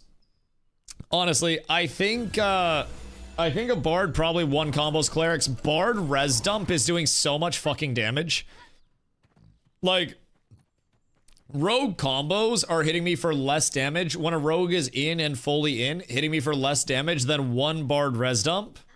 And that's just them going pew pew pew pew pew pew pew pew, and then hitting a finisher. That's literally it. 3,000 health gone instantaneously. It's a walking tactical fucking nuke. It's actually wild. There is so much damage coming through. Isn't Ashley coming to Steam soon? Yes, sir. Ski on December 11th. So right now we're over on the private test realm, testing a lot of the changes that are going to be coming in for the 11th, and hopefully providing some feedback on these as they just dropped another huge update today. The 11th is going to be a massive patch, and then past that, of course, we always have more patches coming, more improvements coming to Ashes in the long term. So 11th is going to be huge though. They're wiping everything, brand new servers at that point in time. This is kind of the calm before the storm. And it's also the confusing part before the storm because you guys aren't allowed to see my screen for like 10 days now. That's the big thing to remember here. All right, so I'm going up 100 power and losing a little bit of tankiness. I switched over to some strength consumes, but I gained 100 power, which was about 25%. I went from 420 to 525, and I'm down about 2k HP. And I don't have my shield on. So, did they say what the price will be on Steam? The price on Steam will be $42.50. And then that'll be starting on the 11th. And then it'll go to the 25th, where on the 25th, it will then go back up to $50 USD. So $50 is the new price. Just, you know, henceforth. From there, yeah, I mean, I just got hit for 10,000 by a Bard res dump. Unironically, 10,000 damage. With all of the mitigation that I have stacked up, Bard is out of control. Bard is 0 skill brain dead class right now. Everybody should just make Bard press a bunch of random abilities and then just win every single fight that they're in ever, because your class does actual tactical nuke levels of damage. Jesus Christ. Don't shit on my class. Nobody can shit on your class right now because it requires nothing. What do you mean? But I'm not force flagged, we don't get tripped. Oh, so duels when you're not actively flagged up are causing the old CC immune, basically? Yeah, that's no bueno. That's very much no bueno. We would like to not have that in as much as possible, I feel like. Alrighty. So now I tank another 10k damage from a Bard combo any moment now. I love the Bard, like, walk back and then pump absurd amounts of damage mentality. It's so funny. It's so fucking good. Dusty, bullet pointed for me. Where's Mage in power right now? Zop did all of his abilities to me, and I was 100% HP and killed him with my auto attacks. I would be willing to say relatively same place. My Reflect just bugged out yet again. And then I got hit for 10k from a Bard combo yet again. Really boring fighting Bards right now, dude. It's literally just auto attack and a million damage goes out. Zero anything associated with it. Just a million damage. Infinite CCs and in caps. Infinite sustain. Super strong class. Super good class. Super awesome class. Everybody's favorite class. I, for one, love me some Bard. Oh. Oh, we turned it! Alright. Well, I killed the Bard with a two-hander on, so that's good. Against Bard, also sorry for killing you, I didn't know how low it was. We're both super low, though. I can't walk. I can't do anything. But yeah, the two-hander feels better against Bard. Your D doesn't work. Are you sure that's not more of like a mental thing? I've heard with a lot of guys when they start to get into that mentality, like talking to somebody about the problems could help a bit. Sometimes it can be like a courage thing. Sometimes it can be something that's happened traumatically at some point in life. But it's not a you problem. Why isn't your D key working? What the fuck do you mean? What about a Bard with a two-hander? A Bard that gives me a two-hander? No. When I'm fighting against a Bard or casters, I'll probably just want to embrace a two-hander instead of a one-hand and a shield. The block mitigation is really nice, but anything that's sustain-based, so like Cleric, Bard, I'll probably want to use a two-handed weapon for more power scaling and more aggressive play. So just for perspective, with the set that I was at before, I was at, well, I guess with full strength consumes, I'm 446.4 fizz power. And then when I put a two-hander on, I go up to 525.6. So I'm essentially going up 80 fizz power out of my 440, which is going to be a relatively substantial chunk. That's like a 20% power gap. So I'm definitely not opposed to that extra little bit of scaling. And I have 720, I can go for 800. Yeah, I'm not enchanted at all. So I have 0 enchanted pieces, no enchanted weapons or anything like that. So if I were to enchant gear, it would probably be just weapons, maybe like 560-ish. How are you at 720? Oh, is it because of the force bonus? Nin, thank you for the hydrate. You're at 720 power scaling? Like, power? With what? Nerf mitigation? Who is this? Short bow? Ranger user? Strag. Strag, show yourself. Is this Strag? Because this screams Strag to me. I don't know whom, but hello, Strag. That's what I'm saying. I'm thinking this is Strag. This has Strag written all over it. Oh, wait. I don't even have the... There, now I have the sorting board on. Sorry. I'm just going to run at you, and I'm going to auto-attack you this entire time. I will not use a single ability. I'm just going to run at you, and I'm going to auto-attack you. Use every ability in your kit against me. You do literally whatever you need to, Mr. Ranger, man. I am inevitable. So...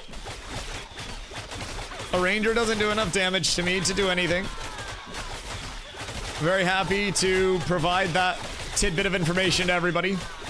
Physically, do not lose HP. I'm also inevitable. Okay, hold on.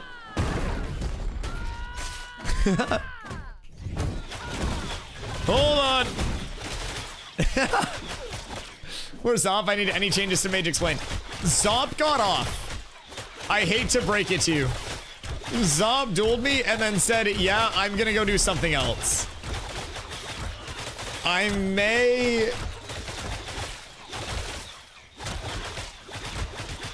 have exposed that things are the exact same. That means shit didn't change. No, literally nothing is different. Are you showing PTR or hearing the audio from the NDA? I'm playing PTR, yeah. You can hear the audio from it, I just can't show you, so. It changed? Nothing changed. Nothing changed. Oh, what changed? Yo, Yova, what up? Since when? Like, today's changes? I mean, it's TTK changes. They did some more with the first time user experience loops and routes as well along the way. But primarily time to kill changes are going to be the most prevalent things to take note of. They have adjusted HP scaling once again, and they have removed the diminishing returns from power scaling. So now people are able to power scale way higher than they previously were. However, a lot of people are dropping some tankiness in order to get that. So I'm not quite sure that it's worth it for everybody. My D works a bit now.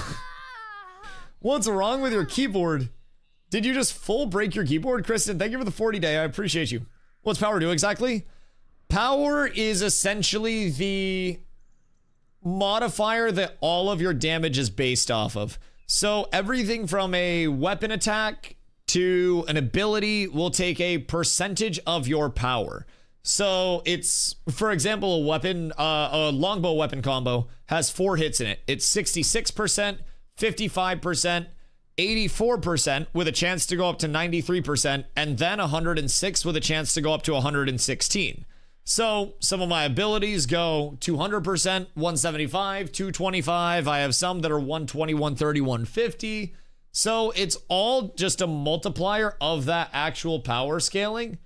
And the power scaling itself is what is ungodly. Sorry. Sometimes Spotify likes to sneak in like super emotional fucking violin quartet songs. And I'm like, nope, that's not gonna stand. That's not gonna fucking stand. So I can only tolerate so much. We have some playlist changes on the way as well. Real question, did block meta get shit on? Block didn't get touched at all. Mitigation didn't get touched at all. No. They changed just a little bit of HP scaling, but for perspective, with a two-hander on, I'm at 15,429. I'll work on the playlist. I love you. I appreciate you. Game playable right now. PTR is playable right now, and then on the 11th, it comes out fully playable on the Steam launch in the early access. So that'll be brand new servers coming up. You will have a full wipe of everything beforehand. So, yo, Bobby, I don't know where the note is. It'll be here at some point. Thank you for the follow. I appreciate you. Seems way faster in general. What's that, TTK? I mean, like, it's obviously faster. There it is. I appreciate you, Doc. It's definitely going to be faster with more power. Yeah, I mean, like, HP is down, power is up. It's still going to be faster, but also that's probably going to be with everybody just scaling raw power and nobody going the mass scale build of use a shield, stack up more HP still, and then just don't die. I feel like the larger you go up in scale, the less it becomes about eyeglass cannon, I try to blow somebody up, and the more it becomes my biggest goal is to not be dead. So I still think we're gonna see everybody go back to the same tweaks. It's going in the right direction. Oh yeah, no, I agree. It's just kind of like they're turning the wheel really hard one way and then turning the wheel really hard the other way. And once they stabilize in the middle, they'll be good. They just got to figure out like what's going on within the two. Reflect is fucked with purple flag. Awesome. Cool. I knew it. God fucking damn it. Okay, Reflect is down bad. Understood. Is PTR access also got the $100 package or is it invite only? PTR is everybody that has access. So if you've got the $100 package or any beforehand, or you're going to be getting the Steam pack on the 11th, obviously you won't be able to join the PTR before then if you're getting the Steam pack. But if you have access, if you have the $100 pack or anyone before that, you also have private test realm access. So you can go into the Ashes launcher and before you log in on your account, you can pick the environments drop down menu, and then with that environments drop down, change it from alpha 2 to the PTR, agree to the visual NDA, and then just go from there. You can launch it. You'll have a watermark on your screen, so I would not recommend showing it, or you will get in trouble. So just be very aware of that. You can talk about the PTR. The first rule of PTR is don't show anybody the PTR. Otherwise, it doesn't really matter. You can talk about your dick. You can do pretty much everything. Just don't show anybody your dick. And then you're fine. You won't get in trouble. So, Tomahawk works, but Reflect is GG. Is it just not tripping consistently, or what are you guys noticing with Reflect? Because sometimes it was tripping, but it seems like on anything that is, I think, AoE damage, it's not going through. I think a lot of things that were previously facilitating a trip are no longer doing it. Maybe it's things like, check Red Saga. It's auto? Oh, so you're testing it on autos and it's not even tripping? Dope. Awesome. Now, I'm wondering, only if I force flag it trips. Okay, so if you're dueling and you're not force flagged, no CCs are going through, or just no trips? You can in-cap him.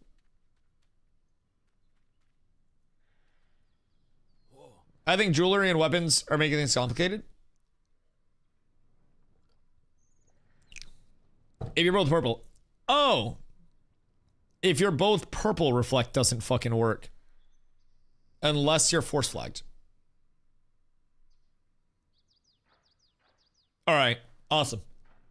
Did we get a bug report up for that? Jesus fucking Christ. I knew something felt off, man. Jesus. I hate that I can tell that something feels off that quickly. I don't know. I don't know if I like that a lot or if I don't like that right now. Jar Jar, what do you think about jewelry and weapons that are making things complicated? I just feel like it's mitigation. Although the Dusty Express straight to a fucking Ember Spring. I feel like they either could have gone this route or just turn mitigation down, keep power DRs in. It seems like they want to go this route to see maybe like the raw scaling of what everything is stacking up as. I'm not quite certain. I'm not 1000% sure one way or the other. However, I'm also not the decision maker on that. So it'll be interesting to see how it feels in the long term, though. I will say 1000% look forward to seeing how they play it out, because they've got a lot of options now. Many possible options along the way. So, man, I hate Mez. Genuinely. I hate Mez, I hate Marionette, I hate Bard. Stupid, dumb Bards. Dumb, stupid Bard class. I just got hit for 10k. Man, I love Bards. Man, super balanced, awesome Bards. Super dope, cool Bards, man. Golly gee willikers, I love me some Bards. Holy. Fuck me, yo Wack. Thank you for the follow, I appreciate you, dog. God fucking damn it. We're dueling over on the private test realm right now. If you guys are wondering what's going on and why you can't see anything, we're testing the new time to kill changes that just came in today. And as you can tell, I'm fighting against a Bard, and I really like fighting against Bards because Bards are super awesome, cool archetypes to fight against. Everybody loves fighting against Bards constantly and just having them walk around forever. It's so sweet, so awesome, so kawaii even. Oh my god, Sugoi. God, I fucking hate Bards. Is mitigation at least nerfed a little bit? No, they didn't do a single thing to mitigation. However, power diminishing returns are completely off the board now. So Bards are actually hitting for 10k plus. It's unfucking real. Like, there is so much Bard damage being dumped out at all times. At least Stutter's gone. Yeah, I mean, the Stutters are definitely better. 1000%. My game is playing a bit better. I do still have some chonkiness. However, anything that makes it a little bit better makes it a lot better in my opinion. Which I'm thankful for. Oh my god, I finally resisted a Mez for the first time in human fucking history. Thank you so much. Holy, I've ascended, man. I am now at the peak of humanity. I have resisted a singular mesmerizing dance, only to get hit for unironically 12,000 damage by one combo. I hate this brain dead ass class. Ha ha ha ha. Auto attack after ability spam, hit for 12,000 damage. win game. Literally no anything, nothing skill related to it. Ha ha ha, Mez Dance, 6-second stun. Ha ha ha, free damage, millions of free damage, 10k combo. Ha ha ha ha ha. Yo, Weststone, how are you, my friend? Ha ha ha, 4-second silence after. Ha ha ha ha. PTR is amazing. The PTR time to kill is dog shit, and it's far worse than it ever was. Yes. There are a lot of good changes, but this time to kill is really bad, and certain things are just out of touch. Bard res dump in no way, shape, or form should be hitting for 11,000 damage against a fully mitted tank. Any DPS is just going to die. Any singular DPS that just gets hit by a res dump dies. Why not? I have 740 power. How much HP and mitigation do you have as well? Break down the entire scaling for me right now, because you're also tanking a 500 plus power build coming at you on top of full sustaining everything because of percentage based sustain.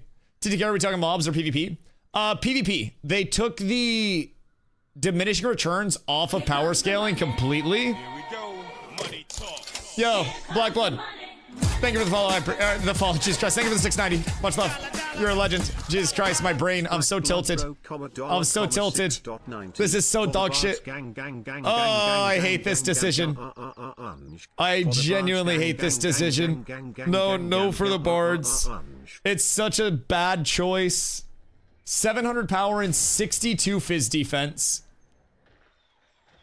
Well, that's why. You're 700 plus power. You're 9k plus HP. You're 740 power, 9k plus HP, and 62% mitigation. Bro, we're playing Superhuman Simulator. In what fucking world? We're playing goddamn Superhuman Simulator. Keep in mind, this is a class that has more 10-second CCs than I can actively break. If I break one of the 10-second CCs, then they have a guaranteed second 10-second CC. In what world? Controller class? Oh, dude, it's a fucking geriatric class. Oh my god. It's fucking Mickey Mouse class. I cast a bunch of random abilities, I CC you, I use Discordance, and then I hit you for 18 million damage. Through all of the fucking highest mitigation scaling in the game that one can achieve. Holy shit. What a class. Genuinely, what a class. What a design. Fuck me. I don't know, I feel like other classes fighting you as a tank sound the same as you fighting a bard. Probably, but Bard's doing this to everybody. Like, the only way that you can possibly cook a bard right now is get incredibly lucky RNG. Incredibly lucky RNG. Not miss a single attack along the way. Get through the mitigation. Yeah, nah. I'm watching Glow right now just passively tick down. And Glow just dumped a full combo into a Bard's back, and the Bard's HP didn't even move. Bard needs to be deleted right now. Genuinely, Bard needs to be deleted. Oh my fucking god, this is a mistake. May have to build a light armor tank. I am in medium, and I sit at... excuse me. I sit at 56.4% magic mitigation. And... wait a second. Oh. Switch on my neck when I stop blocking. 39% magic block defense. Like my brother in Christ. How much mitigation do I need? I am at over 55% magic mitigation. Over 56% if I switch the necklace out. I don't understand. Maybe the option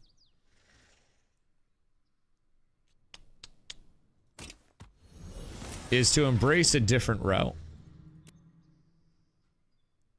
You give me 1 second, and we'll see how this will scale up. Because maybe it truly does just become Thanos everybody meta. Alright. Let's give this a shot. Okay, Whetstone. How are you, my friend? Can you dodge roll the finisher? Maybe not in Mez, but I wasn't sure if you could dodge roll the laser procs. I mean, if you get a roll on the finisher, then you're up tremendous, but that's also if you're not sprinting to try to keep up in the first place and avoid their CCs, because you want to have sprint toggled, so that way you're not getting, like, minus 30% CC evasion. There's a lot that you got to do against a Bard right now. Look at my 2025 Twitch recap. 171 hours here, 3,700 chats in 2025. My fucking goat. We had 741k chats or something like that this year. And I'm very grateful. I want to push it up over a milli this upcoming year. It's like P1, P2 Bard. Had the same laser proc. Yeah. I mean, it's not even being facilitated off wand. Like, if it was wand, I would just wait and bait the wand, and then I would play off of that. It's short bow scaling, though. So, short bow scaling's a little more annoying. Oh, I just got such a fucking frame drop. Jesus. Alright. Cool. I have avoided 1 CC so far. So, everything in the world is good and healthy and solved. Maybe it truly is just... It might just be fuck mitigation and play on the fact that everybody can Thanos snap each other, if I'm being honest. I, unironically, might not even need to play tanky. I don't know, though. Oh, yeah. Because I'm doing a ton of fucking damage now with just a couple of swaps. I unironically may just build as Thanos. I'm hitting for like 17 million with this. Like with this new set of changes. It's so strong. Okay. Everything's fine. 1, 2, 3. I just interrupted his mez. Absolutely huge. Okay, yeah. I mean, I'm 100% HP right now. He's gonna heal up a little bit. Are we still dueled? Yeah, we're still dueled. We're good. My brother in Christ just full healed off of like a half-second reset. Disgusting behavior from the Bard player. Hiya! Alright. Tomahawk actually worked for a change. That's fucking phenomenal. I love that. That's a huge update for the boys. He's CC locked out for 4 seconds. I can get out of this and get into a nice little trip there. He's gonna try to come in with a mez. That's perfectly fine. He broke his own mez. Throw a tomahawk out, get some extra damage out. Need to make sure that I'm getting my wounds out. Get some deadlies up in this bitch. And if I can get deadlies, then everything is fine. Deadlies are imperative, though. Okay. Big damage going out here. Big trips, big pushes. I got a marionette here. I'll take the marionette. Want a VOD mode till the 11th? VOD mode till the 11th? Yeah, unfortunately. Unfortunately, I'd love to do something about it, but I don't have that level of motion yet. Maybe someday, though. That would be absolutely fucking wonderful, but as of right now, I have no motion. I have nothing to look forward to. I have no hope. I just got disarmed. Yep, so on top of everything else, Bard also has a disarm. I can play so perfectly against a Bard, and then they just one-combo me. How much, unironically, did I just take? Shocked did about 1,000 to me. Rez does about 1,000 per tick.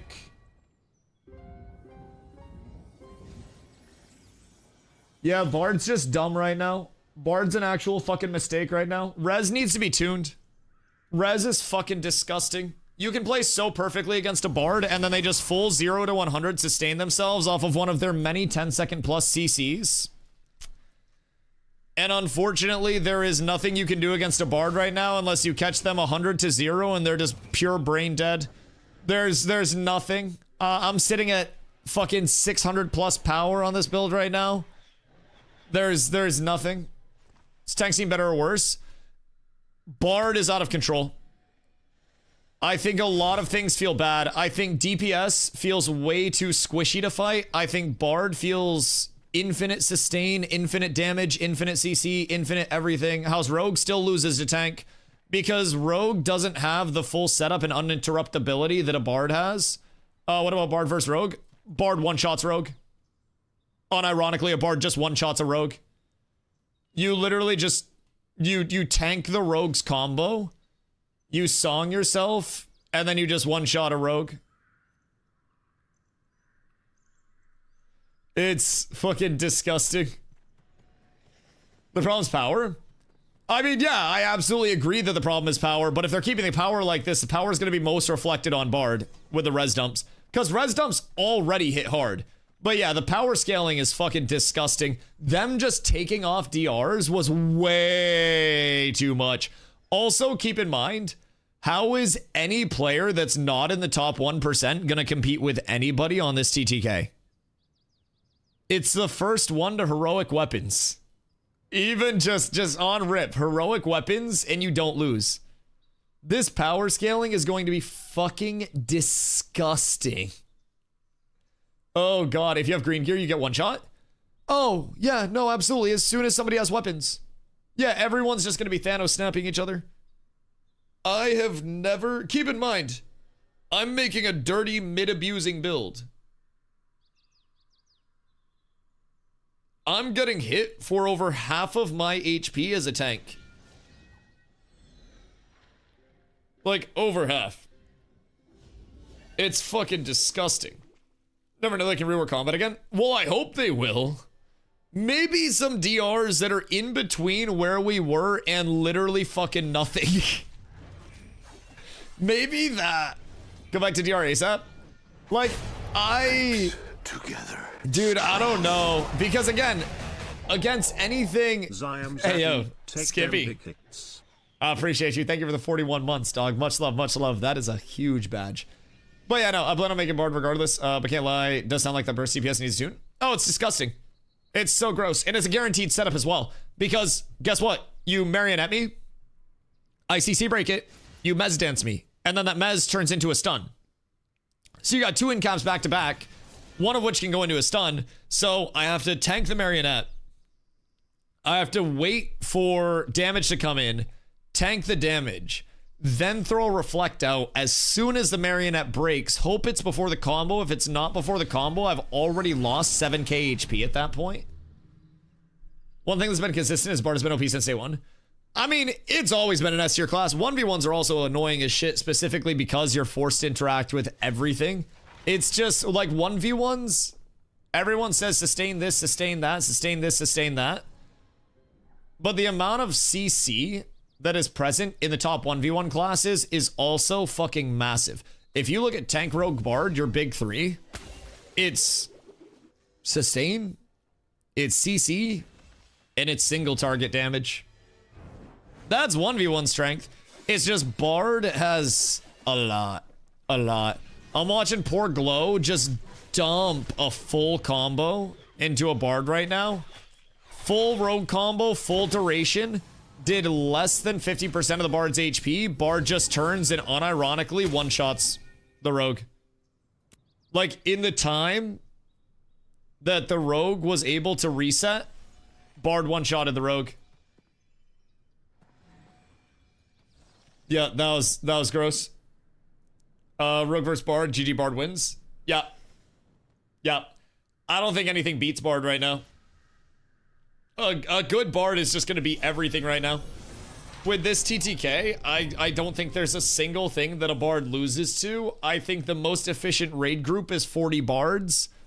I think that everything is Bard. No matter where you look, no matter where you go, it's all Bard. The game released on Steam yet? Coming on the 11th. Bards of Creation. Bro, unironically. Holy shit. Like, I'm wondering if I should just mid stack or if I should just try to power scale, because it's like I can't do enough damage to get through the 63% mitigation that the Bard has. Can you still get a refund for the game if I bought a year ago? Absolutely not. Not a single chance. 2 days till interview. Thoughts on the question so far? Probably. Why can we not just adjust things in a smooth manner? Why no, slight adjustments? Everything right now is just A wombo combo. Oh no. Glow's working so hard just to get 100 to 0'd by the Bard. That's so sad. Glow played the fight so well. Literally played the fight so well. Dropped multiple full combos on the Bard. And then the Bard just walks away at 25% HP, turns, and then one-shots Glow. This is so dumb.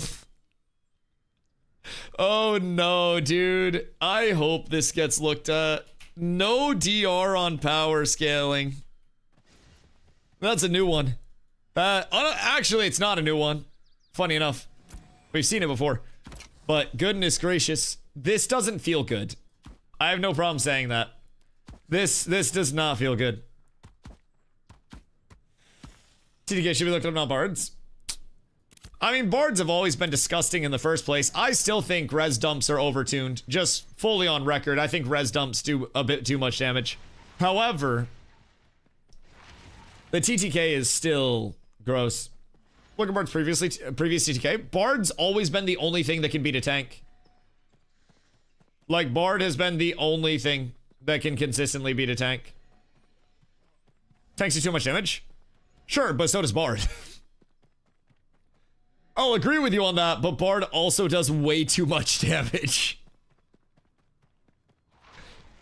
Let's go there. What's time to kill? TTK is time to kill. So essentially a measure, it's more of a referential term at this point to say, am I dying insanely fast? Am I dying insanely slow? So everyone kind of just compares it to previous states of the game. We went through a patch today where they removed all of the power diminishing returns that were in place. So now people can just scale up power, which is basically how hard you're hitting, to an ungodly degree. Ungodly degree. Do you think support specs has that type of interaction when you have 8-man groups against them? They'll just be like an ant next to a human. I don't think a support class needs a one-shot Thanos snap mechanism, in all fairness. I think a support class should probably play as a support class and not have a one-shot Thanos snap against equivalently geared level 25s. But I'm also of the theory that nothing should just one-shot somebody. And Bard combos are unironically one-shotting people.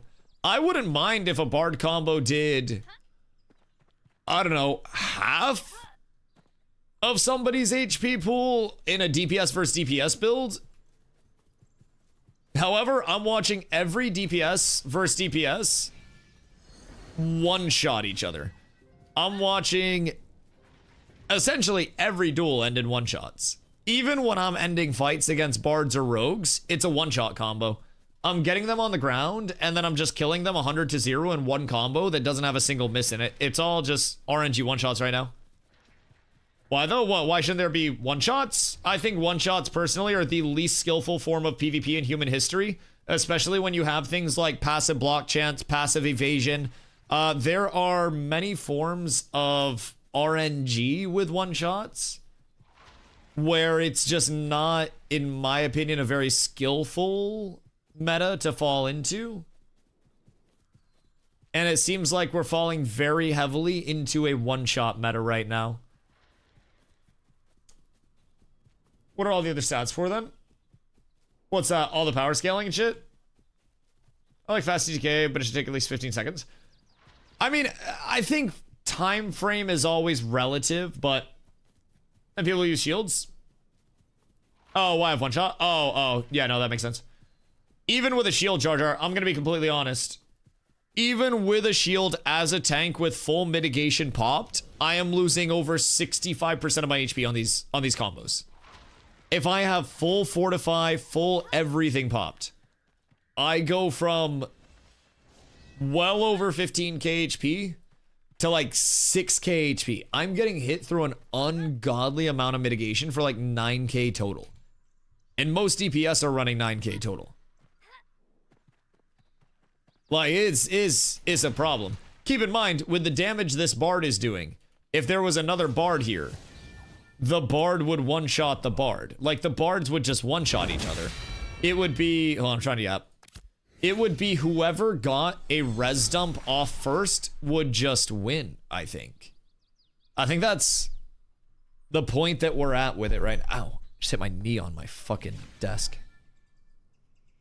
Even with shields, there's just nothing you can do. Yo, Power, hope you're having a beautiful day. Excited for the 11th to get to see more about the game. I'm also pumped for the 11th. We are currently testing some new time to kill changes, as you can see. Sometimes we love time to kill decisions. Sometimes time to kill decisions come in and they need a little bit more time to cook. I think it's slightly unrealistic with the gear from the vendor as well. The people enchant to level 20. Good luck getting that anytime soon in Prod Realms.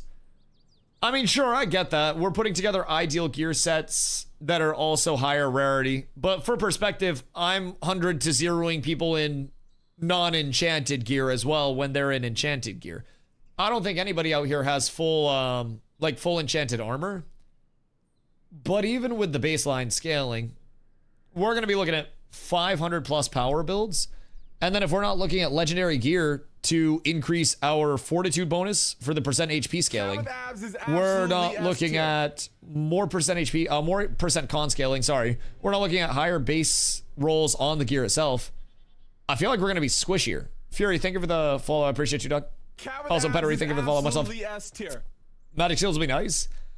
I still don't think it's going to be enough. I'll be honest. How are the health pools with this latest patch? Dual tournament, I saw 20k plus health. I'm sitting at, with sword and board on, 15.5k with strength consumes, 17k-ish with con consumes. So, like, respectable amounts. DPSs are going 8k, 9k, 10k, somewhere in there. Some are getting a little tankier, but is there a wipe before the 11th? The wipe has already happened. We get new servers up on the 11th. I love the new changes. Time to kill is perfect.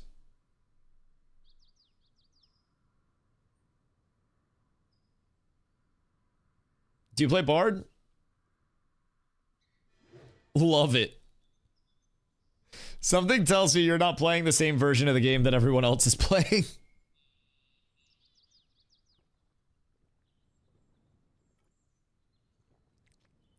That, or he found the combat lead. What do you mean? These time to kill adjustments are awful. Dude, everybody's just one-shotting each other. It's so bad. Everyone literally just one-shots each other. You want to be 2 hours in a fight? No, but I'd like to not be 6 seconds in a fight either. No, that's not true. Come to stack stones right now. Brother, we've been going this entire time. I can show duels. Yes, please show duels. Please drop a link to you sharing duels from the PTR. I would love to watch. Cruz, does your class getting fixed? Oh no, my class still isn't getting fixed. Class is still disgusting. Tank is disgusting. It's literally just Leona, what? Let me have fun. Let me have fun. I wasn't gonna look. It's not a big deal. So anyways, no, it's not even that tank is getting fixed. It's just that this TTK Bard is fucking explosive. Tank destroys everything else, but trip reflect window is affected by your attack speed, so the more attack speed you have, the shorter the trip window is. What do you mean? Oh, so like instead of holding it up for 3 seconds? No, mine just did a full 3 seconds. Yeah, no, I just tested mine.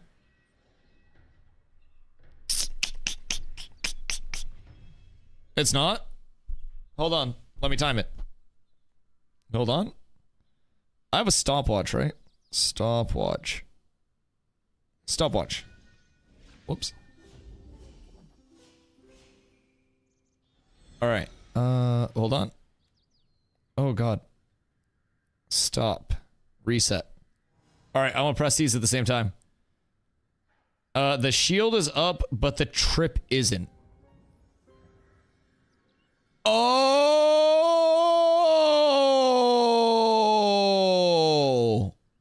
Wait. So the visual is active for 3 seconds, but the trip window ends shorter because of the attack speed. Right. So if I have higher attack speed, the trip isn't applying in like the latter half of the reflect window, is what I'm gathering. So high attack speed, I have to hit in the first like few fucking frames of my reflect. Okay, awesome. Phenomenal. Duration of the enemy being tripped, that's still fine. Right. So basically the reflect will still stay up for 3 seconds. However, the reflect trip window is lower. Yeah, I'm just watching a bunch of people one-shot each other. Can you have a bard combat you without using res? Well, that would also be like saying, can you have somebody fight you without hands? Bard's built around res dumping. Like, as annoying as it is because of the amount of like CC and shit, it's genuinely the same thing as any other combo-based class. It's just that they have such a guaranteed facilitator into that, if you know what I mean. It's a very annoying matchup. And when power scaling is this high, it's like it's a guaranteed 8k damage. Say never play Ashes seriously or you'll burn out.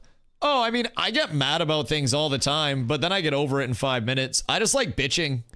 I'll get mad and like say something's dog shit and say that a class is dog shit and be all in a tissy.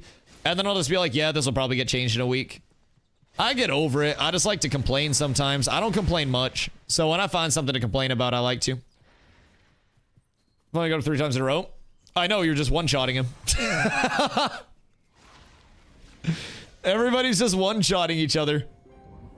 It's disgusting. Even when I'm killing you guys, it's just one-shotting you guys. I have to 100 to 0 you guys. Communities don't last because it's an alpha? I don't know, man. Our community's lasting quite well. Our community's gotten larger and larger every single phase. I know some communities won't last, but there will be those that do last. Absolutely. Federal bolt. That might sound good. That might sound good. You should buff all classes of the average player. One shots bosses as well. God damn it. God damn it. Yeah, maybe just make world bosses all just one-shot Thanos snap meta. That would be so sick. Honestly, what's stronger, every world boss in the game or one bard res dump? Just Harden have to one-shot them. I can kill bards, but I have to one-shot them before they one-shot me is fucking phenomenal. That shit's great.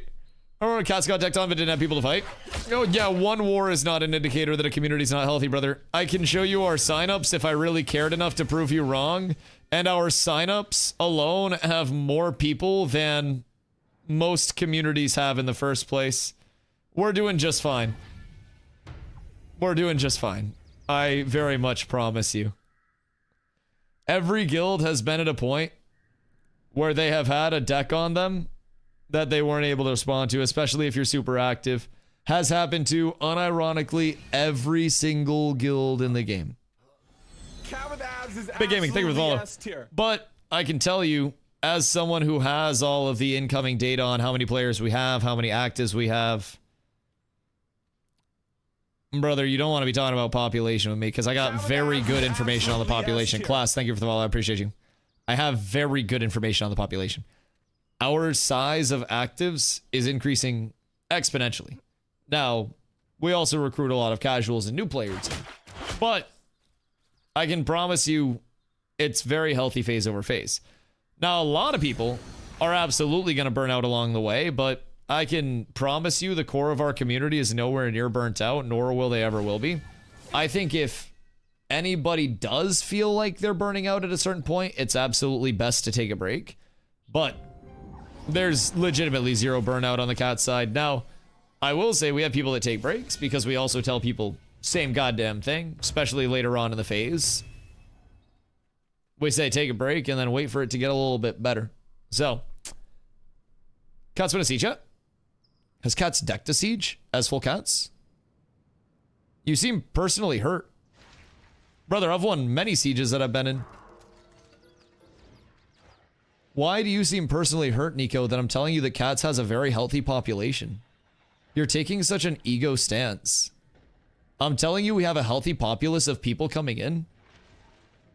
And then you're like, oh, if you want a siege, brother, you can go back and watch my siege VODs. Yeah, you absolutely can. Whenever you'd like to. But you don't need to puff your chest out and be weird when I'm telling you that our population is healthy. Perhaps you should take a step away instead of trying to say everybody else is going to burn out and everything's going to be bad and people are going to leave. Maybe for your own mental, take a step away and take a breather and not have to puff your chest out anytime somebody says, actually, our community's quite healthy. Because I can promise you, just because yours isn't, doesn't mean mine isn't. And my community will continue to be very healthy. I hate to break it to you, but I appreciate you, dog. Heard every time you don't drink water? I got you. Ashes community is huge, y'all won. When did I ever say the Ashes community was huge? Now you're so red in the face and angry that you're trying to put words in my mouth. Nobody's saying the Ashes comp's huge, but you're saying everyone's going to burn out if they play the game seriously, and I'm presenting facts that say my community's growing phase over phase over phase. Oh wait, this is when we were making fun of this guy. Little TSM myth looking ass. That was a beautiful yap. So anyways. Apologies? Yes, you should apologize. You should get on your hands and knees and grovel. And beg for forgiveness. Not that guy. The fucking TSM myth looking ass. Jesus Christ. Yes, thank you, Nico. Learn your place. Learn your place. No, but no, genuinely, like, I'm just talking about like population stuff, right? Like, I'm not saying anything other than that. But we're having net gain of players phase over phase. And I do know that there are a lot of communities that are absolutely burning out. But I feel like we also are one of the more chill communities that there is in terms of looking at it from a competitive standpoint, where we have the least restrictions on our players, the least expectations. We have the least, like, I don't know, not hold people accountable, but we're the least, like, boot campy out of the guilds that are actually even competing in PvP at the high end. So that's probably a big catalyst, and the fact that we do recruit a lot of casual players is also probably very, very, very good. But there are a lot of guilds that I do think are going to hold people to a much stricter set of bylaws, if that makes sense. And I definitely feel like that's part of the contributing factor of people burning out, you know? I feel like the community needs to ease up. I mean, people will play as hard as they want to, but yeah, I do feel like a lot of the top end communities approach, and to each their own. I'm not one to tell people how to live their lives or play the game, but I feel like it's adding more stress on a lot of their players than it's actually, like, contributing. So, ease up on the witch hunt stuff. I mean, honestly, ease up on both sides of it. I think while the witch hunt stuff often gets exacerbated very heavily, there are also communities that have a reputation for taking advantage of every single thing that they can without any form of responsible handling of it. Like, there are absolutely bad actors that have existed in the comm for a while. And then there are people that are also drama fiends that are just like, oh my god, this person has an advantage. They're associated with this community. They have murdered 17 orphans. Yeah, it's both sides, dog. It's both sides. Oh, so you're the only light for Ashes? You're the only light for me. Nico, I love you. You just don't have to puff your chest out at me. I was just saying we were doing well recruiting, dude. I didn't mean anything by it. I have to rage bait you sometimes. Well, I was like, brother, how many times have we even had a full Cats defense or anything? God damn. We've had like 2 sieges that weren't bugged. We've had like 2 that actually worked. Other than that, I'm guest starring.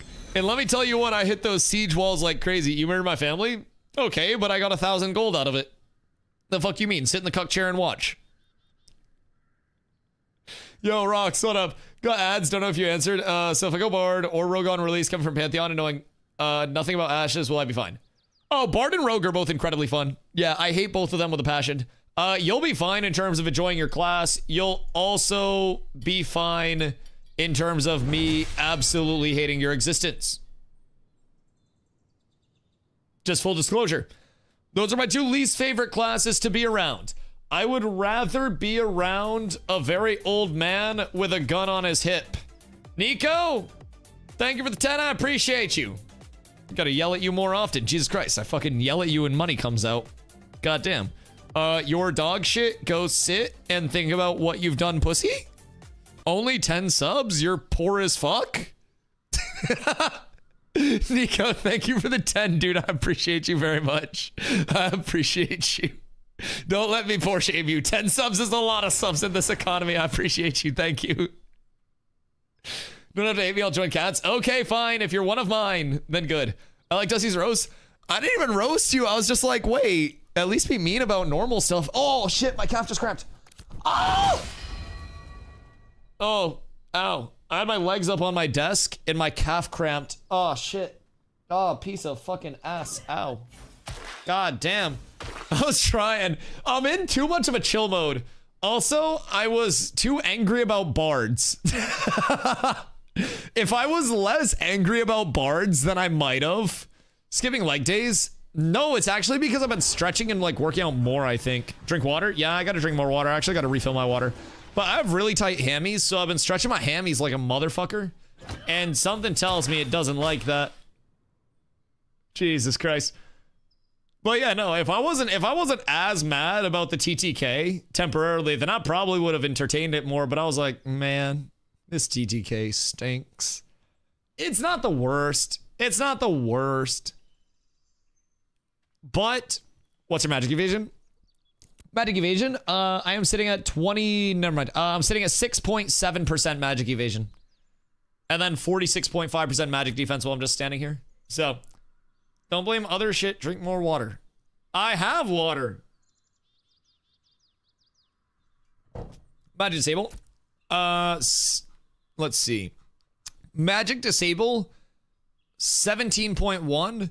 Regular magic evasion 6.7.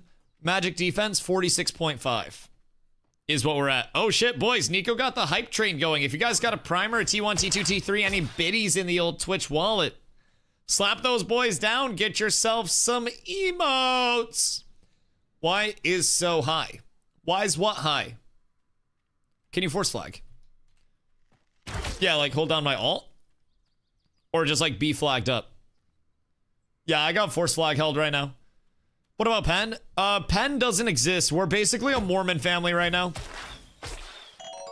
I resisted the first thing. Whatever that was. Also, why did I trip like 7 times? That looked really weird. Duff, thank you for the 100 biddies, dog. I appreciate you. Oh my god. I barely tripped Blotto. Weird. Was Blotto using the force flag bind? Or holding force flag? Because I'm holding force flag right now. I don't have like the force flag bind, like the toggle. Didn't matter for him. Very strange. Okay, so you can trip me. He was doing the toggle. All right, maybe let me check the toggle then. Power car, thank you for the follow. Much love. Let's see. Where is it? Under? Is it? Oh, it's targeting. Let's see. Left alt. Toggle PvP force flag. All right, toggle is on right now. Try now. And we'll see if that works. I feel like Penn getting fixed with correct TTK without with power still having DR. Okay, so like, hear me out. I recommended that like last week. I said, what if we just took some of the crit chance scaling that they currently have and then put it into some Penn to get through this insane amount of mitigation? And then keep health high, and then keep power scaling high so we have dancing health bars. So that way people can play in between 10 and 90%, and then get healed, pop up, take damage, drop down. Dude, right now it's just going to be 100 or 0. Because keep in mind, everyone says 8v8s, 8v8s, 8v8s. If a bard is just res dumping somebody to 0 HP in 1v1s, then the second there's an 8v8, everyone dies faster because there's no response. It's going to be a little unfortunate, I think. So we're not gonna have like 30% pen before. Oh my god, pen builds went crazy. Dueling tank versus tank when one of the tanks had pen builds. It was so noticeable. Jesus Christ. Oh god. Be honest, Bard was playing versus you. Is only good versus melees. Well, I think he also has full heavy gear on. Because he had like 63% Fizzmit. So that's also probably part of it. I think he's just full like anti-tank build. Which makes sense. But also very fucking annoying. Just the damage is so disgusting. I just hate getting hit that fucking hard. Having like 12% pen only sucks. I want 30% back. Do we even have 12% right now? Where are you getting 12% from? So cleric healing and shields don't prevent one-shots either, making healing useless at the moment. I mean, so healing's gonna be good if you can get a heal off on somebody before they actively die. Because theoretically, with power scaling, I don't know what the healing power itself has scaled up to as well. Because they've adjusted the healing power scaling off of regular power scaling. So I'm not sure entirely what clerics are going to be dropping for heals. Funny enough, I actually haven't seen a cleric on out at Stackstone since we've been out here. So I don't know how hard clerics are healing. However, I would assume we're probably going to see a whole lot of 0 to 100 heals and 100 to 0 deaths. I don't want to heal a bunch of glass cannons. You won't have to heal them because they're going to be dead. Everyone's just going to die. I feel like they've achieved the two fasts. And now it's about bringing it to the middle a little bit. Or not the two fasts, but like the two sides. They've achieved fast TTK. They've achieved slow TTK. Now, if they just bring it into the middle a little bit, Ashes will have the most fun ebb and flow fights. Ugh. Can a rogue backstab with a two-hander? Yeah, you can backstab with a two-hander. If you're playing a rogue and you're building for ability damage instead of those like poison stacks, then a two-hander can be more ability damage and more ability pump. However, the poison stacks can apply a little bit faster over the course of dagger combos because you get more hits in. That's why some rogues will also use a short bow instead of a long bow in 1v1s. First skill roll of your weapon gives you 3 of them with pen. I can't remember exactly. Oh, yeah. Right. I don't know, man. Clerics probably saw Summoner Healer Pen and said, at least my job's done. Every cleric probably just went over to play Bard. It's going to be a more fun version of cleric. I don't know. Choo-choo. Yo, Duff. I appreciate you. Nico, thank you for the 10 as well. Much love, guys. Much love. All right, I'm going to go fill up my water before I cramp again. And then take a good old trip to Dr. Bong Rapinski. And then we discuss scaling. I was looking to roll a Bard when the game came to Steam, but now all this chat is making me second guess it. Oh, wait, why? Bard's the best. No, genuinely. I hate Bard, but Bard is unfucking godly good. Bard is so good. I hate Bard because of how good it is. Primarily because it's absurdly useful in groups. It's absurdly good in 1v1s. It's an offensive threat. It's a utility. It's everything in the fucking game all at once in one package is real good. Real good. So good that no groups want to go without at least 1 or 2 of them. Yep, it's fucking ungodly strong. Feeling different because I chose Bard before knowing they're broken. But I hate playing anything meta in a game. I mean, I wouldn't worry about meta stuff right now. Everything's gonna keep scaling, you know? Cooper Flag's brother. Yo, what up, Tyler? How are you, dog? No, I'm not the still also good at basketball East Flag twin. No. The third Flag brother. I am, however, a washed old hooper from Maine that now plays video games, so. Coop's representing for all of us that couldn't do it before him, though. We love Cooper Flag here, man. Imagine this TTK with gear difference. Gear difference is going to hit hard as shit. Gear difference is going to be disgusting. Oh, yo, T-Mugsy. What up, dude? Type exclamation vanish real quick. I got a cool command for you. Someone pay Dusty to watch it. Don't you guys have people that juice your Discord? Just pay my sponsored content rates. Yeah, easy peasy. Hold on, I'll be right back.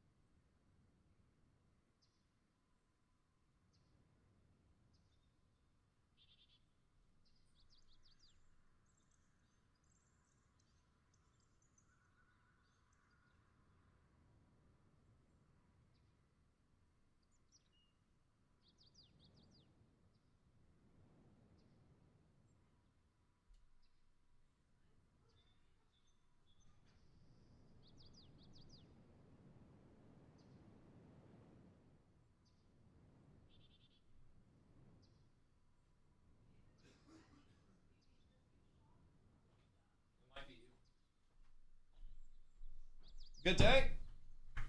I have water. And I have Dr. Bong Rapinski by my side. We're so up tremendous.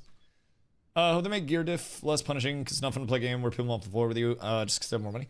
I mean, the gear diff and gear scaling and vertical scaling. Yo, Cathanius, thank you for the follow. Much love. I think gear scaling is something that vertically should allow differences in tiers. And it's such a hard balance to try to have this level of your top player base is your top player base and everyone else is underneath that, but also feels like they can play the game. It's almost been this impossible feat for any MMO to achieve in the long term. So I don't necessarily expect it to magically hit all these numbers, especially with progression differences.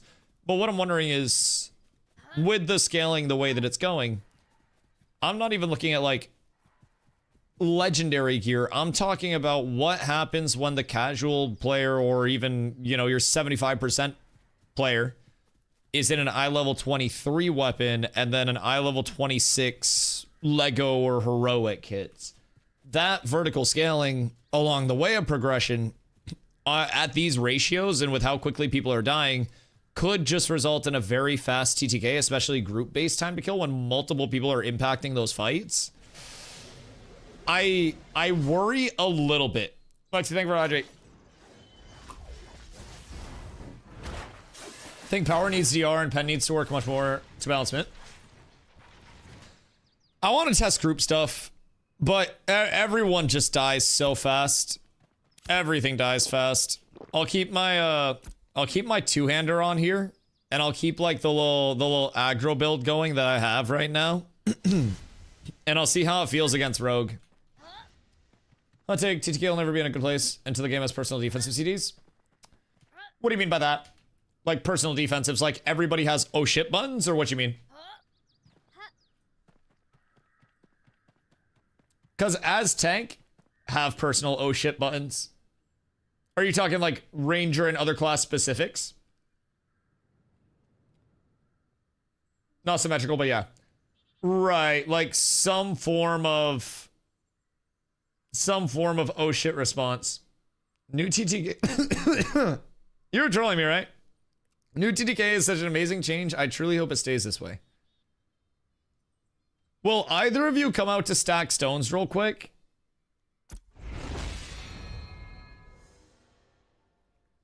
I would personally love to see anybody that's saying the TTK is really, really phenomenal right now. I would encourage anybody to come out to stack stones and get some dual skis in. There's a lot to test right now, and I would be more than happy to test it with you guys along the way. What's TTK? Time to kill. Yeah, Tyster, I appreciate you, dog. I appreciate you. Yeah, so there was a patch that came in today that took the previous diminishing returns off of power scaling. So power is essentially the modifier that makes you hit harder with everything from abilities in Ashes to you name it. So with power, they took off essentially the slowdown mechanic when people were building it. Therefore, people get to scale up power like mad now. So previously, there was a bit of a problem where the time to kill was a bit slow. Now there's a problem where the time to kill is all based around just one-shotting shit. So there's some balance points along the way that can be very hard to actually maintain. And we've seen everything from super slow TTKs to super fast TTKs. So they will continue to mess with it. They'll continue to feel it out and tweak it and see where they want to bring it. But I love when my reflect just doesn't even work against a rogue. It's so cool. I hate rogue. Brain dead class. Okay. So I can no longer do anything against a rogue. I can. Anyways, I'll still win the fight. But in terms of stopping them from resetting, I genuinely hate the new grapple change so much. They cannot get tripped out of their grapple anymore, so they can just reset in your face no matter what you're doing, no matter what they're doing. And with the new dodge changes, you can't keep up with them because their dodge is also going to cover more ground. Oh, it's so cooked. Only thing I tested on this PvP Rogue, Fighter, Summoner, Bard. This is 100% the best patch. Duel lasts around 3 minutes plus. Who are you dueling that's lasting 3 minutes? How are you dueling anybody on any of those classes that's lasting 3 minutes? If you're still on, please come out to Stack Stones for duels, because I can unfortunately assure you that it is far from 3 minutes. I wish it were different. However, 'tis not. It's quite quick. I mean, even when, whoops. Oh! Well, I just corrupted. That's my bad. I'm gonna need somebody to grab my stuff. Ultra, can you kill me real quick? So that's weird. Our duel ended and Glow flagged up at the end of the duel, but I wasn't flagged up. And I hit Glow, and then I killed Glow. What killed Glow? Lethal Pulverize. Weird. I pulved Glow, and then I killed Glow in the duel, but Glow died outside of the duel? You're force flagged. Oh, Jesus fucking Christ. No, you're so right. I changed my bind for the testing and then never turned it back off. That's my fault. You're so right. Brother doesn't even need to see my screen. I changed my force flag so I could test with him. Yep. I done fucked it. Oh, what the hell? I also can't unforce flag? Okay, there we go. It's kind of like a light switch thing. PP force flag. Left alt. Okay, cool. Fix that. Evan, we're almost back. Okay, yeah, I'm on my way back as well. I had to die because I accidentally corrupted. Where are you? We're running over to Stack Stones right now. I just finished a duel and then corrupted. So I had to die and now I'm going back to get my gear. I made a oopsie. So I'll be right back to Stack Stones. It's underneath Jova if you haven't been there. I need a mana drain. So are you preferring mana drain comparatively to slow? Because I hate playing against slow right now. Only tank first bard's long right now. Tank first bard isn't even really like that long if I'm being honest, because the second I misplay, I just die. If I play perfectly, I can whittle the bard down, but the second I don't have a cooldown up, like a reflect or a CC break when I need it, the second my fortify's not up, the second I lose any of my defensives, bard just blows me up. I wouldn't even say tank first bard is slow. I would say it's I'd say it's dastardly quick right now. Like tank killing bard is slow, but I haven't enchanted anything, just legendary gear. Yeah, I don't have anything enchanted either. I'm fighting against goobers with plus 20 weapons though. Jesus Christ. Jesus Christ. Oh no, you're good, you're good. How much damage does the bard do to you? With a combo? Oh god. Like 9k-ish? 10k? Right around there. We have the data full release? Full release? That's gonna be a long time. Full release, my guess is mid to late 2028. However, that is simply a guess. I don't really know what the long term is, but not seriously how much. No, what do you mean? No, I'm not kidding. The bard did 9,000 damage to me through my mitigation. I'm not kidding. It wasn't like an over 9,000 meme. It was actually 9,000. I went from 17k HP down to about 8k with the full defensive build. And then I went from 14-ish down to under 6 with the offensive build. The second I got looked at with a combo, I died. Ask Glow. Glow's been fighting against the bard as well. It is legitimately either Glow one-shots the bard or the bard one-shots Glow. It's disgusting, dog. Actually disgusting. Get your boofs up, Mr. Einar. Oh, I gotta put my weapon on. Oops, I didn't even have my other weapon on. I'm gonna say 2030. It could easily go to 2030. I mean, I'm not necessarily expecting it to come out quicker rather than, you know, a slower cadence. However, I don't necessarily think it's a slow content cadence. I think there's just a lot of scope to still put in with Ashes. A lot of different systems that need to be brought in. A lot of polish on top of those systems. They've got a million different directions where they could end up taking the, you know, taking a lot of these systems. So, personally, there is a lot of variance that could come in with it. So, I'm excited to see where it goes on my end. However, like I said, there are just about 1,000 different ways that we could see them take any of these changes in the long term. So, I don't know. I'm excited. I do really think we're going to see 2028-ish. But if they shock me, maybe if Steven's tweet about the betas is actually right, and the push through to betas means that, you know, 2026 may be a better year than many think. Who knows, dog? So, I'm fighting this fighter, by the way, that said the TTK was good. I am 100% HP, and my health bar hasn't moved. He is 25% HP. He is under 25% HP. I am walking forward now. Gonna get a finisher out. He's got Whirlwind up and is using it to walk away. I'll keep walking at him with my melee weapon out. So,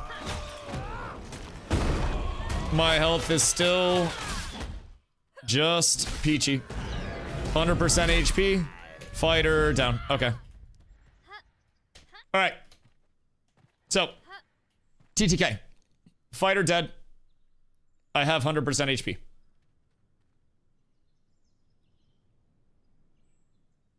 You want to last longer? Yeah, fighter in a 1v1 has great sustain. Absolutely. And you did 0 HP to me. There are definitely problems with it. Keep in mind, fighter's a dog shit class. Just overall, fighter is probably, unironically, the worst archetype in the game. It is unwanted in pretty much every form of PvP. 1v1's its strongest, but it also loses 1v1s to pretty much every other class. You counter fighter with tank? Well, like fighter counters fighter, in all fairness. So for perspective, bards dump combos of 9,000 damage on me. Your overpower hit me for 280. You did effectively no damage. Your lethal blow did 378. Your wallop did 300. What's your power scaling right now? Just curious. You prove my point, you're tanky. Correct, well, what's your power? 500 power? Okay, well, that's part of the reason. Your power is very, very... give me a break. Well, no, I wasn't saying to shit on you. It's PTR. Gear doesn't matter. I was wondering because of the numbers. I wasn't saying it to be mean. No, I wasn't like, what's your power, dog? No, the bard that I was fighting was 740 power, for perspective. So, with the power scaling on the high end, you're very low on the power scale, especially for using a two-hander. You have less power than I do with a sword and board on, just for perspective. So, people that are on the high end of power scaling are one-shotting the shit out of each other. Anybody that's actually using what's available for power on the high end, it's disgusting. So Glow said he would also duel you because keep in mind, Rogue is much more of a bursty class than tank. I burst a few classes, but if you duel Rogue, you'll see. And if you duel a Bard, you'll see even more so than a Rogue because a Bard outbursts a Rogue right now. So, where the duels happen on the PTR? They're down at Stack Stones in Jova right now. So if you want to come down there, feel free. We got duels going. We can always get some group stuff too if we happen to have groups at any point. I haven't seen a single cleric though. I've heard word that a couple of clerics may be joining us at some point in time, but it's okay. They're taking the steps to remove PvP. No, they will continue to change this TTK. They have tweaked it a million times over. Well, Bard have burst. Well, Bard has a burst mechanic through Resonant Weapon, so they basically build res stacks through casting abilities, and then on their finisher and their extended finisher, they dump the res stacks to do additional damage. But is a lot of damage. Is a lot of damage. And I may just be saying this as tank player that doesn't understand all of the small little things that high-end bards are doing to contribute to that. The same way when somebody goes, oh, Dusty, your tank abilities are hitting so hard, and I explain that I have 17 different status effects with it. There are kind of some differences in terms of the understanding. Like, I'm not a bard main by any means. I know the bard abilities, and I know that the bards be hitting hard as dick. So, they'll get it. They'll get it. I don't think this is as bad as I may be making it out to be audio only. Keep in mind, I don't like change very much. I'm a very, like, I get angry about things change-wise, and then I consider, and then I get used to it, and then I just stop complaining. So just take this as me bitching a little bit while I figure things out. You guys know the Dusty cycle. I get on, and then my first, like, 2 hours interacting with changes are either, okay, I completely understand this, or if there's something where something feels a little off, I'm very not receptive to it. That's how you know you're old. I also might be slightly on a spectrum of sorts, but it's, you know, it's always been a thing. I just don't like, when things feel good and then things feel bad after they feel good. Granted, I don't think the prior TTK felt great, but this was a drastic switch. And it felt very similar to an older TTK, where bards did the same goddamn thing. Being hot dust at the moment. Dust from a small dust volcano. It's angry because it wants to explode, and it just... Because you can't even see what I'm angry about. Everybody just has to take my word that I'm angry. God damn it. I wish I could just show you guys, too. It would make so much more sense to those that aren't playing if I could actually show you guys what the TTK is looking like. But it's very TTK. Now again, not every class is 100-0 nuking people. However, many classes, I would say overwhelmingly, God, what do I think? Maybe 50% of matchups are just one-shot combos right now. But granted, that's also 1v1s. 1v1s are also cornball. So, is what it is. Is there any word on when secondary archetypes are going to be added? Throughout 2026, I'd say. First few months, we'll probably see the first couple coming in. It's the milestone patch after this upcoming patch on the 11th. After burp. Thank you. Milestone patches can come out at a 6-week cadence. I expect 3 to 4 months, personally. So I'd say sometime around maybe like March, April. And definitely not on a 6-week cadence. So that's just my guess. But Tank and Cleric secondaries will be the first ones that become available for everything. So from there, we'll have 16 of the total classes coming in. And we'll just build upon that. So, Fubo, you're so helpful. Such incredibly helpful friend. I appreciate you always answering those questions. I think it's fine if 2 people who build full glass cannon one-tap each other. Oh. I'm just sitting here fucking pinging ultra from 30 meters away with my axe out while I reach out. Are there any duels with blue level 29 gear? Seems more realistic in the first 1 or 2 months. Oh yeah, absolutely. I mean, we could definitely go re-gear. I think a lot of the sets have both options available, right? So I could just do blue in the pieces that I have right now, and then just sort that out. Wouldn't be a bad idea. Because that's definitely going to be a more valid feel for it. Lego is going to be incredibly hard to acquire, especially if you're looking at 29 Lego. Weapon scaling is going to be a big player. Because keep in mind, it's the top end. As you push into diminishing returns, typically it's non-linear, the rate of diminishing returns that we've seen in the past. I don't really know if anybody parsed out the full rate of diminishing returns from like 280 plus last phase or not. But the old diminishing returns that they had in phase 2.5... Yeah, 2.5, I think, was when they first brought in the DRs. Those were very non-linear and ramped up heavily and basically put the brakes on exponentially quickly as you got higher and higher. So, honestly, let us use legendaries from the vendor for a while. I mean, it's good to test the top end scaling, but also, like, I just feel like the last time there were no DRs on power, everybody very quickly learned what the separation from the top end to everybody else in the fucking game was going to be.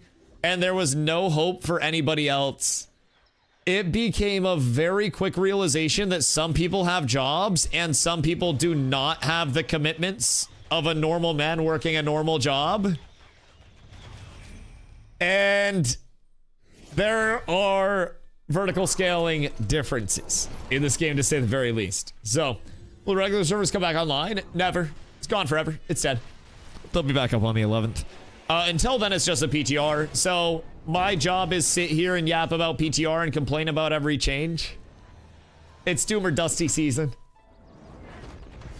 Maybe. No, it's actually not that bad. Like, the TTK is not awful. Awful. It's just certain things feel very quick. Where is Bard from before? I would like the Bard with the fuck you melee build to come dual fighter. I think it would be a nice duel. I think DR is the right direction, but Pen needs to be more valuable. Pen just doesn't really exist as a stat anymore outside of the trees. It's a very... It's like a lost relic. It would be like finding an actual Mayan calendar from back in the day that had like pictures of dogs and shit on the top half, and you just flip through all the months. It would be an unreal discovery if Pen were to come back. We're back to P2. It's exactly what I was worried about. I don't think it's as bad as P2. I don't want to be exaggeratory in that sense. It is fast, but it's not as bad as P2. And I think the numbers themselves make it look a bit scarier than it probably is. You know what I mean? I feel like the raw scaling of crit chance, the devaluation of Pen, Ultra got hit by the random direction ball lightning buff. I told him I would give him back his ball lightning. However, Fighter vs. Bard? Yeah, your 2 sustained classes. Yeah, 1000%. For perspective, I just killed Ultra without hitting him with a single ability in like 20 seconds. Now again, Mage is bad in 1v1s. But that is, again, just autos. Or an alpha, it'll change more. Oh, it'll change immensely more. Yeah, there will be changes where I get on and I'm happy as a clam, and then there will be changes where I get on and I'm like, what the hell? Yeah, no, 1,000,000%. I completely and wholeheartedly agree with you. There will be 1,000 times changes. After all this stuff time, not a great sign for release when these basic combat systems are still being hammered out. I mean, I think it's almost impossible for them to have all of these combat systems hammered out, so to say, when there is still genuinely so much that needs to be implemented in terms of the total scaling. And anytime a new form of scaling, a new version of scaling does come in, you're going to see things like this happen, where you have interruptions and some new things to deal with, right? You're gonna have discrepancies in terms of what was originally planned versus what's being executed right now. So there'll be some missing puzzle pieces along the way. But this your first bar go down? Yeah, you're cooking. You were fucking cooking, buddy. You had me where you wanted me. I agree. I agree. I was scared, Ultra. Don't let my calm demeanor fool you. Oh, I still have my two-hander on right now. I got my Bard fighting build on. Why is my Reflect just like refusing to actually function as a fucking ability today? I swear to God. Reflect physically just doesn't want to work. I don't know what it is, but no part of using Reflect as a human being feels good. I have had this work far less than I've had it fuck up today. I can't even like clean combo because of it. Quite annoying. That's okay though. We told you why? No, fair. I just want to question things more. You know me. I like complaining a little bit. Just a little bit at least. But yes. Tank that is heavy mitigation and fighter that has self-sustain. You want to last longer? Brother, I'm a full mitigation tank. And you're a fighter with self-sustain. We're two incredibly beefy builds. Are you saying that balance should be around ones as well? Or are you extrapolating for anything group-based? Because you realize the second 2 people look at you, you're gonna get blown up, right? If you're dying in 1v1s, then it's going to be a very bad sign in groups. But I mean, hey, I'm fine with it. Keep in mind, I'm a tank. If you guys want this TTK, I'm cool with it. I will poach every single backline kill that there is. I'm just trying to speak from a perspective of other people. I'm fine with this. You want to be immortal forever morning fights? Brother, tank's already going to be immortal in anything group-based. What do you mean? The only thing that's killing anything is fucking Bard. And Bard is the problem, and the scaling is the problem when it comes into tanks. That because I am max mit, you are max power. Fight any DPS, fight any non-sustained class, and it's boop. Everyone's going to die, and then tank is going to live forever. And then you're just going to have tanks getting ignored forever. You're going to have all of your DPS insta-dying, all of your supports insta-dying. Everyone except for tank is just going to get Thanos'd. Instantaneously. I genuinely, I hate to break it to you. Like, you yourself just one-shotted another person.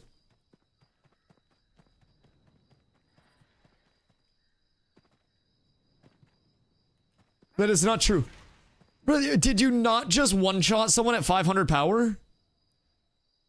You yourself just said you're 500 power. We're saying is Bard's the main target in a group base? Oh, yeah. Oh, God, yeah, Fubo, I fucking hate Bards. Oh, God. If I see a Bard or a Cleric, I will end their fucking life. I will do every single thing that I can. Is one-shotting not the goal? Not as a single person, no. When everything was group-based. If they let me kill this quick, RIP to all casters to the backline. Yeah, I'm fine with it. I don't necessarily think one-shotting should ever be the goal, though, especially in 1v1 combat. If 1v1 wombo combos are already being hit that are 100 to 0ing people, what is that going to mean when multiple sources of CC, multiple sources of damage are coming in? Not going to be able to heal through that. How do you think this TTK feels as AV8? I'd like to get enough people out here to actually see. Genuinely, I would love it if we could get enough people out to run some 8s and maybe set up a few, you know, a few proper groups. However, support doesn't exist, so 100 to 0 people right now in Arc. Got 100 to 0 people right now everywhere. You want tank to be immortal? You ready? Or to be honest, they should nerf your defense and HP even more. We can be 1v1 for 10 minutes easy.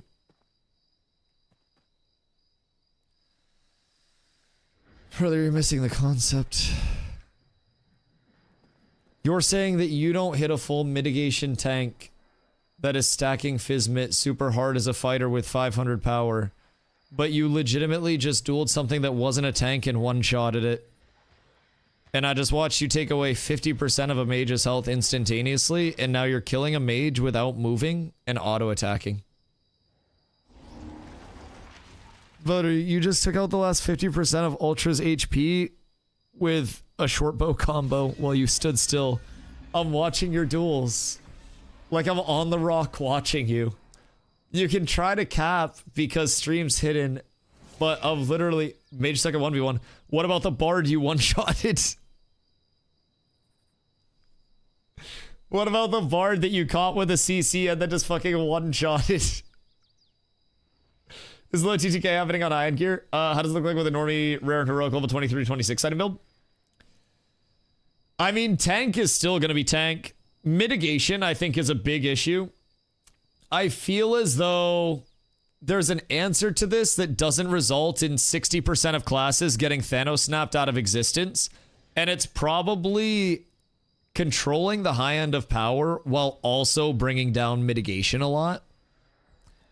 Which is also something I've been trying to say for a while, is that mitigation and block scaling is the true evil here. Because now, anytime you have a DPS that is going to build DPS-y, they're going to get Thanos. Just one comboed. If somebody goes block scaling tech, then nobody's going to die ever. Because there's no in between. There's no dichotomy right now. There's no like scale. It's either one or the other all the way. Because you're either so ungodly beefy or so ungodly squishy to do damage. That's just my take on it. The rogue that killed me at the beginning had a chance. Oh yeah, no, I've been dueling that asshole the entire day. I've been dueling that fuck the whole day. I haven't enchanted my stuff though, just for perspective. There's no weaknesses even at those points. I mean, there's definitely a scale that can be achieved, and this is why I'd also like to get group stuff in, because anything in 1v1s is always going to be very corny, because you have some things that are percentage-based sustain, right? You've got ward, which comes in on your finishers and extended finishers. That's going to give you a percentage of your HP as shield. You've got inner fire, which is sustaining HP and mana. So in 1v1s, if a class has the high percentage base and that percentage base sustain is used, then it's going to keep them up. However, in groups, the percentage base sustain is going to be way less impactful because the burst is going to come through from more than one person.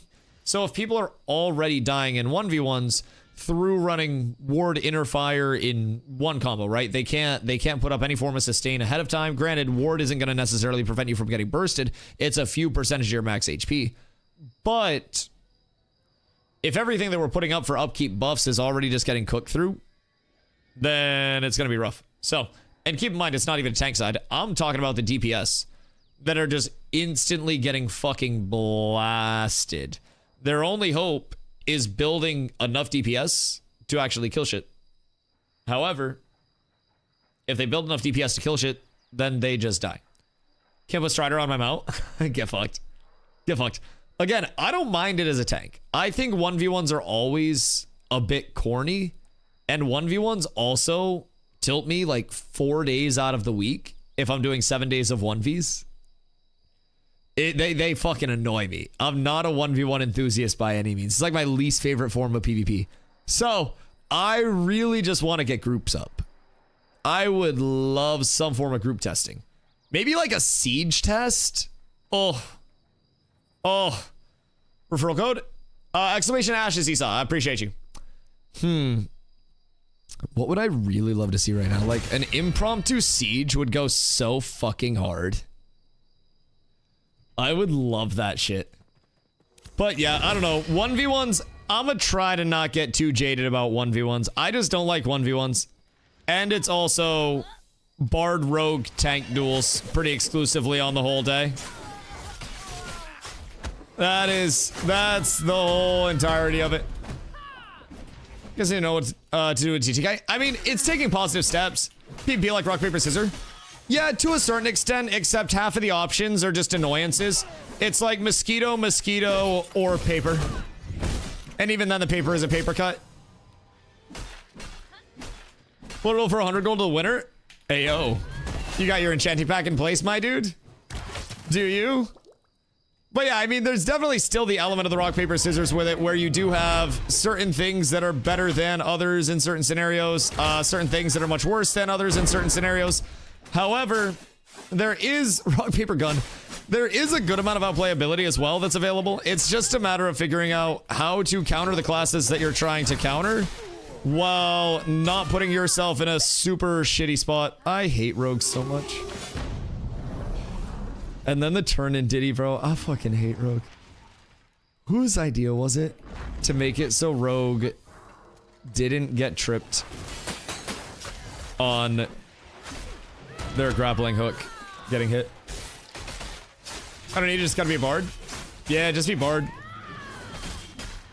Fighting Rogue, same result, 5 minutes plus fighting. Brother, I don't know if you're having a hard time understanding what I'm saying, Einar. But I'm specifically pointing out how we are playing and you're gauging off of my fights as a full mitigation tank built to drag out the fights. Like, I understand what you're attempting to say. but you're also missing my point entirely. And I'm just going to agree to disagree with you. If you want the best for the game, please keep it this way. Why are you saying if I want the best for the game? Brother, what do you mean? Am I Steven Sharif? Do you think I'm making the fucking changes? Why are you pleading to me like I'm your father? I don't make the changes. I'm just providing feedback on the changes as it feels to me. If you want my opinion influenced by you, you can gift a lot of subs. However, if you're not gifting a lot of subs, my opinion will be my opinion and you're welcome to have yours. But you can always buy mine. 100%. If you're made like that, I got you. I got you. 1000%. But you're missing entirely what I'm saying anytime that I'm trying to articulate it. And there's just an overall disconnect. I just finished our duel in 2 seconds. This TTK is dumb. Yeah, if somebody's in-capped and they're not doing damage, then obviously you're gonna feel like the TTK is lasting a little longer because we're all playing fucking in-cap sustain classes. We're bards, we're tanks, and we're rogues. So it's not like... I just got Diddy darted from point-blank range. I proved my point. No duel with equal gear lasts 30 seconds. Brother, 50% of the duels with sustain classes have lasted 30 seconds. What the fuck do you mean? Our first duel was 30 seconds. I beat you in 30 seconds with 100% HP the first duel. You killed a mage and a bard with a one-shot combo in front of my very eyes. You have no point to prove. You're just trying to take one instance of a... Did you just pot, you fucking rat?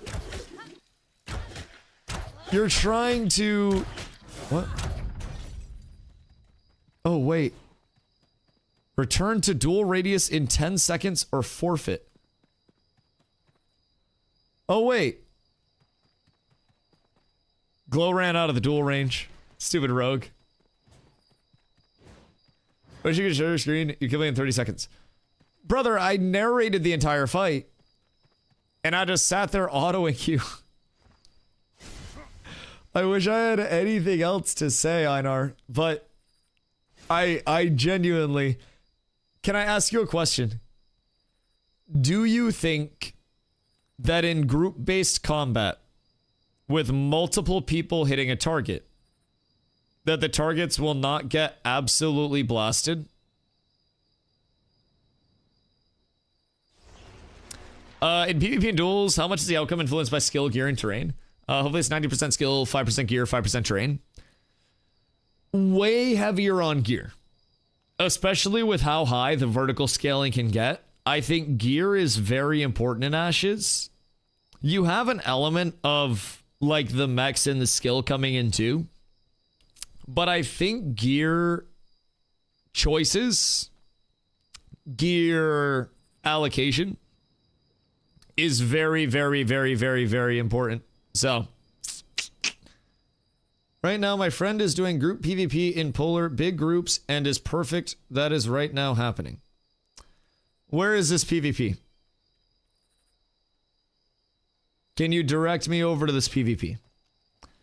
Where is your friend that goes to a different school scrimming so we can go see? I'd love to give it a look, my dog. If you can find out where your friend is PvPing and bring me over, I will happily give it a look-see. Any class who runs a mid build should do shit damage? Oh, yeah. Yeah, no, absolutely. I don't think that's a problem. You wouldn't know where she goes to EU servers? Yeah, they're on the other PTR, actually. They're all on the other PTR, actually.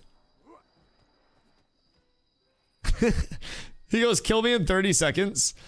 And then Glow goes, I killed you in 10. What do you mean? Good fucking God. Good fucking gravy.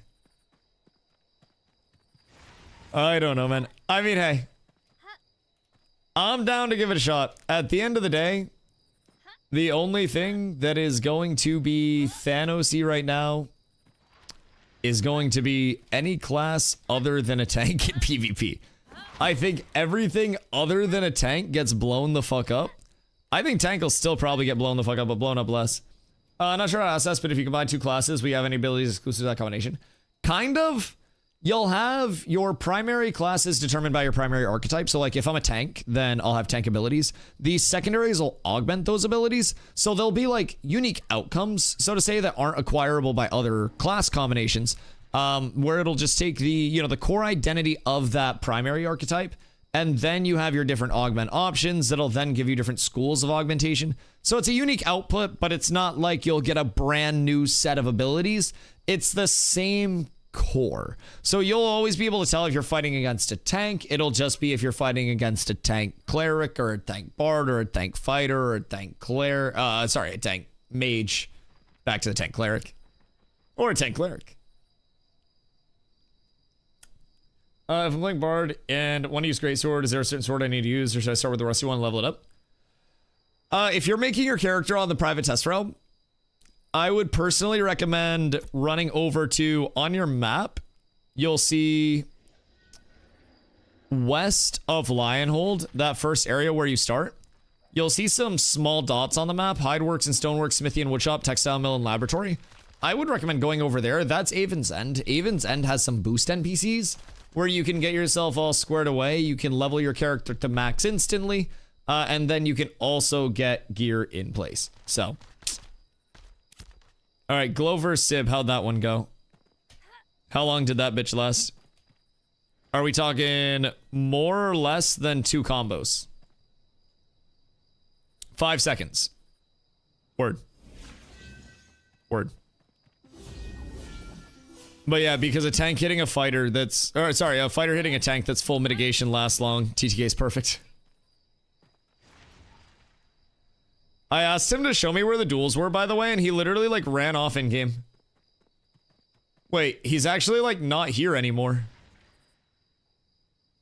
He said that he had a friend that was doing large scale, that was saying it was perfect, and I asked him to bring us to where his friend was PvPing, and then he, like, logged off. I just looked around and he's just gone. He'll have stacked stones, what the fuck? Brother's friend really went to a different school, Jesus Christ. You like the TTK? I like everything except bards because I'm a tank. Like, I still feel very tanky. I still stand on, and I've stood on this for a little while, that res is hitting too hard.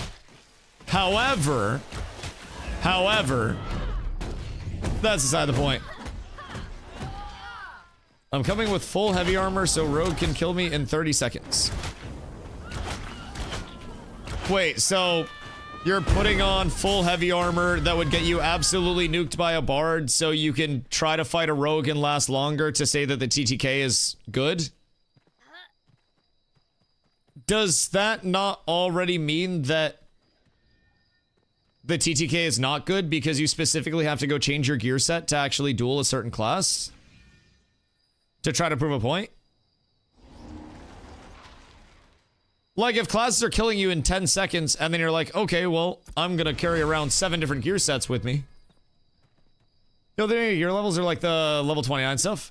We're doing item level 29 stuff right now. I am not enchanted. Some people have enchanted their weapons along the way, so... it all just depends on who you're fighting against.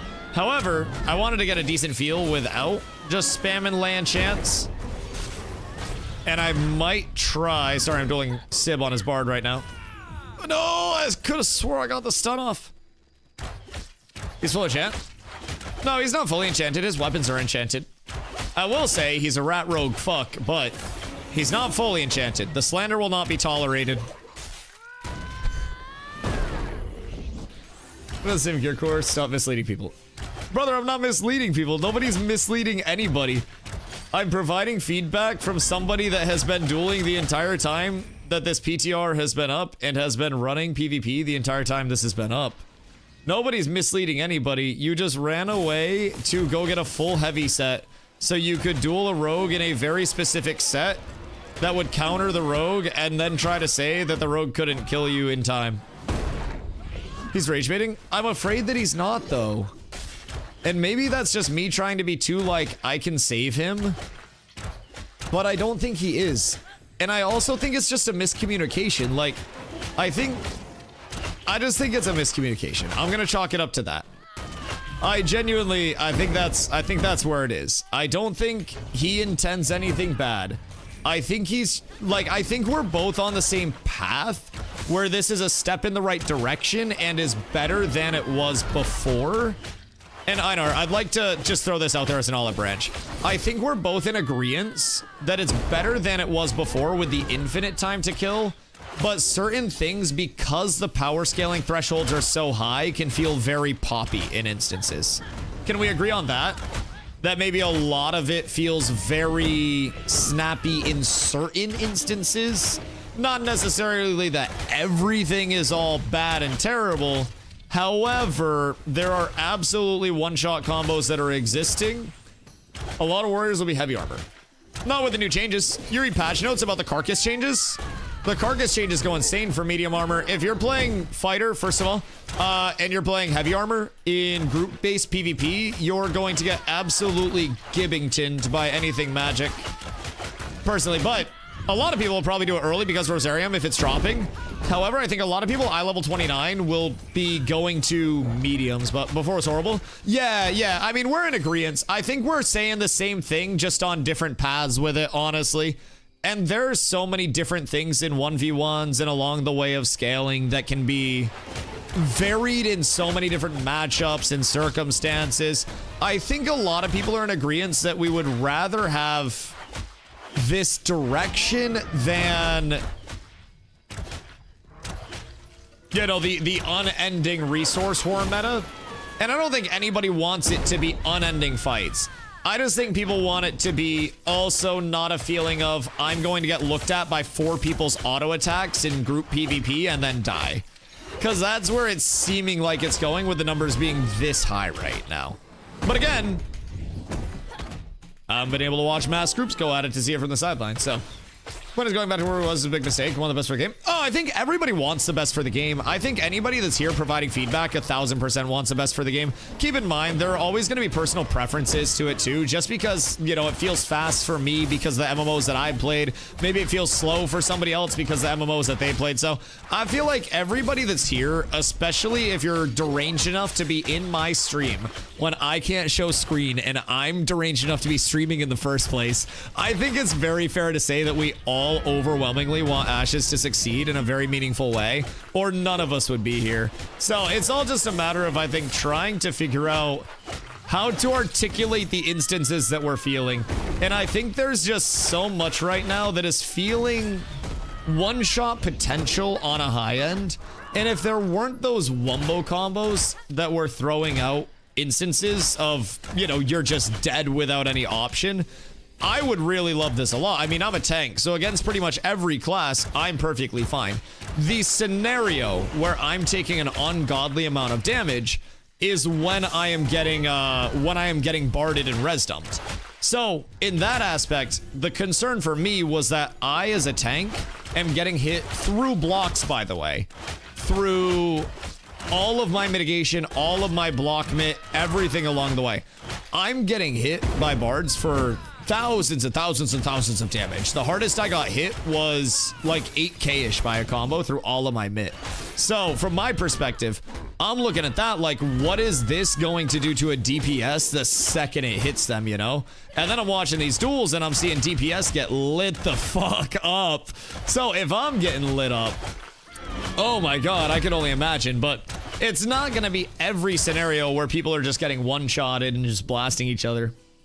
But I do worry that there will be those elements of anything is synced up. Excuse me.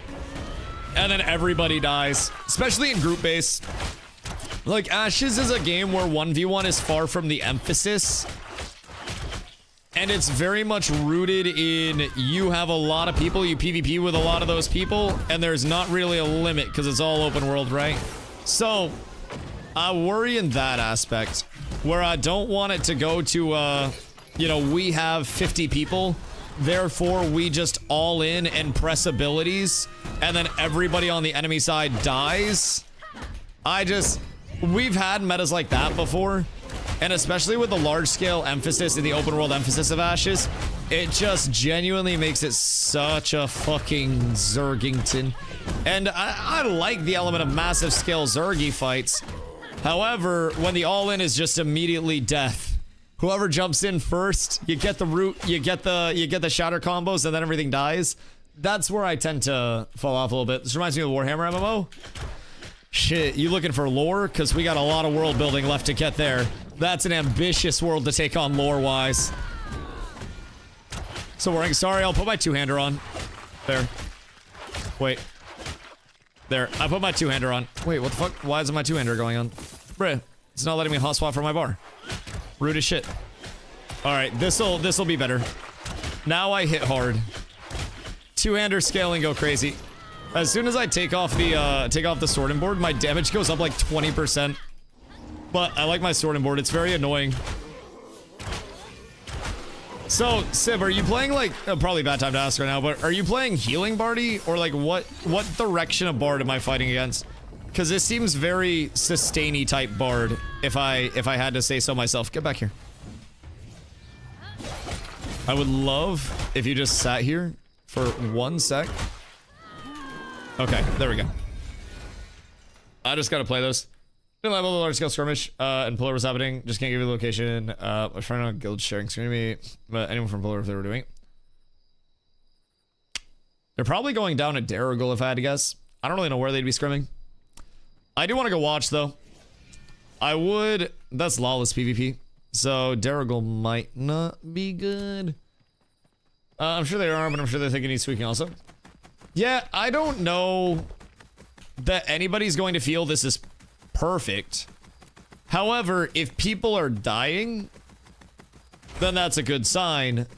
But also, there was not a ton of large-scale testing around the last TTK. People still died with the last TTK, too. I just don't want people to get absolutely bumfucked by 4 auto attacks and go back to the meta that we had prior to this past meta, where we call out a target and then 5 people look and then bop, dead. That's where I worry. That's where the defensive side comes out. That's where I'm like very scared to see it evolve. So, me and Brian with a very thick Indian accent had a nice 15-minute conversation about the expectations of a UPS driver who rolled on a package on his truck for 5 days. Wait, do you not work for a shipping company? Can't you just like get it yourself? Like, why wouldn't you just go pick it up or something? Surely it doesn't have to travel that far. I work for the competitor. Well, maybe that's why they're holding your shit hostage. Mayhaps. Have you considered that?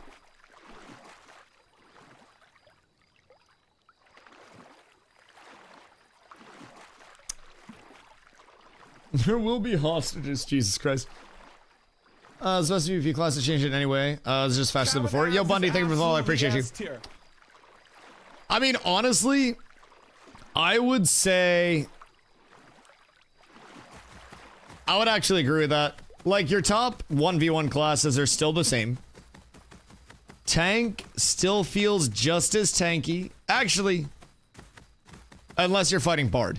I don't know what it is that is making Bard hit so much exponentially harder than every other class in PvP.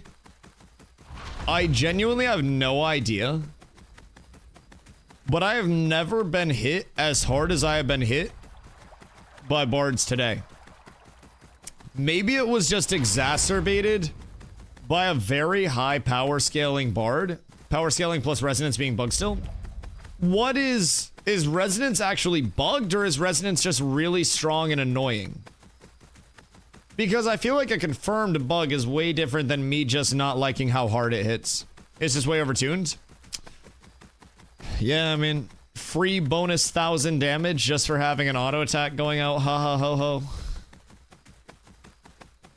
Fucking awesome. Seems like it's stacking super fast right now. I mean, it's probably cast speed related. Everybody's probably at like 140 fucking cast speed. Because casters have more... Do they have more power scaling available than we do right now? Because I don't think I've heard of a Fizz pushing up to... Excuse me. Pushing up to 700 HP. Or, sorry, 700 power. I don't recall right off rip, but I don't believe I have heard that. So, I'm a little intrigued about that. I can scale up my power more. Like, I'm at 581 right now. And that's with unenchanted weapons, but... Shortbow with 120 plus speed. I mean, even with a longbow, I'm 116. I have right now a Dreadwake longbow, a Stormcurrent Great Axe, and then I have 2 Shadebound earrings, Black and Chain collar, and Wave Tossed rings for my rings. I'm sitting at 581.3 fizz power, 116 fizz speed. TTK feels so good they nailed it finally. What have you been playing? Like what class? And have you been doing large scale or small scale?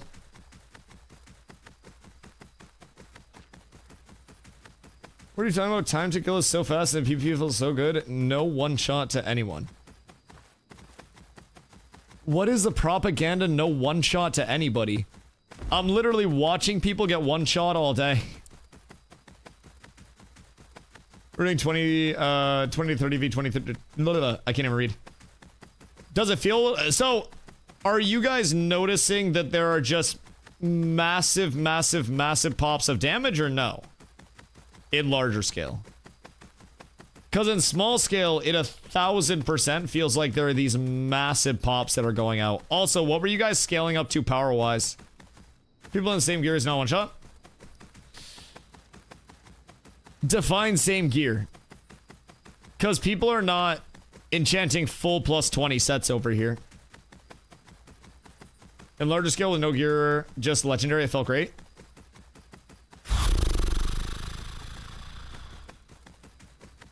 I worry for backlines. People weren't getting destroyed, but they were dying. Oh, I really want to run scrims. I'd like to disagree with that man's take. I mean, I haven't run large scale on that scale yet. I haven't run any group stuff. I've just been sitting here dueling.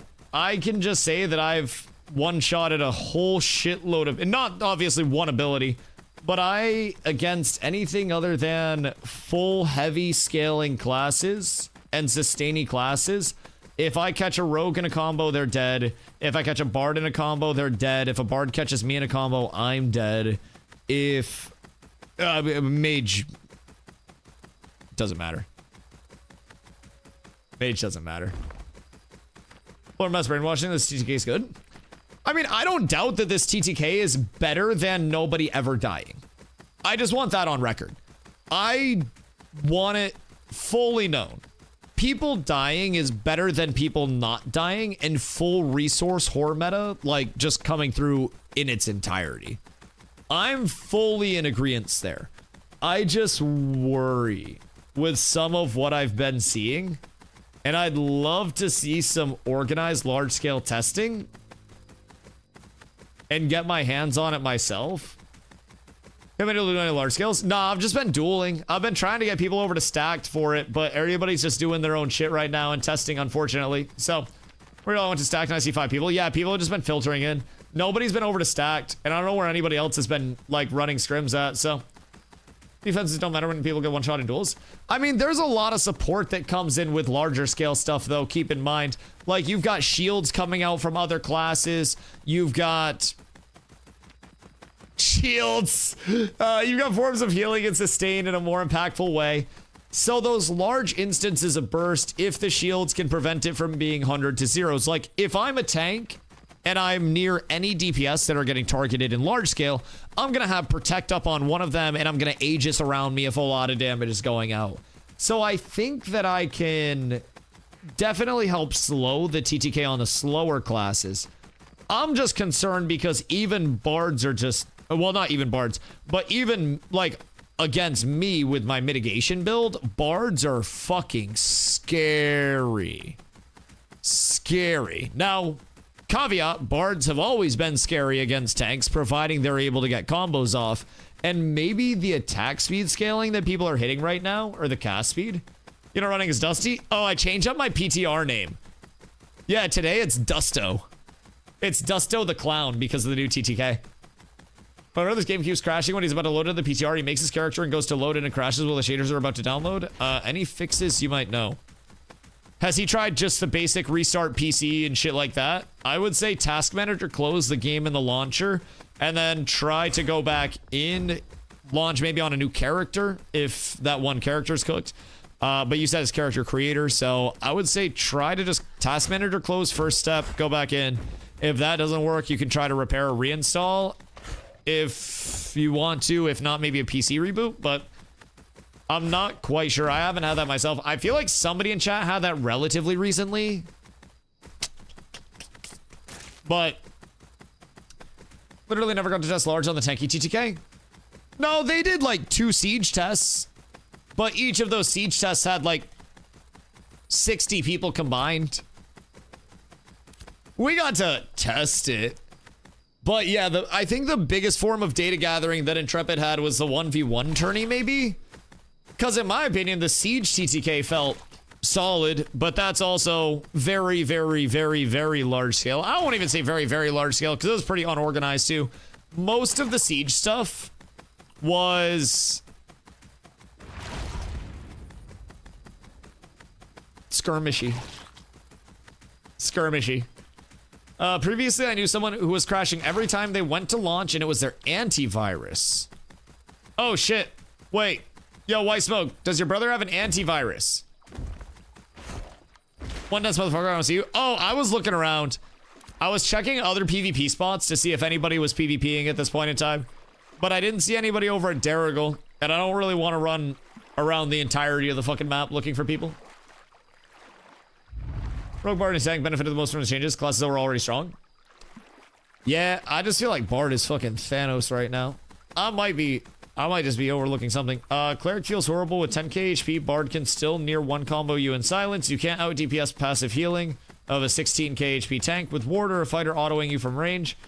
Bursting Mage, they can burst a bit, but still fall over. Rogue with tank set and Ward will mana drain over 5 minutes. Ranger also falls over. Yeah, I mean, honestly, that would be a pretty solid description of 1v1s right now. It's just so many things are fully activated by group support around it, and it is truly hard to say without group feedback and group input. Duels only present so much of the picture, you know? So I think there definitely needs to be maybe a siege test soon. Hopefully this week we get at least one siege test on PTR. Because I know this week is just going to be like a, hey, please test everything type week.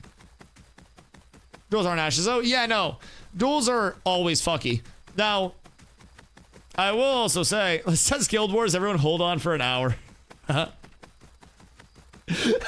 Wait, Glow, what I missed? Did you just shit on him with the heavy armor too? Jesus Christ. Easy 10 seconds or less. Okay, so the fighter came back over with heavy armor and then Glow killed him in 10 seconds. Solid. He incapped me at 10% just to delay. Full plus 20? He's plus 20 weapons. But you're also in Lego armor. So like Lego armor also presents mitigation and stat increases on the defensive side too. Just for perspective. Now, I will say Lego plus 20 weapons are going to be a scaling nightmare. However, just keep in mind, what I'm also trying to say is in group-based content, if you're getting killed by a singular rogue and you're in heavy armor against the rogue, what's going to happen when there are casters on the backline that are just getting absolutely pillaged by 3 people at a time? Caster die, caster die, caster die, caster die. Like, if you have an 8-person rogue group just running autonomously in a raid right now, they're just gonna go around, pick a target, and one-shot the target. Rogue can avoid blood fusion anyways. Right, but it doesn't matter if you can't get blood fusion off because you're already dead.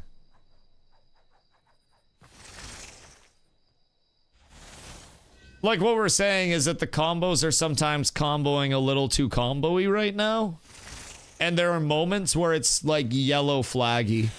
I don't think it's red flag. But I think from this perspective of just singular 1v1s being able to end in combo, you're dead, in the rapidity that they can. Honestly, it feels very similar to the TTK that you guys are watching. If I'm being real. It feels like last phase's TTK. If I could relate it, I don't think that it is phase 2 TTK. I think it feels pretty fucking identical to last phase's TTK with just like different numbers. How are we feeling about that? Just as food for thought. I think slower than P2, especially pre-rework P2. Way faster than nobody dying. But I feel like it's a very small change comparatively to this last server. Like the TTK that you guys are currently watching. Will Ashes have a monthly pay-to-play? On the full launch of the game, yes. For early access, no. So for the remainder of development, it is just that one-time pack that you're purchasing. And then that gets you in no matter how long, short, or indifferent Ash's development cycle ends up going. When the game fully does launch, your pack gets you your first month of subscription time included. So when month 2 of full launch happens, then you'll start paying your $15 a month sub. On the full launch of the game, it will also be no box cost, no DLC cost. So you don't have to buy another box. You don't have to pay another $50 or anything like that on launch. You will pay $42.50 if you're hopping in the 11th to the 25th. And then that's going to cover you all the way through the first month of launch is how far you can play off that. So TDK is hard to say because some classes is long, others quick. I mean, some could say that's in a good spot. I just want to feel out, because right now, keep in mind, if people are going glass cannon and duels, it's going to feel very poppy. As people get into group-based combat, you always see the DPS ooga booga brain happen anytime power scaling is an available factor. So what I think we're seeing is a little bit of DPS brain. I can get big number, so I do get big number, but they're forgetting big number HP also good. So I think in large scale, people with brains will probably have their entire guilds abusing shield and block mitigation scaling. And then they will still scale up enough power to kill people in large scale. And then anytime something's bad, you'll just see a Spartan line of shields like this, just mitigating 90% of damage that comes through. That is my prediction.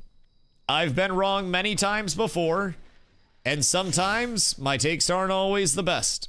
However, block mit has gone unchecked for so fucking long. Cool whip. Yo, thank you for the follow. I appreciate you, dog. Much love, much love. I need music that's not gonna put me to sleep. Okay, there we go. Spotify's coming up with the fucking slow jams, the slow and sexy jams today. And we're back. All right, dope. Testing something on Rogue, kind of off glass cannon. What are you testing on Rogue that's off glass cannon? Like, do you mean that you're going mitigating, or do you mean you're playing off a like glass cannon meta? Which direction is this headed? Because now I'm curious.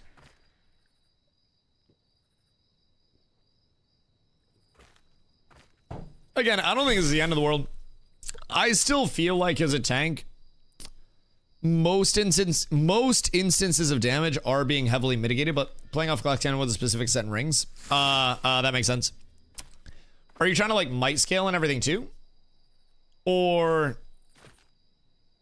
because that's what I'm curious about.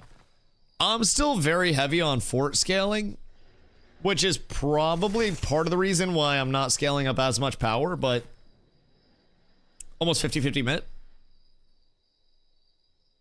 Interesting.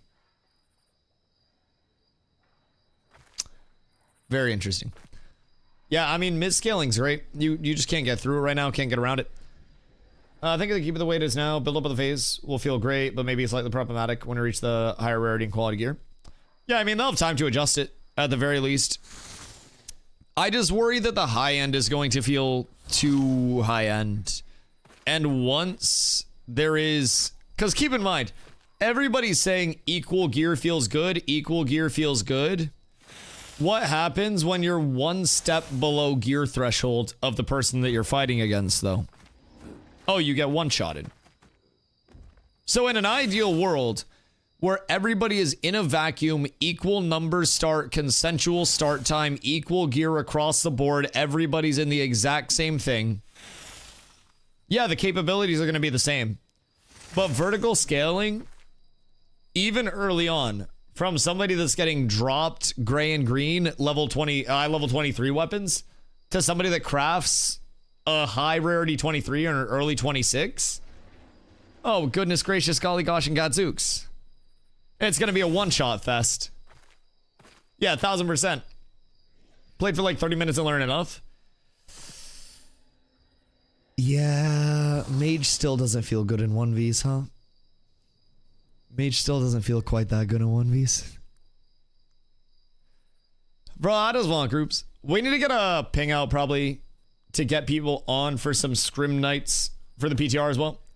I've already played back in December 2024. Played for a few months and didn't play since then. But it says my game time is 1 minute. Should I be worried that I don't get the corrupt skins? It says my game time is 1 minute. Maybe the game time counters are. Where are you looking at the game time counter?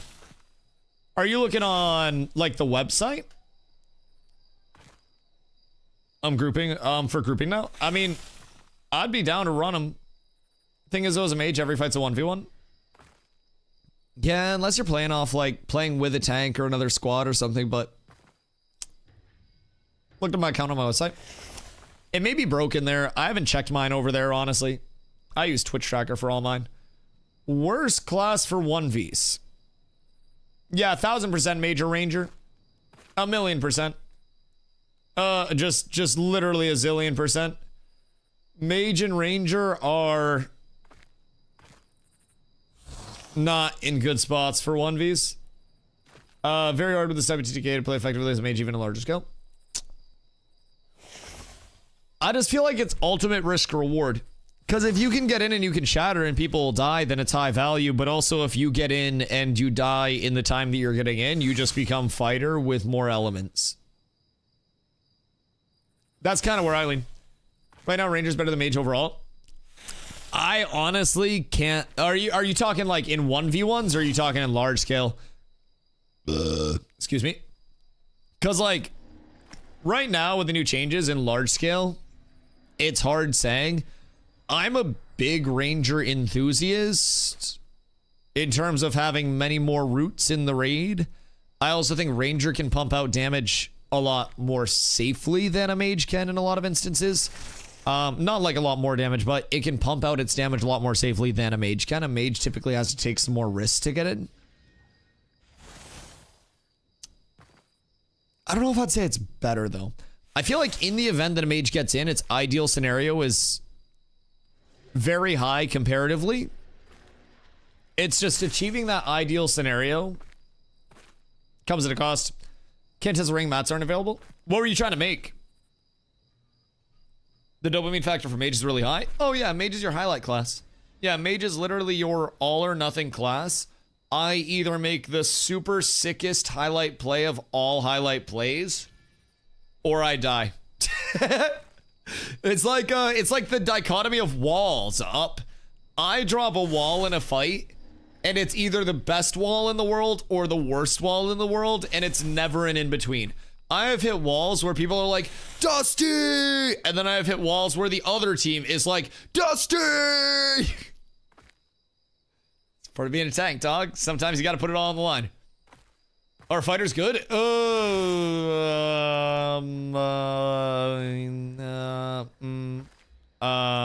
I'm actually in a queue to get in by Lionhold. What the fuck? What do you mean?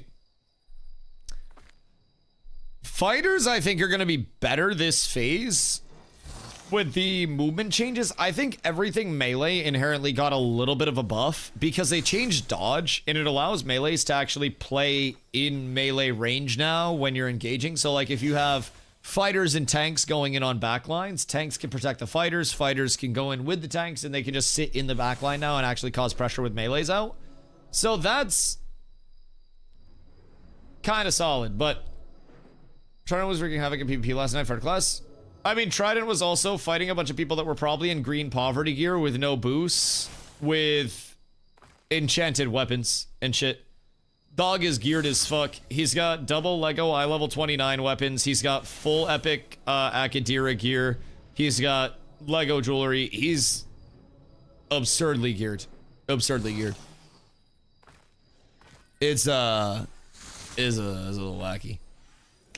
Well, they changed about movement. No more Spring Step on dodge. So Spring Step was that pinnacle dodge ability that gave you the 50% increased dodge. The distance, that is. So now you're dodging substantially less of a distance cover, and then they're also reworking dodge, or they have, I should say, to no longer dodge multiple instances of damage unless you're dodging with full stam. If your dodge is with full stam, so it'd be your first dodge, no stam missing, no sprint active, then you get the old dodge, like, you know, multiple instances of damage. However, other than that, you're cooked. I don't give views. How's TTK? I'm hearing different views. It depends on who you're asking right now and what they've done for PvP. Like, people are saying group TTK is solid right now. However, I'm confused because if 1v1 TTK is resulting in people just getting, you know, absolutely nuked, then in theory, group TTK would also just extrapolate that. And like, I'm watching twos, and even just in twos, people get their shit kicked in. I do have to say, healing output is insane. So do you think dancing health bars in groups are actually achieved? Because maybe it's just a matter of it feeling bad for small scale and good for large scale, which I would really like. 100%. Okay, so unironically for large scale, this is why I want a siege test, or people to get over to stack stones. Because everything feels so much different in duels and small scale. Large might be cooked. Okay, so do you think there's like a bell curve where this may be unironically an 8v8 balance point, and then large scale is going to be too fast, and then small scale is going to be also too fast? It's like, this is fast because not enough support. This is fast because too much damage. This is just right. Yeah, looks like it. Interesting. So where do we think the numbers start falling off? 40s? I guess it's just a matter of how much HP we can, or how much damage we can sustain with our HP. But I mean, 40v40 full cocks out is also going to be a, actually, that's not going to be a rare occasion on the 11th. Oh, wait, with you on the copium is crazy. Yeah, Zappa's coped out of his mind for mages. Tends to think of it follow. I don't think mages are going to be awful. I think mages will always have a spot because they just, but we'll see. Maybe healers have to work harder now, but that makes up the difference. I'm hoping, because I've always said I want to play my HP bar in between 10 and 90.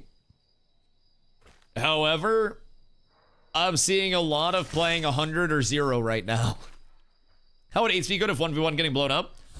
The 1v1s that are getting blown up the hardest, like, I'm getting hit very hard as a tank, but I'm getting hit, you know, hard enough while also still having enough sustain to survive a lot of the hard hits. It's just when multiple hard hits come in without outside sustain, it's annoying. Like, one bard combo isn't one-shotting me, 2 bard combos is 2-shotting me. So if I get fucked by a bard twice, if I fuck up a CC, anything like that, there's very little forgiveness. However, if I have clerics looking at me, if I have a bard looking at me with a nimble when I get low, if I have shielding dances, if I have anything along the way, then it may be enough sustain to help my HP bar be constantly moving instead of HP bar not moving at all. But for me right now, it just feels like there are two paths. One path is HP not moving at all. One path is all of my HP getting chunked. So may just be the tank experience, but we shall see. Yo, Beatron, thank you for the 95-day streak, dog. You're a fucking legend. Be playing phase 4 with a gas mask full of copium, but as long as everyone knows that if you die to me, it's getting clipped. You gotta get the mage tages out. Abso-fucking-lutely. If you're not getting mage tages out, you're fucking cooked. Is it also possibly the Legos? Oh, undoubtedly, to a certain extent, it's people enchanting their Lego gear. But anybody that tells you it only feels, or it feels best with, you know, evenly matched gear in evenly matched scenarios, when does that happen in Ashes of Creation? When are two entities completely on the same level of gearing throughout their entire roster? Not very frequently. So, I think the vertical scaling might be a little rough in between brackets, but want to try Aviates in level 23 rare gear? I'd love to if we get people. Does someone want to post in global? And maybe try to spur something up in like 15 minutes? Hold on, I'll post in global. Wait, if I post, people are gonna DM me. God fucking damn it. I'm updating right now. Alright, when you guys are all updated, come over to Stack Stones. I'm gonna visit the doctor real quick and then I'll post in global so we can get something up. Yo, no, thank you for the hydrate. I appreciate you. Don't get kicked for AFK, there's a fat queue. What? Is there? We do a rare Lego. Just do Lego gear, honestly. We can set up a rare in-house. I'm sure it's gonna happen, but 75Q. Where? Where are you logging in? Lionhold? Let's just not enchant. Yeah, I'm not enchanted. Obviously, people can't take off their enchants if they already have them, but I'm not gonna enchant. 75 ain't fat. I mean, 75's fatter than what we've had before. 75's like the fucking PTR player base last week. The hell do you mean?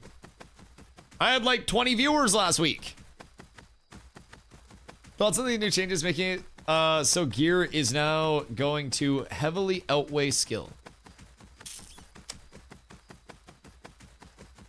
It kind of, I don't think it's gonna outweigh unless there's a very huge gear discrepancy. But gear has always been part of the skill gap, acquiring gear, knowing which pieces of gear to source and combine on live, when to prio which thing. But gear vertical progression is going to be really strong right now, I think. I definitely feel as though gear is going to do a lot of the heavy lifting. And you're never going to have a world where it's going to be no gear heavy lifting and only mechanical skill in an MMO because you have gear discrepancies. The only way that we would have no gear discrepancy and gear scaling would be if we were playing an arena shooter and we all had to pick the same guns. So, I mean, to a certain extent, MMOs are always going to have it. But yeah, the vertical scaling is what I'm intrigued about. I don't want to say concerned because I don't have enough information to be concerned right now. But I'm intrigued about the vertical scaling. Are there any other changes or new player experience better? Oh, dude, feel free to ask whatever you need, Mike. They've done some new player experience stuff today. However, I have not got to actually test it yet because I have been so caught up in these duels and the TTK changes, trying to get any form of information that I can from these bad boys. So, I haven't been able to run loops. And I know my time is running low. My time is running very, very, very low to actually run these loops. So, we'll figure it out. We will. But I gotta parse it out tomorrow, probably. I don't think we'll get another TTK change tomorrow. And if I've stopped freaking out about it, then other people probably have also stopped freaking out about it because, again, I also don't like change very much. And I think the fact that I was dueling in hindsight, talking to more people about where their power scaling is lying, dueling a 740 power bard also might have been part of my initial thoughts versus how I'm feeling right now. Maybe dueling someone that has 740 power leads to a little bit of annoyance. Now that I've like level-headed a bit with the power scaling being on the, why no DRs is what I'm curious about. Why none? Because clearly the top end of power scaling is going to result in absolute Thanos snaps. Maybe they just wanted to take the DRs off to see what was actually going to come about as a result. And then they're going to redo the DR scaling curve and where it actually facilitates.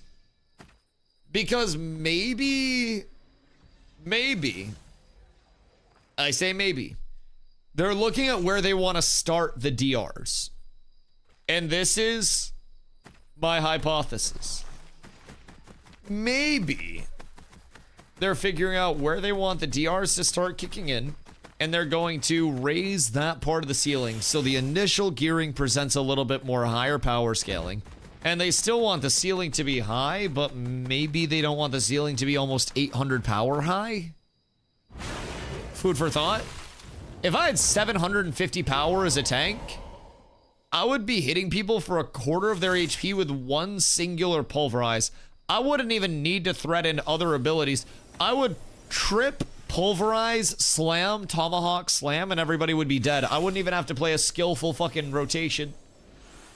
That would be so much. So I think I might have had a bad experience with disgusting amounts of power scaling at the start. Waiting for async loading? Oh yeah, you'll get that, especially if it's like your first time loading in. I would just give it some time. Lionhold, let me know how pop Lionhold is.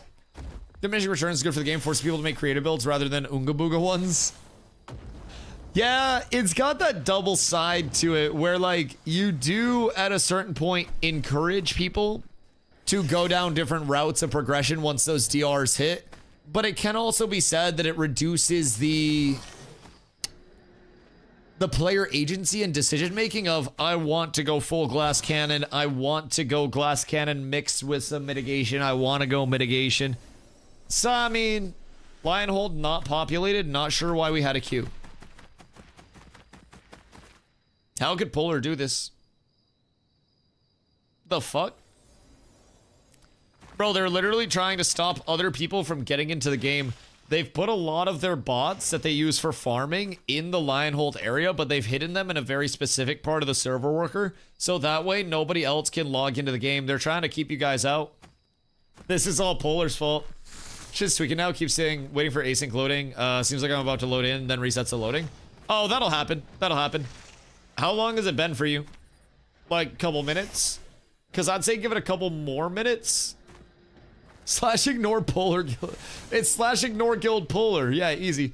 They can't keep getting away with this. How could Polar and Planendorf do it? So with no DR, we're looking at one-taps from rogues now. I've been getting one-tapped by bards more than rogues. Rogues still do a lot of damage. However, like, I don't want to say I've been getting one-tapped as a tank. I've been watching a lot of DPS get one-tapped and a lot of non-tank classes get one-tapped. I, as a tank, get two-tapped from bards. So that was also on the very high end of scaling, though. So I can confirm, Polardorf is insane. That's fucking devious. I can confirm, though, with no DRs on, the top end of scaling is fucking scary. The middle end probably feels good if everybody's consensually just somewhere in the middle. But I fought a bard that was 740 power.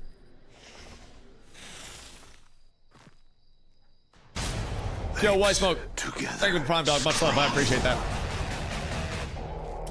740 power is a disgusting amount of power.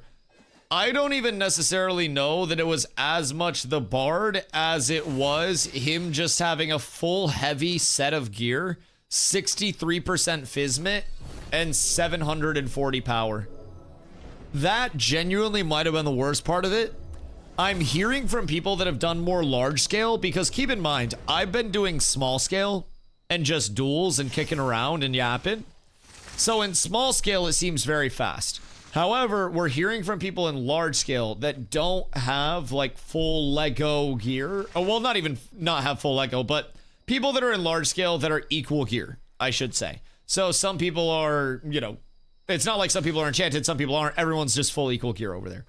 They're saying that it's much better previously. People are dying, but they're not getting insta-gibbed. However, I feel like people would definitely get insta-gibbed. So we need some more data on the large scale side of things before I can definitively say this feels immediately really bad for everybody no matter what. That's my take on it. What about the casual player base and the gear cap too right now? See, that's also where I'm trying to think about it. If I'm a really strong guild that's going to be far out ahead of the curve, I love this. I love this because us and like 7 other guilds are 1,000% going to scale up off of this. And even then, there are going to be discrepancies within those 8 PvP guilds that currently play Ashe as a creation, right? So then underneath those guilds, you're going to have a gap, a chunk. So that'll be interesting how the mid and the bottom end hold out. But I mean, middle and bottom end are always going to be at a large gear discrepancy and disadvantage compared to the top end, and that's how it should be. But do we want it to be one-shot levels of bad? And again, in ideal scenarios where everybody has the same gear and the teams are the same and they're stacked up in a reasonable way. All right, Pop, hope you're having a good day. Like, that could mean that things are a bit better, but gear matters too much. Is that simple? Yeah, good take. Good take. I feel like them devaluing base HP, or not base HP scaling, sorry, base attribute scaling from classes to differentiate a little bit of how the scaling was going to be, and then the emphasis on gearing. Yeah, no, I think that's right. And Braxy, thank you for the follow. I appreciate you. Another difference is going to be godlike. Oh, God, yeah, no. If you are a single tier of gear underneath somebody, and it's a 40 versus 40, you might as well just go home. If my guild declares war on a guild that is anywhere underneath us in gear, they might as well just log off of the game for the next 2 hours. Well, actually, they have 1 hour, and then they log off for 1 hour. I worry for that, like, I don't know, that level of vertical scaling. But again, a step in the right direction is a step in the right direction. Comparatively to the last TTK that we had on the private test realm, if anybody's saying it's good, then I think that's a good change. Thoughts on the 1 hour change? Oh, I got thoughts on the 1 hour change. Ashes, wait, FB? What do you mean FB? Facebook? Does Ashes have Facebook?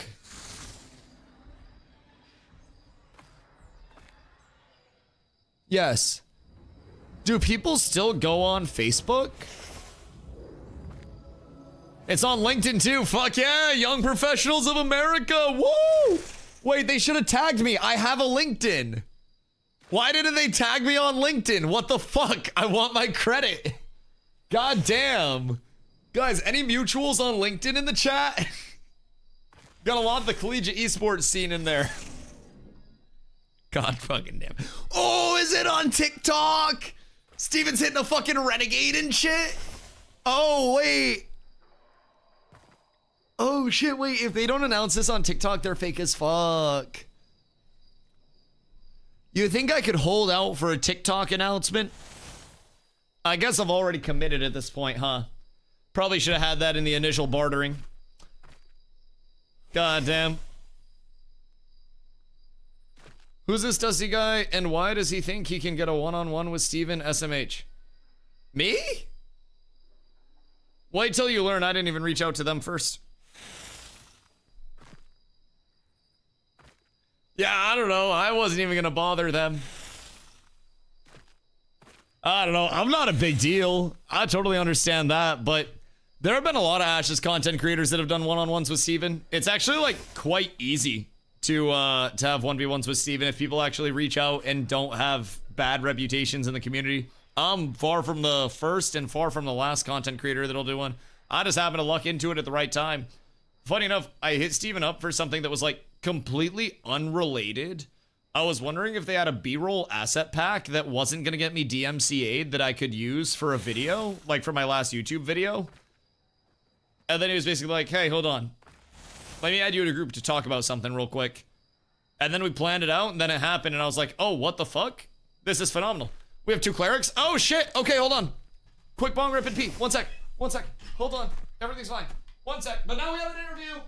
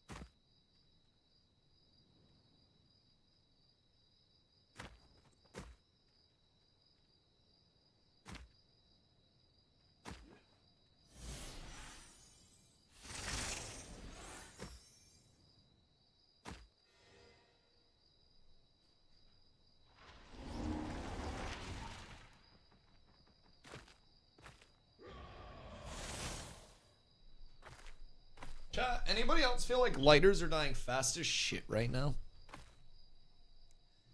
Like, I feel like for the past, I don't know, I'd say like 6 months to a year, lighters been dying fast as hell. I don't know what it is. I just feel like they're not built like they used to be. I'll play Ashes again when they have beta. They have a beta. No, I'm kidding. I'm so sorry. I'm so sorry. Hello, Corlett. Did you win your league game? Because you were postured as fuck. Yo, Braider, what up, dude? PTR's NDA. So, yeah, all the acronyms. So, the CIA, the FBI, the BBLs, and the BBCs all came together to make Ashes of Creation. So, basically, the private test realm is a different version of the game where it's covered by a visual NDA, so I can't show you, like, the gameplay that's currently on my screen. Not the stream. I have a different screen. This is like a shroud over the screen, basically. So this is a VOD from a day ago that you're watching. I'm playing on the private test realm, getting a look at the upcoming build for the 11th, and providing my, albeit very angry feedback today on some of the new changes. I've been kind of bitching today, I'm not gonna lie. I am disappointed in myself that I let myself get tilted by very early interactions without extrapolating more. I usually tell myself that the first interactions with a combat system picks. Oh shit, sorry. Hold on, who am I picking? Okay. Am I supposed to be picking? How many people do we have here? Oh, Taken's on a summoner. Summoner fucking gaming. Before the clerics go. Okay, somebody's relogging. Do we have 2 tanks? Have the clerics be captains. That'll be easy. Make the clerics pick teams. Clerics, captain, when glowback, mayhaps. Ash's last man standing. Want to play Rogue Ranger? Oh, but it's like part of people from Arcade. Shit, I never played Arcade. What are you trying to get out of that? Like, what What's your goal? If you could get an ideal ability scenario out of Rogue Ranger, Nico, what do you think it'd be? Berserker, Healing Fighter, style would be sweet. Yo, I think Fighter, unironically, could get really, really, really, really good with Fighter Cleric. I think Fighter Cleric, Fighter Tank, or Fighter... I feel like Fighter Bard is going to be low-key Resident Sleeper good. I think Fighter Bard is going to fuck. Although I also think Summoner Bard... Or not Summoner Bard, sorry, Bard Summoner is going to go crazy. We all know the Range King. Yeah. Listen, I like to try to get into melee range. However, it just doesn't always fucking happen. Sometimes it just feels a little bad. Think bards are gonna get nerfed? Nah, I think if they just look at the top end of power scaling, it'll probably be fine. I think my first interaction with the TTK in hindsight was just against somebody that figured out Omega power scale juicing and has a really good gear set put together. And I think it was more of just an outlier scenario instead of the core scenario. And I think my initial feedback was probably tainted by that. Like, I had certain interactions in duels that were very outlier. So I was fighting against somebody for perspective that had 740 power. So, like, how do you want to split it? We got 9 right now. I can sit and I can watch so I can observe. You guys split even, and then I drop, and then I won't just be oppressively pulling somebody in. We have a fighter. He doesn't count. Jesus Christ. Okay, okay. Only one bard. So, do you, one of the clerics... Rogue One, Fighter, and Ultra versus me taking the other cleric Glow. What's that? 4v5? So you'd have one more than us? Alright, let's do this. Because you'll have another true support. We'll go kick Sib, kick Panda, kick Rogue, kick Dwarf, kick Ultra. All right, so you guys have your 5. So you guys X up. You guys set up. I have 4. My PTR download's stuck at 95. This is a common issue right now. Restart your launcher. I had issues a while back. We have no damage. It's okay. We have plenty of damage. Everything will be perfectly fine. Everything will be fine. But yeah, try to restart your launcher. I had issues a while back where whenever I was minimizing my launcher for whatever reason, it would just freeze. It was a little cooked. So, I'd restart it, see if it helps there. Don't minimize, don't try to bring up any other windows or anything, just let it run its course. Alright, so Whetstone had asked what I think about the 1 hour spin up changes. And then somebody asked what the 1 hour changes were, by the way. So today is part of the changes. They made some guild versus guild war changes. Now the guild cooldown when you get kicked or leave a guild before you can rejoin is 5 days. They have increased the cooldown time. So it's going to be more punishing to try to work your way back into a guild. On top of that, they have instituted a couple changes with guild versus guild wars. First things first, your guild versus guild charges now take 24 hours to recharge, up from 18 hours previously. So that's like a 33% increase. Something like that. So, on top of that, the 1 hour time before guild versus guild wars that were being used to just slaughter each other. We need a caravan. Do we need a caravan or can we just flag everybody up? Because I feel like we only need the caravan if we don't want XP debt. We flag? Yeah, it'll just be easier to flag up. That's fine. I'm not too worried. Let's see. I should put protect on my cleric probably, huh? That's what they say. Alright, I'll put protect on the cleric. I'll play like a normal person. God freaking dang it. I don't want to play like an actual group-oriented gamer, man. God damn it. Okay. RIP Pyongyang Pumpers. Wait, what happened to the Pyongyang Pumpers? Are they dead? Dude, may they rest in peace. Will they return? The Pyongyang Pumpers, I feel like, are just such a staple of the Ashes of Creation community. The CD? Oh, it cooked the Pumpers? Right, because of the swaps. Oh, that's so true, man. You need your last Chow. That's absolutely crazy. Well, what do you do now? Turn over a life of good? Maybe help some people learn the ways? Maybe you could start a charity in game or something where you stop people who have been done dastardly by bullies of crafters. Maybe you protect the crafters that you once swore to kill. Ready? I think we're ready. I mark one with green cross and then they die. Very simply put.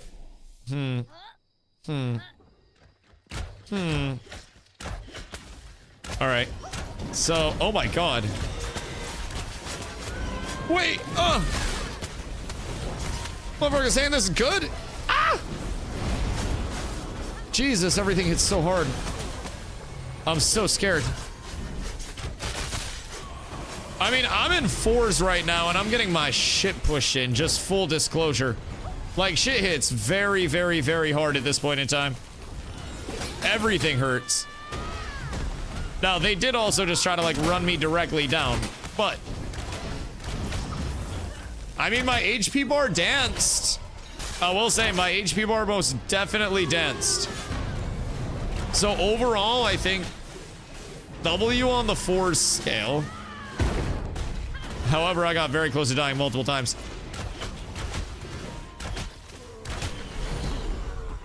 I feel like I definitely could have died during that. I think it worked. Thought I was gonna have to re-download on my shitty Starlink. Nah, you good, you good. Sometimes it's just the launcher being a little wacky. Also, big shout out, Steam. Group duels go so hard. Right. I don't think that it's going to be as bad. Laughable never. I respect that.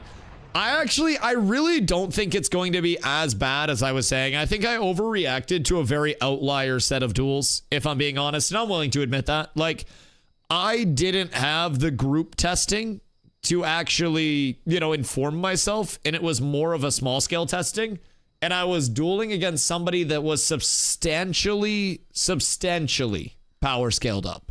So it makes sense that they're going to be one shot, all risk reward on things, right? And then they had a 63% Fizmit armor set. So, you know, it is what it is. I think I just had a very anti-tank duel set at the start. And then that kind of informed where I was going early on with it. You are close to dying? HP bars were bouncing like mad.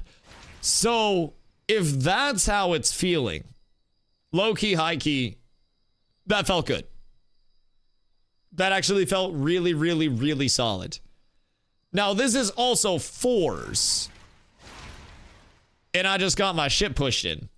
But, GG, I can't log back in. Oh, wait, what's up? You got full fucked? Johnny! Thank you for the 26 months, brother. I appreciate it. Why do I feel like you shared your 25 months like 2 days ago? Am I tripping on that or nah? Brother, it's almost time! The 11th will be here before we know it, and despite my earlier bitching chat, I'm going to flip my opinion over to this TTK potentially being good. I'm still not sold in large scale that it's not going to result in absolute instant death, because in 4v4s, my health bar was just bouncing like the fattest of asses. However, in the event that the HP bars can sustain the bounce, I'm optimistic that mayhaps we see something nice come about from this. Like I said, is Rogo not mad at it? Yeah, I'm gonna be honest. I'm putting back on every single piece of defensive gear that I had. I was on some offensive pieces for the 1v1s to try to be more 1v1-y. I now have 3,147 con, and I'm sitting at 420 power. So, back up to 17.5k HP. TTK will be fine because no one will be in full Lego for 2 months. But 2 months in, it'll feel bad when people are full geared and others aren't. Yeah, that's a good take, Ariels. I think that's a really good take. The vertical scaling without DRs will probably be harsh, but food for thought. What if they took the old diminishing return scaling and they still had that on the high end, and they just moved up the threshold to where it actually started? Basically allowed more power before getting into DRs. So that way the mid end has a little bit of the pop, and then the top end is kind of like soft limited there. I can't break 7K if I tried. Wait, HP? Oh my god, I'm sorry. I'm gonna kill Civ next time. I'll unironically let you play the game so that way we can see what the healing is going to feel like. What are you at for scaling? Because we might need to get you on some armor set tech. Oh yeah, we gotta get your armor set up. I looked at you. You don't have, Intrepid killed me already? Yeah, that's fair. Can you make a new character? And then just gear that or nah? There's 0 chance defensives outscale 40 plus player damage. Oh god, 40 plus, no. 40 plus is going to be vines, all in, jump, mages, brrr, and then it dies. 8s will probably be good. Maybe. I think 8s will be where it starts to feel fast. I don't know. Needs more testing though. You see my shadows? No, I can't see your shadows. But you kind of have like black trail sometimes when I'm fighting against you, and then the audio cues, and then there's like a little blur almost. I wish I could show you, but are you all testing the dodge system with the snare and ice changes? I'm testing how cool it is to block. Oh wait, I haven't tested this yet. Ultra, can you just smack the shit out of me real quick while I'm blocking? I want to see what my stamina looks like from block damage taken, because they changed how much I'm taking. Whoops. Yeah, just auto attack me. If you could, Panda. I'd appreciate that. That would be a big help. I need to see how my stamina is changing with the block stuff. Also, Ariel's question. Are you generating divine power with me having protect on you? Okay. So block is still fine. I think, they might have lowered how much the stamina tolerance is from damage. It was really high though. I could block somebody for like 45 seconds. Okay, thank you, I appreciate you. Perfect. Huh, yeah, because on the PTR build previously, like the day of the 1v1 tournament, I could sit there. Oh, no, wait. Oh, my bad. Keep going. We're testing healing. Sorry. All right, keep pumping. Has the Anvil starting area gotten all better? Still think Riverland's starting spot for newbies? They added a lot of points of interest to the Anvils today. I have not been able to pop out and check it today so far. I will be checking it out tomorrow, however. I'm going to be doing tomorrow some first-time user experience loops. And on top of that, I'll be doing some just general questing routes and progression stuff, so... unless I heal, I don't think it generates. And you're supposed to just get it, right? They murdered Riverlands as crap now. Wait, talk to me. Have you been running loops today, Q? What's up? I'm intrigued. Spit in my mouth. I mean, spit to my ears. What's up? Have they taken out a lot of the quests? Or am I being baited? Because I feel like it might be debate. I feel like I'm wait, no, I can't make a new character right now. Everything's cooked. Because I think Avon's End is rough. I'm pretty sure the queues near Lionhold. Are there still queues near Lionhold, chat?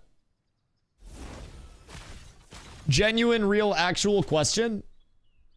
Yes. Why? I just got kicked. And Sibs at 26. Okay. Interesting. Leaving Lionhold. Okay. Yeah, I wouldn't go to Avon's right now. It's a server worker boundary issue. All right, well, nobody go over any server worker borders right now. Let's not go through that. Try to avoid death by all means. Oh. My protect is still up on aerials. Sorry. I took the protect off. All right, all is well. Just ask Colesbury on the way to Lumberyard. Are you still in? Or did you get kicked? Server restart in 10 minutes. I wonder what fucked it. Do you think it was dynamic gridding? Do you think the problem would get better or worse if we force dynamic gridding right now? All right, let's see. PTR testers based on issues identified during raid testing. We're gonna have raids set up for today. Focus on the Harbinger event. Boost NPCs, blah, blah, blah. Joins for Harbinger testing today. At 10, we'll be restarting the PTR. Okay, word. There are more than a few server workers in a bad state. Oh no. Oh no. More than a few is never a good indicator. That's not good. Well, hopefully it's not many, though. So how's Cleric feeling in 1Vs? Oh, wait, what the fuck?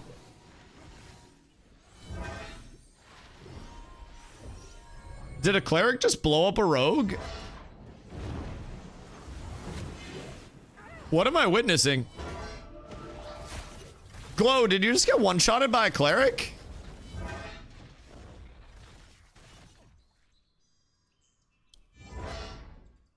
Yes. May I? I'm intrigued. Wait, reset. Not one-shotted. What was it? Conflag? What was it? Oh, okay. How is the... Huh. Okay. Let us see. Let us see. Indeed. I shall give it everything I've got. Feel like they've reverted movement so hard to stick to people now as a melee. It's not as dodgy as it was with Spring Step. Oh, sorry. All right, ready when you are. We're in. All right, Dusty versus Cleric right now. We got the wounds going out on the Cleric. We're gonna play big. Oh, you healed me.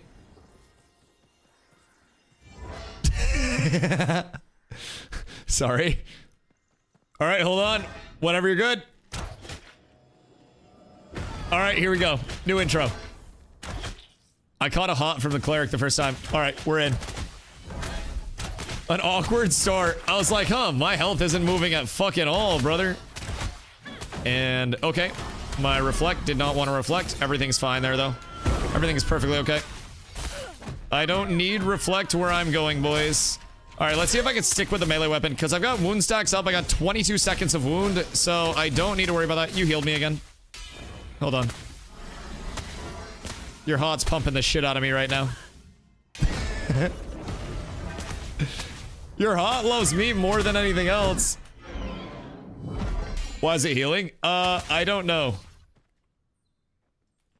I'm lost? Sorry, T-Roy. So, I'm currently on the private test realm, so that's why things are a little desynced.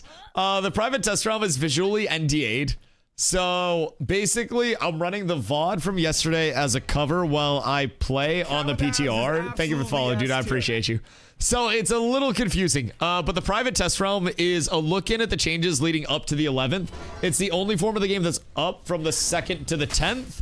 And then from there, the 11th hits, and we have the brand new servers, no NDA on those, nothing like that. So, Reflect only work on projectiles? I mean, it works on melees and stuff as well. There's an issue with Reflect, though, right now that Blotto and Sib identified, where it is apparently not giving us the trip window for the entirety of the 3-second Reflect duration. So I hold my shield up for 3 seconds, and then during that 3-second period, all right, we go again. During that 3-second period, if I reflect a projectile, then, oh, I have my group base build on still. Well, time to get the intimidating aura of doom. There is no other option. Wait, are you healing me again? Yeah, you're healing me again. That was not my inner fire. It won't auto you. Do I genuinely have the streamer client right now? I'm getting a cleric's prio healing over self heals, and the game just wouldn't let them auto attack me. I feel like things are going my way. Things are lining up. Yes, yes, indeed. This is all good. So, T-Roy, are you coming in for the 11th? You a new Ashes player, or you already played? Rogue, what do you feel like they've reverted movement with, by the way? Because I most definitely feel like the, I feel like the dodge changes are still in. Tank buff in God mode? I mean, Tank's feeling phenomenal, I will say. Tank is feeling... Oh, are you healing me again? No, okay, that was my heal. I used my self heals and then just got scared that I was being healed by the cleric. I scared myself. We step out of that real quick. I gotta get some wound stacks up on you, huh? I do not have those. I'm kind of playing like a goober right now. All right, here we go. 10 wound stacks, and now it's axe time, baby. Now I must ask you a question. Oh my god, I just did so much damage. Jesus Christ. Oh god, I'm doing a lot of chopping. Holy. Oh. I fucked up. I did not fuck up to the point of dying. However, I fucked up to the point of not being able to burst this. I'm just getting from all angles. I'm interested, so sussing out before it drops on Steam. Nah, that's perfectly valid, dude. If you have any questions, please feel free to let me know. It's gonna be the weirdest 9 days of watching my content of your life, but I will promise you it'll make so much more sense when I can show my screen again. But I help run one of the larger communities in the game at this point in time. We came over here long ago with not a lot of people, and we've grown immensely since then. We cover every aspect of content in Ashes, from top-end PvP to having casuals come in and join us and giving them a role. So Ashes presents, in my opinion, a lot of gameplay options for a lot of different types of players. The PvP options make it kind of dangerous no matter what you're doing, so there's always that element of you've got to pay attention. You got to keep in mind who you're talking to, who you're associating with, because that can all have some repercussions. Like, if people don't like your guild, if people don't like your community, if people don't like you and you join a community, that could lead to guild versus guild wars being declared on your guild and your community. That could lead to people trying to find your caravans and kill them whenever you run them. There's so much in Ashes that is socially driven. And as you can tell, I mean, I really like the PvP. You're watching PvP in a VOD, and I'm PvP testing over on the private test realm. So I'm all about trying to figure out how things are feeling PvP-wise. And I'm very excited for the 11th. We just got a big patch today that changed some time to kill stuff. So some people were initially thinking, myself included, I was on the side of this that I actually think is kind of incorrect. But some people were thinking that it was going to be way too fast. Now, I think it still needs more information in large scale. I really got to try to feel that out and see where that's at. But it feels not as bad as I initially thought it was going to. And as bad as it initially was. So, good set of changes, I would say, coming in today. They also brought in some changes to Guild vs. Guild Wars, where they now have a 1-hour spin-up process before they start.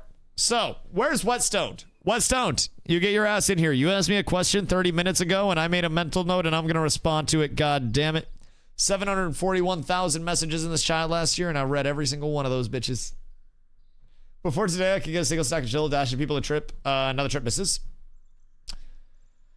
Depending on who you're playing against and what you're looking at, keep in mind that if somebody's sprinting, they're going to have very high CC evasion. So, like, disable evasion in the character sheet. If somebody's sprinting away from you and you turn your sprint on and you have the first 3 parts of sprint in your stamina tree, that's going to give you an additional 30% disable evasion rating.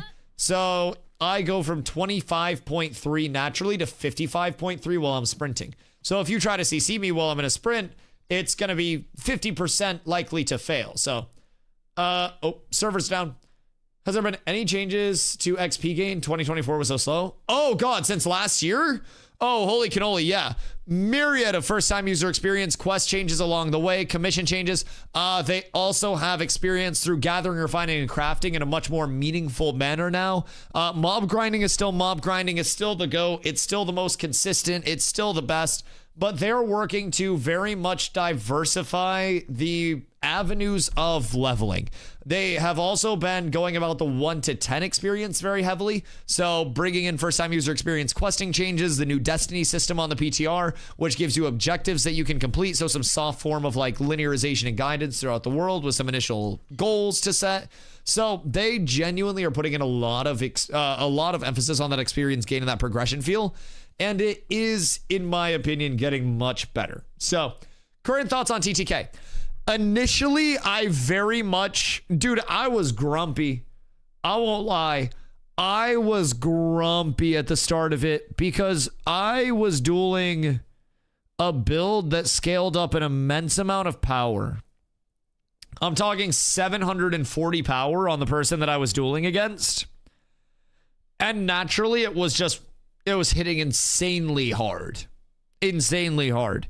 So my like red flags immediately went off of if I in my mitigation build am getting blasted this hard by one person, what happens when it's 30 people? What happens when it's 8 people?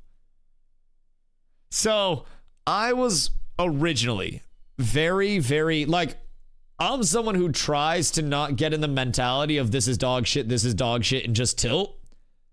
Dude, I was tilted. I was legitimately sitting here sputtering to myself like, this is fucking dog shit. Why would they do this? Why would they take DR bans off? Why the fuck? Like, I was not vibing with it. However, after talking to more people about the builds that they're running, after seeing more people's power scaling numbers, after getting a wider range of fights in, I feel like it's a good step. I have my concerns where as number scaling goes up in the PvP, people will get Thanos'd. However, I need to test more to actually determine that or not. So on my end, I am hesitantly optimistic about this. I think that it could do well. I think that the top end power scaling is disgustingly high. And I think that no DRs will lead to the vertical scaling, like the progression based scaling and the differences in gear tiers being far more immense than they should feel. They're supposed to be meaningful, but it's like if you have item level 23 green versus item level 26 heroic, you might as well be fighting with a fucking pool noodle compared to a fucking 50 cal. It's night and day in terms of how things are looking at for the scaling. So, with that in mind, hesitantly optimistic. I think after fighting 740 power, like fighting against that, I think 740 power should never be achievable.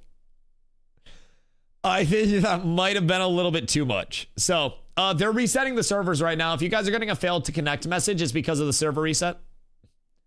If these changes align with class trees, with class new trees, maybe we up. Yeah, I mean, that could be good. Dusty, what? What up? Why you Dusty and me? What you need? I didn't think we were still going to New York. So, oh, wait, I was down to still go. Do cancel stuff? I missed the Jellycat reserve. Oh, no. Wait, that's so sad. That's so sad. I thought the AB&B got canceled. I was like, oh, that's not good. RIP the Jellycat reserve. It all sold out.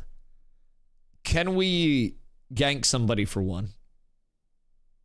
There's penalties for corruption in Vera, but not in New York. Them streets is rough. We can walk in, but we'd have to wait. What if we bring a Blicky? Listen, Nina Lynn shoplifted on stream. We got to take it a step further. Jesus fucking Christ. I'm so glad she's banned, by the way. Anyways, just did you dart them? That is true. Just going with some fucking Hawk 2s in that bitch. I'm looking at the Polar TTK clips and it's cooked. I don't know what they're saying. Okay, take me through it on a like a non-visual level. Explain to me where we're at. We're talking like group size. Excuse me. We're talking group size. We're talking how the initiates are coming in. What are we looking at? TTK, if you get jumped with even gear, death will be swift. Running from respawns will be a thing. Arenas are going to be fun. Yo, arenas will fuck. 20v20 and it's just chaos. Ha! Can we go in January instead? You ask Hoofsy. Hoofsy! Where are Hoofsy and Fupo? Hoofsy, Fupo, and Whetstone all just disappeared at the same time. Actually, not all at the same time, but Whetstone asked me a question and then ran away. Hoofsy been fucking gone all day. And Fupo was off taking a goddamn cat nap. I'd be down to go in January. Oh, hey. Wait, you are back. Anyways, so I went to, you asked me a question and then I ADHD'd out of it. And then I was waiting for you to come back before I answered the question because I didn't want to miss like yapping about it with you. Because you asked what I was thinking about the 1 hour guild deck spin-ups. And I have thoughts. I also have a system proposition. My thoughts immediately.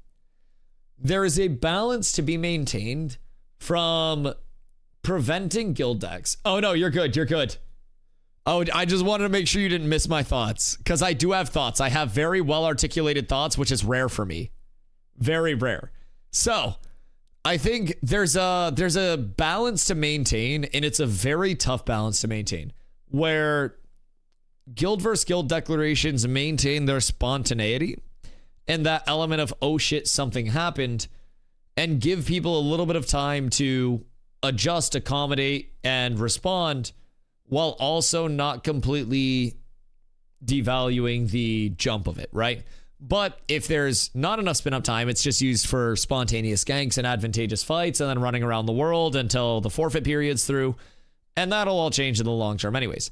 So I think an hour is personally too long of a spin up time. The way that I've talked about it a lot was somewhere along the lines of looking at the average commute time to a storage and maybe making it shorter than that by a little bit.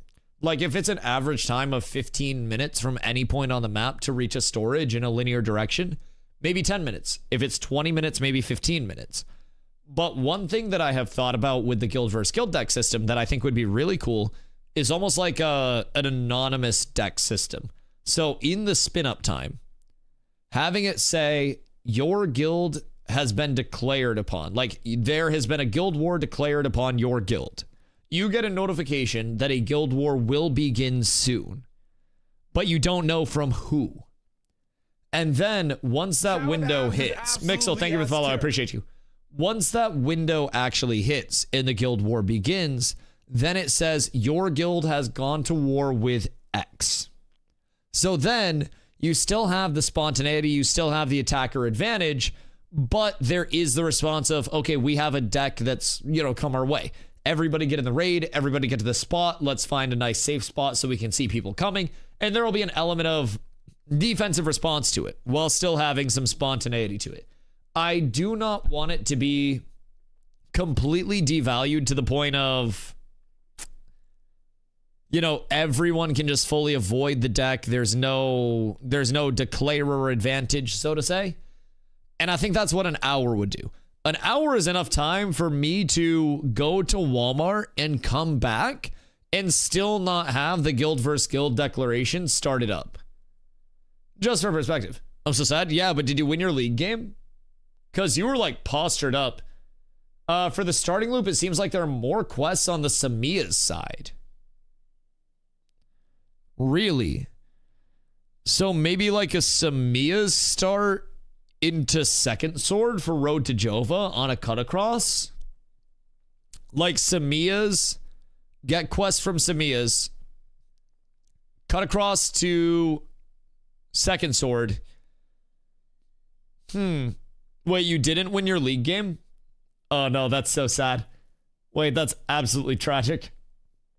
All I need to do is bring back diminishing returns and make an exception for some skills. Maybe introduce stacks before diminishing returns happen for some skills. I mean, I don't even think it's a diminishing return on skills. I think it's just the top end of power scaling is going to be too high. But yeah, that's my TLDR on it. I think probably 15-ish minutes would be a really good window. And I feel like something that could be a cool element just on my end is that anonymous side of it where, again, deck goes out, your guild has had a war declared upon it, guild deck actually starts, the fighting starts, and then it says your guild's at war with these people. PTR's up. Fucking massive. Thank you. I appreciate you. Okay, so who's tested starting loops? This seems good for casuals, but as skill goes up, it'll be a little unbalanced. You talking the new TTK? Because the new TTK, I have my skepticisms.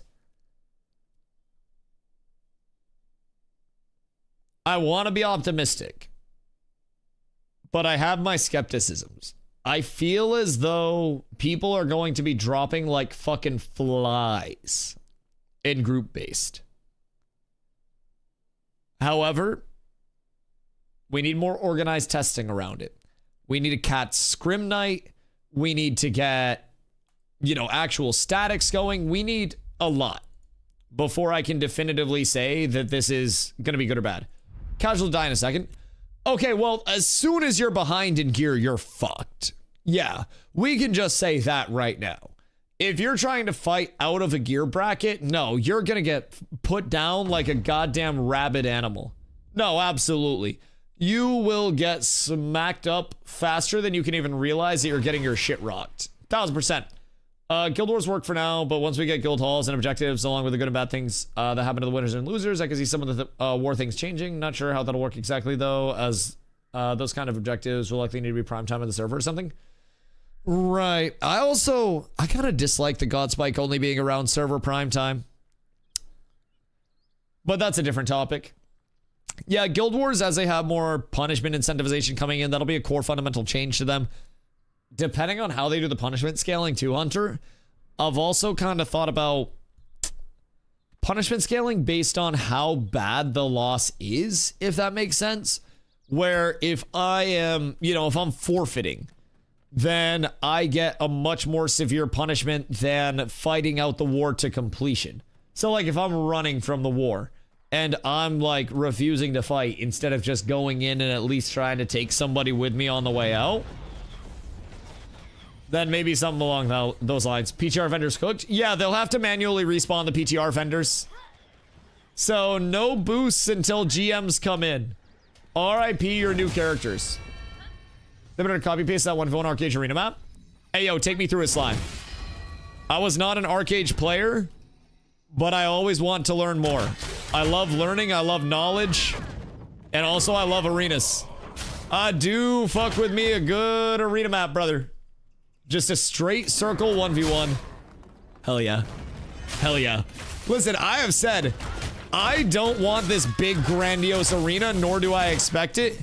You give me a goddamn circle with a couple of pillars up in that bitch, and brother, I'm doing it.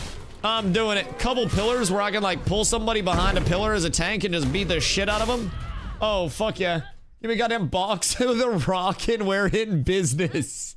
Bro, I swear to God, arena players do not need a lot. We just want to walk into an area that is cut and dry, made for PvP, and PvP in that area. Yes, sir. 1000%. What is the true bounty hunter system where guilds could somehow put up bounties for other players to complete? I mean, there will be a social system for that. Somebody put up a bounty yesterday for Blotto to kill my fucking mount. So that was kind of fucked up. Just got a cape off a Gren? Oh. Hoopsie said January might be better for him. Okay, you plan with him because January is probably like better for me. Should we go in January? It'd probably be cheaper. You might just miss the big tree, but I mean, January is probably cheaper and probably a bit better. Yeah, I mean, I'm fine with January. That gives more time to grind. That gives a lot. Let us see the game like posters in Win said saying, fine, Dusty, we pay. God fucking damn it. Did you see, I don't know how much you followed Arc Raiders, but Arc Raiders has a streamer bounty that goes out where people will pay like real money incentives for people to stream snipe people and kill them in Arc Raiders. And like, there have been real money ones, there have been in-game incentives. It's fucking wild. There's like a full bounty board out in that bitch. I would not be shocked if shit like that popped up in the long term. Military City level 5 supposed to have a bounty station to go after red players. Yeah, but what if I wanted to pay somebody to become the red player? What if I wanted to facilitate the murder through monetizational means? A form of motivation that may not be there for everybody, but for some will hit even harder. Ow. Just hit my fucking desk again. Tree says it's usually up till the 15th. Oh, okay, massive. We're up tremendous. Hope we see an actual red player kill just for the server dynamic of it. You got like all of the guilds that are just named random shit, and then you got purple, and then you got red. Yeah, that's all we need. That 1000% would work. That would be so hard to pull off though. Like, what would you do? How would you pull that off in the long term with blight being a mechanic? I mean, I guess if something came in to reduce blight and make it so you weren't just instantly corrupting to the fucking moon, mayhaps that would be the play. However, can mob grind it down? Well, corruption, yeah, but your blight stacks. If you're a guild that's like blighting like or corrupting like crazy, you're gonna stack up blight. And then your corruption is gonna be 17 times the corruption of a normal corruption. That's gonna be an absolute bitch to pull off. So I'm a little intrigued.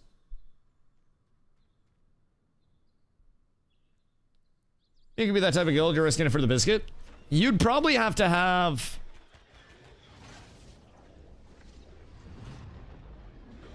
like alternate gear sets. You'd probably have to have a ton to actually get scored away with. Only getting glow levels and actually be evil. Jesus fucking Christ, the true evil setup. Not gonna miss patching through Intrepid Launcher. Do you think patching will be faster now, GP?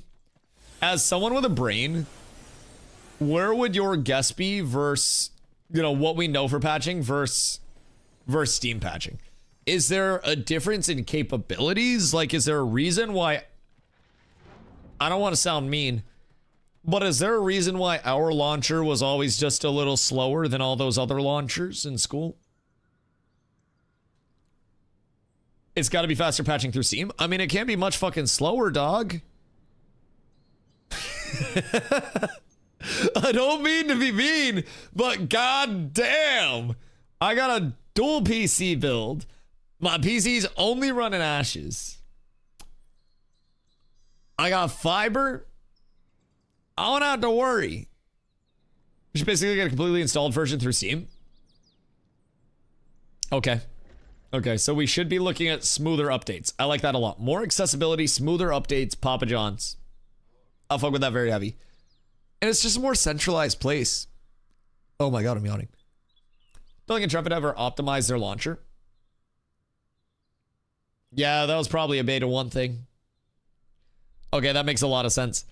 Cool, so updating should be smoother. Because, like, our update file sizes aren't, excuse me, like, egregiously high, right?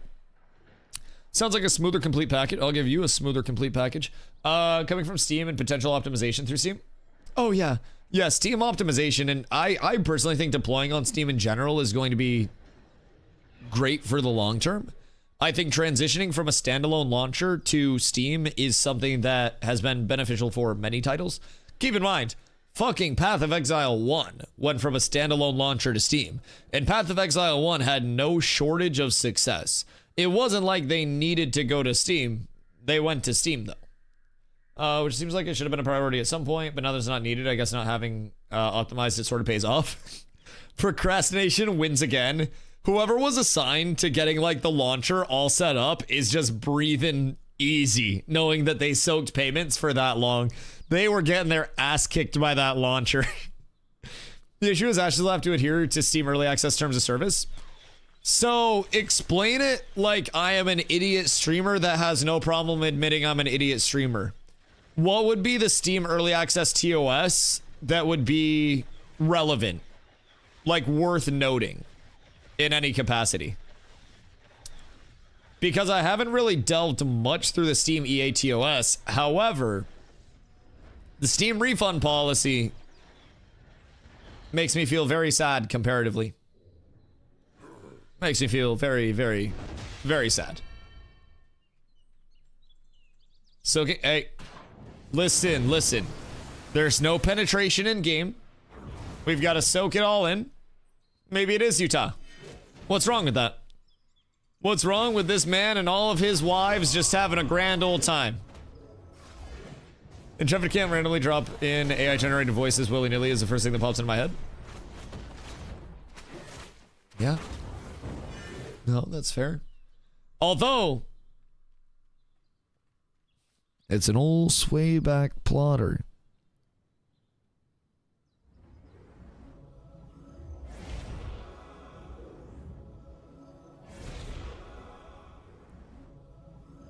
Speaking of which, if you spot any AI voice acting in the PTR, make sure to bug it. Wait, so why can't they have... Why can't they have AI voice acting? Like, what's the reasoning for that? Interesting. Is that like a... Is that a real Steam thing? Steam AI disclosure policy. Oh, interesting. It has to be tagged on Steam. Huh. Yo, I would voice act. I don't have any credentials or anything, and I kind of got to stutter sometimes when I don't swear very much. But I'd do that shit. Intrepid would rather rip out the AI voice acting than disclose it. I mean, so I'm gonna be completely honest. I don't really think there was any hiding it. As soon as you went to do Sweatier Brow and you hear, it's an old swayback plotter, you know you're cooked. Yes, yes indeed. That shit was not under the radar at all. I don't know who did it, no, but okay. And I mean, there's just such a huge, I don't even want to say a negative stigma around AI. There's just a huge negative everything around AI right now. AI has been getting cooked a little bit, so that'll be more point of contention, more specific to the Steam platform. Right. The AI thing for Arc is BS, since it just has to do with altering player voices. Yeah, it's more just like AI voice filters than it is actual AI, right? Although, correct me if I'm wrong, but the finals also incorporated AI tech with their announcers, if I remember correctly, because it was able to say, like, different team names and player names, right? I played the finals for a little bit, and I did enjoy my time over there a whole hell of a lot. However... Alright. Mitigation stupid.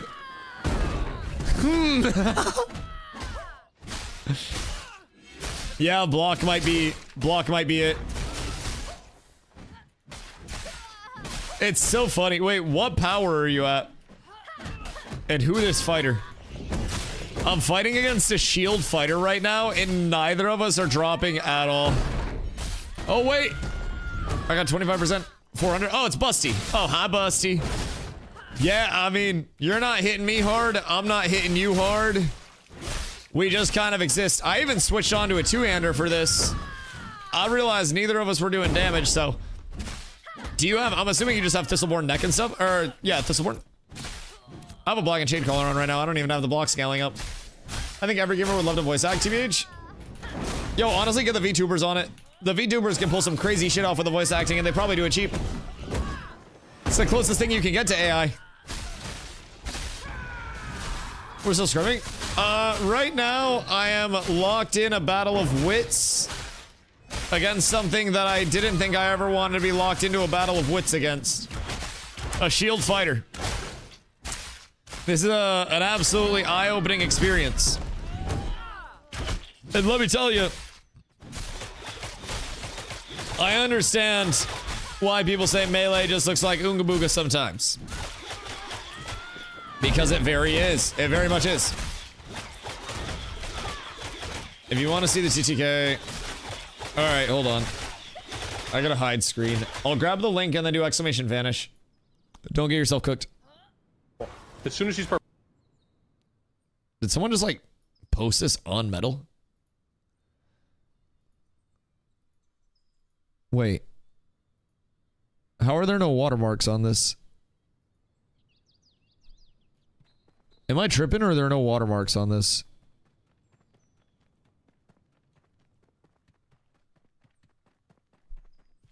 Wait a minute, what? Oh no, there are watermarks. Never mind. Oh, did they like use AI to blur out the watermarks or something? Wait. Oh no, the watermarks are there. Just very hard to see now. I feel like I see mine way easier than I see them in that video. Especially the chat box one. Her name's right there.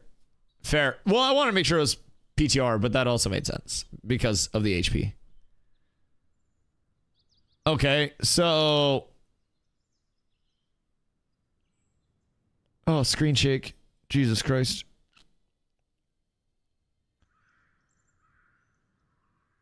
Let's see. He gets grappled in here. Backs out.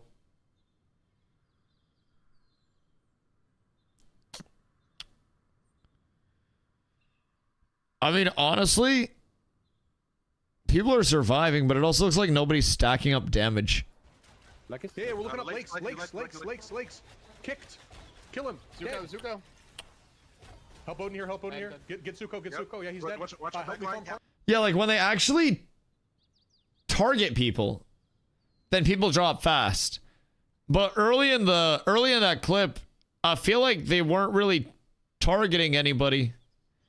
Like, damage looked good.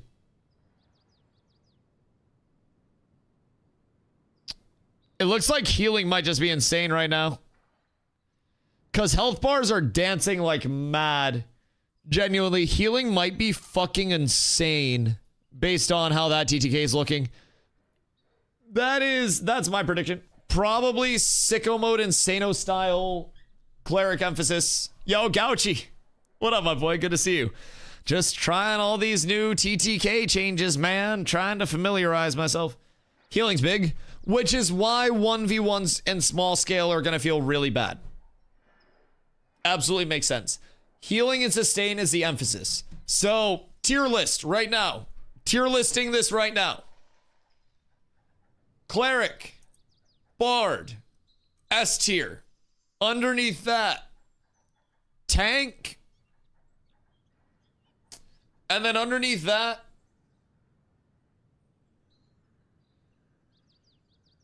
I'd say E.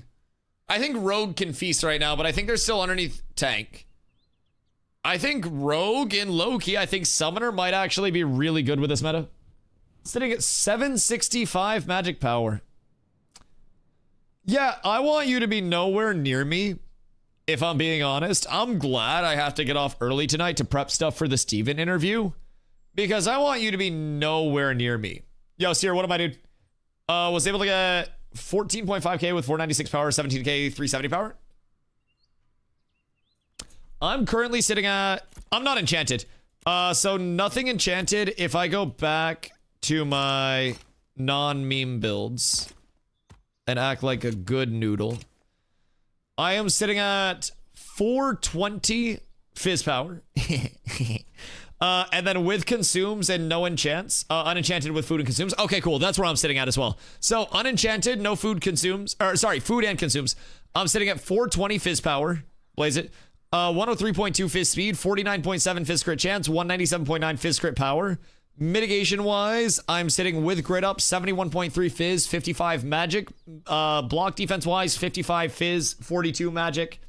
And then from there, I'm sitting 17.8k HP with this build. So, feeling pretty solid about that overall. That's with Con Elixir, Spaghetti, and Con Scroll. If I switch over my Con Consumes to Strength Consumes, I go up to 446.4 power and go down to 16.6k HP. If I switch on a two-hander, then I go up to 525 power without shield and then 15.7k HP. So, I'm liking the scaling a little bit as a tank. It's just that top end of power, dog. I feel like fighting people that are around the 400 to... Oh, wait. Did Sib just snipe our duel? Fighting people that are around the 400 to 500 power threshold feels really nice. But I think when you're scaling 700 plus... I fought a bard that was at 740.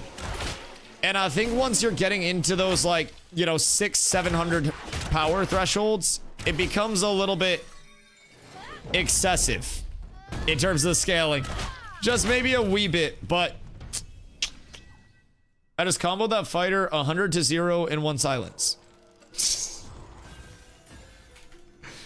4-second silence, no more life. Yep. No, absolutely. I get it. I get it. I don't think it's perfect, but I only have 6.5k health, but 765 magic power is crazy. Well, with the 765 magic power as a bard, you're probably gonna have a disgusting amount of sustain as well, though. Like, you're gonna be able to play your life like a fucking madman because of that, yeah? I'd have to assume that you're gonna be really, really, really sustainable and tanky off of that. So, I don't know. I was dueling somebody earlier. They were in a full heavy set. So they had 63% magic, Physmit. And then they had 740 power, which just sounds wrong to actually talk about. 740 power is a disgusting amount of power, if I'm being completely real. So they had 740 power. They had 63% Physmit. And let me tell you, the amount of sustain they were doing, the amount of damage, bro, they were like 0 to 100ing themselves and pumping. Yes. I feel like once I can get into melee range, I do a shitload of damage. Kind of boring? Yeah. Yeah. No, I feel you. Tanks are not fun to fight against. Tanks are just tanks. I'm gonna be honest. The problem is still... problem and solution is maybe still block mitigation, but people are just melting when people are 600 plus. Yeah. Even as soon as I would throw on a two-hander, I would just start one comboing people. Obviously not everybody. However, there were many fights that were just immediately one combos. Also, Coco, I hope you're having a beautiful day. Haven't played since Rogue came out. How much has changed? Yes, a lot. If you haven't played since Rogue came out, pretty much everything, dog. We got 9 days now until the new server comes out. So full wipe on everything. PTR testing is happening right now, the 2nd through the 10th. So if you're trying to shake off some of the rust and come in a more prepared state, I would definitely recommend peeping the PTR in the meantime. That will be your best form of getting some input. But it is truly a completely different state of Ashes. Now, some things are familiar. You're still going to be mob grinding. You're still going to be starting out with the questing prog into the mob grind and going from there. It's still Ashes. It's still the same old, you know, player-to-player emphasis on things. It's still crafting-based. It's still grindy. But there's a lot of good. I haven't been on that much since back then. So I ended up being my top streamer on the year recap. Dude, I appreciate you. I appreciate you. It's because I'm here so damn much. Like, I exist all the time, and I'm grateful to have a community that also just hangs up and exists, man. It's truly a fucking blessing to be able to hang out with everyone. 497 power, no consumes with Torrent Scout and Stormcurrent Webs. I'm running a mix of Blood Runner and Reef Guard because I really like the Fortitude set bonus. I'm sitting at 2,835 con right now. So I'm definitely getting my money's worth out of that fort scaling. I can tell you that much. Is it true the game is coming out on Steam or did I read some fake news? No, it's actually coming out on Steam. Now, it's not launching, but it's going over to Steam. All of us that already have packs will just have accessibility on Steam as well. They're working on the entitlement over on that end. Starting on the 11th, we'll launch through Steam. We'll update through Steam, and it'll all be through Steam. So it's moving over there with the early access tag, but it's still just a continuation of the, you know, the normal development process. How in the fuck? Hold on, I want to watch Tam do a couple duels real quick, and then I got to take off so I can do some Steven interview stuff. You did Glassville, Mirage Raceword, Dreadwake Shield, Longside Bow?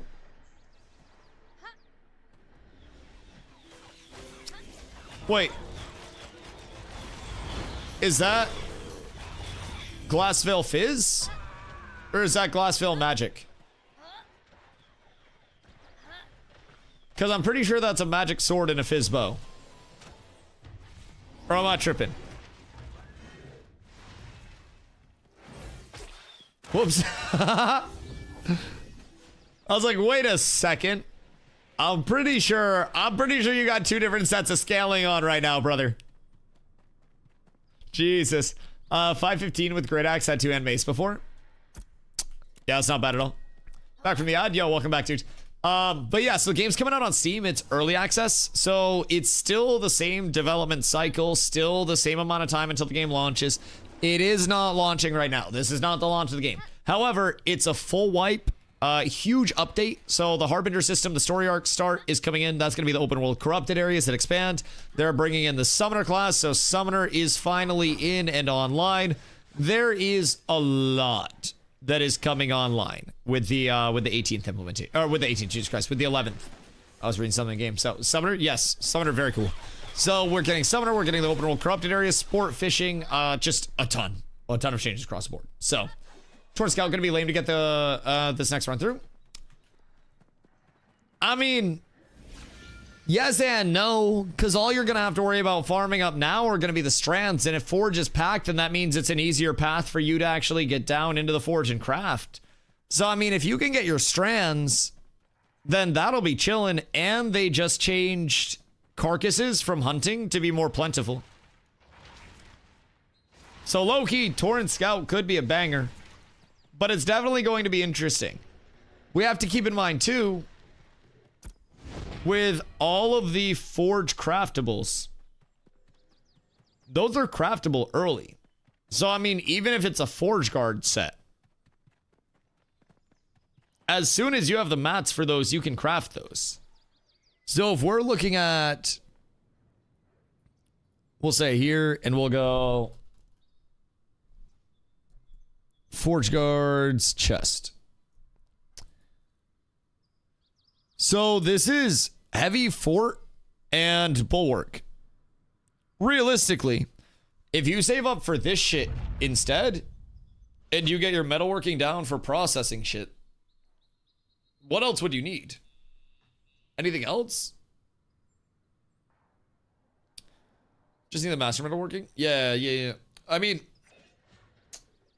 do we? Because this is smelted. What do we need master for?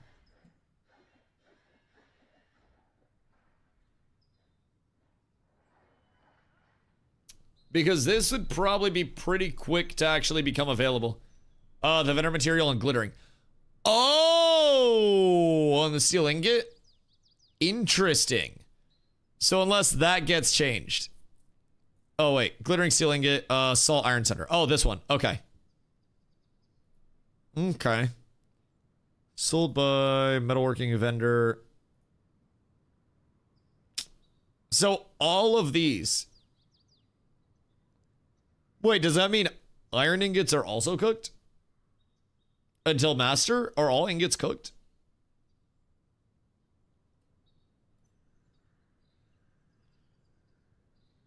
That seems weirdly unintended. However, so what do we think our time to getting that up actually is? Because as soon as that's available, I think people are just making a 5-piece of this. Just right off rip. You could also just go 8 if you really wanted to, but I don't really think that 8's that worth. You're going to need a shitload of zinc. But if this recipe stays the same, actually, let me I can literally look. Forge, whoops. Forge Guard. It says journeyman ingots, iron, steel, etc. Copper and zinc are good. Oh, okay. Gotcha. So journeyman ingots need the master. Okay, so they need the master vendor for that. Okay, got it. So yeah, we're still looking at zinc armor plating, glittering steel ingots, bear leather, slate armor mold, iron fragments. That's not going to be bad to shoot for at all. So I think I know what I'm saving up for, boys. I think I know my target. Because I may just, genuinely, I might just rock a 5-piece heavy off rip, really. If it's going to be that much more accessible. Although, what is the comparison on Torrent Scout? Because Torrent Scout is medium. However, Torrent Scout has finesse as the 5-piece instead of fortitude. Because that's still going to be Grem Leather, Bear Fur, Gloom Thread. Interesting. So, do we think Torrent Scout's going to be craftable sooner? Because you need Grem Leather, Bear Fur, Gloom Thread, Daffo Bolt. So presumably, as soon as that's available, we're cooked. Chest alone is 86 grem leather. Yeah, I mean, I had a lot of grems farmed up last phase, dude. Well, this phase, I had a lot of grems. They all went into the abyss. Every single goddamn one of them. So, it's not that bad. Also, keep in mind, in the patchies today, they had... Where is it? Where is it? They have some carcass stuff that they implemented. I don't know where the fuck it is. They have some new carcass changes that they implemented along the way. So, good set of patch notes today. Where the fuck is it? Econ and artisanship. Old, old, old. Toggle, old. Glint, old, old, old. Oh, here. Small animals. Oh, you can't see that. Small animals like grems and ravens now grant 3 carcass portions when hunting. All other large animals like otters and wolves now drop 5 when hunting. So now you have a little bit more of that carcass availability. So that should help the... Yeah, it should help the medium scaling a good bit. Any updates to bacon cookies? Manny, yo, Todd Father. What up, my boy? Dope ass name. Never played before, looking to get into it on EA release. Is crafting gear outright better, more reliable instead of RNG and good drops? More reliable and replicatable, yes. You could theoretically RNG a good drop, but the way that the drop rates are skewed, you're very likely going to run into minimum rarity drops. So if min rarity is a green, then you'll get a green. If it's gray for that item, you'll get a gray. More often than not. So with that being said, if you're going into a loot table, you're going to have an element of fucking cook. Ni hao, ni hao, ni hao, ni hao. Ni hao Nova, how are you? I hope you're having a beautiful day. So you're going to have a few elements of your gearing that you're worrying about. Initially, you're going to be looking for those raw drops before crafting is available in the settlements. Settlements have to level, get mayors, fundraise materials and gold, then place the buildings, then upgrade the buildings. So while you wait for crafting, you'll be trying to get your baseline gear set however you can. And then once crafting comes online, you'll typically try to, gather econ however you can to get different rarity materials. So material input rarity scales into output quality. So basically, if I have epic materials, then I get epic output. With the crafting weights, you can absolutely mix and match material rarities to have a different rarity item come out. So there are ways to optimize it and craft more efficiently. But yeah, crafted gear is going to be the more replicatable, the more consistent, and the more controllable output instead of just spending your entire life trying to grind random mob drops and not seeing anything. Eddie, what up, my boy? TTK get faster or slower? Faster than it was for the 1v1 tournament. Compared to this, depends. There's like a huge scale right now. It's slower in 1v1s on certain classes. If you're employing certain forms of scaling or you're a certain class running a certain build, it can be very slow and you can be very tanky in 1vs. Certain classes are just getting one-shotted in 1vs. So it's a little all over the place in 1vs and small scale, but in group-based, I've done small group stuff right now, and I can definitely say that my health bar was dancing and playing more than it was previously. However, I was in 4v4s, like 5v5 stuff, just small groups, and my health bar was dancing. So I think what we're going to see is a fuck ton of damage going in and out. And then as that damage is going in and out, you're going to see a huge emphasis on healing and sustain and those, those support classes coming in. So clerics and bards, I think, are going to be your S+ tier this phase. It's pivotal to have them. You need every form of healing that they provide. You need literally everything. So what am I supposed to do? 616? Nova, you just time people out with them. 10k channel points per timeout. That's a lot of people that you could time out. You could time out like half a chat right now for 10 minutes. Absolutely. Yeah, that's fucking bis. Goddamn. Also, I might need you on duty Thursday. Might get a little rowdy in here with the interview. Goodbye, chat. Everybody's gone. Everybody's cooked. It's all rough. But yeah, Eddie, so for perspective, I was 1v1ing like bards that were very high power scaling when I first got on, and I was tilted about the PTR TTK. Like, bard with high power scaling, because they took away the diminishing returns on power scaling completely, and they just said scale as high as you want. I can vouch, once people get past 700 power, even being a tank doesn't stop the damage from coming in. 700 is too much. I think above 600 is probably too much. So, personally, I think that if they are able to control the high end, it could bring in a very fun progression TTK. I'm just worried that as they get to the high end of scaling right now, without diminishing returns in, you're going to see very, very fast group TTK while also having very, very large discrepancies between each tier. Now, you're also supposed to have discrepancies between each tier of player, and that's supposed to be something that's pronounced and noticeable along the way. However, I worry that the vertical scaling and the vertical progression of it's going to be a little bit tough. My healing's completely cracked right now, though. Would be crap without this gear. Oh, yeah. I mean, it's going to be a dancing health bar meta. The only reason, yes. The only thing about dancing health bar meta is at a certain point, and once people focus up,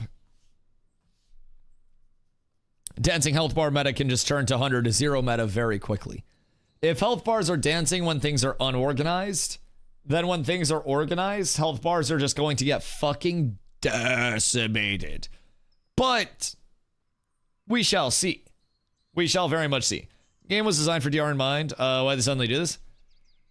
I don't know. I mean, they've had different phases of having DR and not having DR, heavier DRs, lighter DRs, different things having diminishing returns and not in different ways. So I'm not necessarily completely flabbergasted, so to say, about the DR being taken off. I'm a little shocked at how high the top end power scaling is right now. Because I'm going to be real, even with the amount of mitigation stack that I can pull off on a build, that shit doesn't do enough. And that's with me having full mitigation stack. So what am I supposed to do if I'm a DPS player in that scenario? What if I'm a rogue? What if I'm a ranger? What if I'm a fucking anything, you know? Without a high mitigation build, my biggest fear right now is that if we get into larger scale, we're going to see pops, but I think 8v8s, I mean, shit, maybe up to even like 20v20s could feel really fun with this, gear dependent. I think if somebody's fighting outside of a gear tier, so if you're worse geared than the person or the guild that you're trying to fight against, you're just going to lose. You're just going to get fucking cooked. These fighter v mage fights are fun. Good. How hard are you hitting him? Do you think that he's full heavy and you're just nuking him? Excuse me. Is it true that dual daggers and fizz speed don't help rogue stack poisons and you should always go two-hand as a rogue? No, poison will stack faster with like a short bow and daggers. But I think in terms of your like scaling as a rogue, you're typically benefiting more on the power side from a two-hander. If you're trying to build around like backstab scaling is always how I've been told from rogues. If you're trying to play around poison stacking, you want daggers and short bow. If you're trying to play around backstab and ability combos hitting hard, then you want two-hander. But it all just breaks down to what you're trying to do. I don't think if you have daggers, it's a bad thing. Especially if you find a good set of daggers first. But I think you get a little bit more bang for your buck, so to say, out of a two-hander.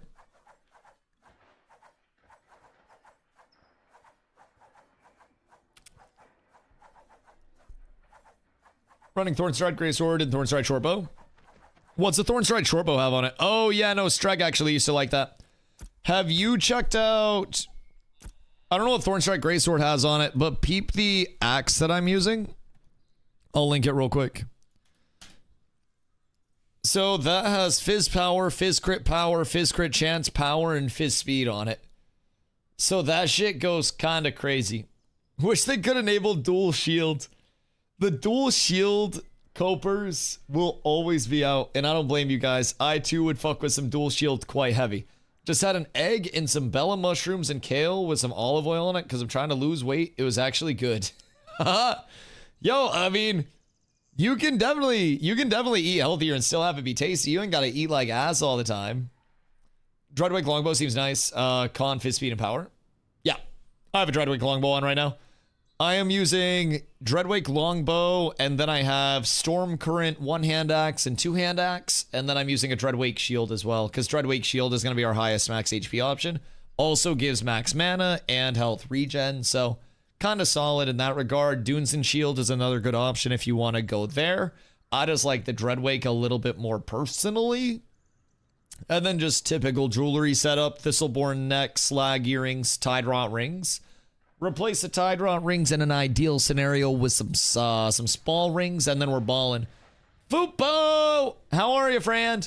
I got out of my I'm angry at TTK phase and am now able to articulate why I was angry at TTK. Not all TTK is bad. I have my reasonable concerns about large scale scaling of this TTK and that people will pop. However, my first interactions with the TTK were dueling somebody that was 740 power.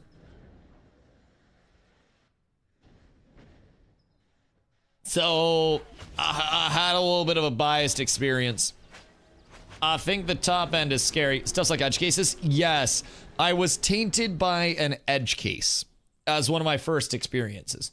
Now, I will say, even in 4v4, 5v5 that we were doing, my health bar was bouncing up and down like an ass getting dollars rained on it. However, that's what I like. My concern is if it's doing it in 5s, what's going to happen in 50s? So, we'll continue to be iterated on. Fupo, how dare you come in with that copium? God, are you huffing that on your catnip too now? What do you mean? If things are wrong and they don't want it to be that way, it'll get iterated on. Goodness fucking gracious. Not gonna be there for a long time still, but getting close to there. I would say this is closer to there than before. I would say having outlier edge cases where power scaling is too high, and that being your ceiling, which is always controllable through diminishing returns, then that's a very controllable aspect. Previously, especially in the 1v1 tourney, I think there were many concerns and red flags on the far other end of the spectrum where quite literally nothing, nobody, nowhere was dying. And I think if they ran the 1v1 tournament again right now with a 3-minute time limit, it would have a very different outcome, personally. Gods, hope you're having a beautiful day, dude. Next milestone will be huge, honestly, where they tackle bug debt and iterate on current systems. Yes, I would love that indeedly. I would be very excited to see this entire playable world that we have right now, from Riverlands, Desert, Goondark, Tropics, Anvils, just make that all equitable. If we get to a point of equitability within our current playable area before it expands, and they don't have to worry about the debt of we've expanded all of these areas and now they all need work, and it's implement one, develop one, polish one, implement one, develop one, polish one. It's fast. We've seen that they can pump in settlement or biomes very quickly. We've seen that they can do a biome a month. It's just, can they do a biome a month and then get that up to par before the next biome comes up? That, my friends, is the question. Can't wait till we can actually watch you play the game. These visuals are outdated and frankly irrelevant to your words. Listen, you take that up with Intrepid. You tell them, let Dusty violate the visual NDA, and I'm down. Low-key, I could have tried to bait the interview for that because, like, the live servers are down. I could have been like, oh man, I really wanted to do gameplay with Steven where we run around and we frolic through the fields. Can I stream for that day? Bro, I should have. NDA being NDA. Yeah, the NDA can lick my NDA. I'm not gonna say what that stands for. It may be nutstick and ass. However, I didn't say that publicly. I appreciate the NDA for being what it is. Yo, After Hours, hope you're having a beautiful day, dog. What you getting up to this evening? We are testing the PTR changes. Huge patch coming in today, and Brother, we only got a few days left until the new servers. I'm fucking pumped. I'm literally like, I'm giddy with excitement. So I've got to do some prep tonight. Get things squared away for the Steven interview. Because if you haven't heard, I'll be interviewing the Sandaled Lord himself in 2 days here. 6 p.m. EST. I got him for an hour of playtime. It's going to be fucking beautiful. NDA can lick your nad. We'll see. It can. It can. I swear. Honest to goodness. Like, hear me out. If I violate the NDA, what if they just fine me and then I get chat to pay my fines? It's like an excessive taunting penalty in the NFL, or I mouth off about referees post game and I have to pay a fine. Could we go through that route? Potentially. The key is to stay clean at all times. It's a major fucking key, Hoofsy. Fubo, don't ... that. That's a good idea. Except the fine is 100K. Hoofsy! Hoofsy! Hoofsy! Did you know that Steven doesn't have a left foot?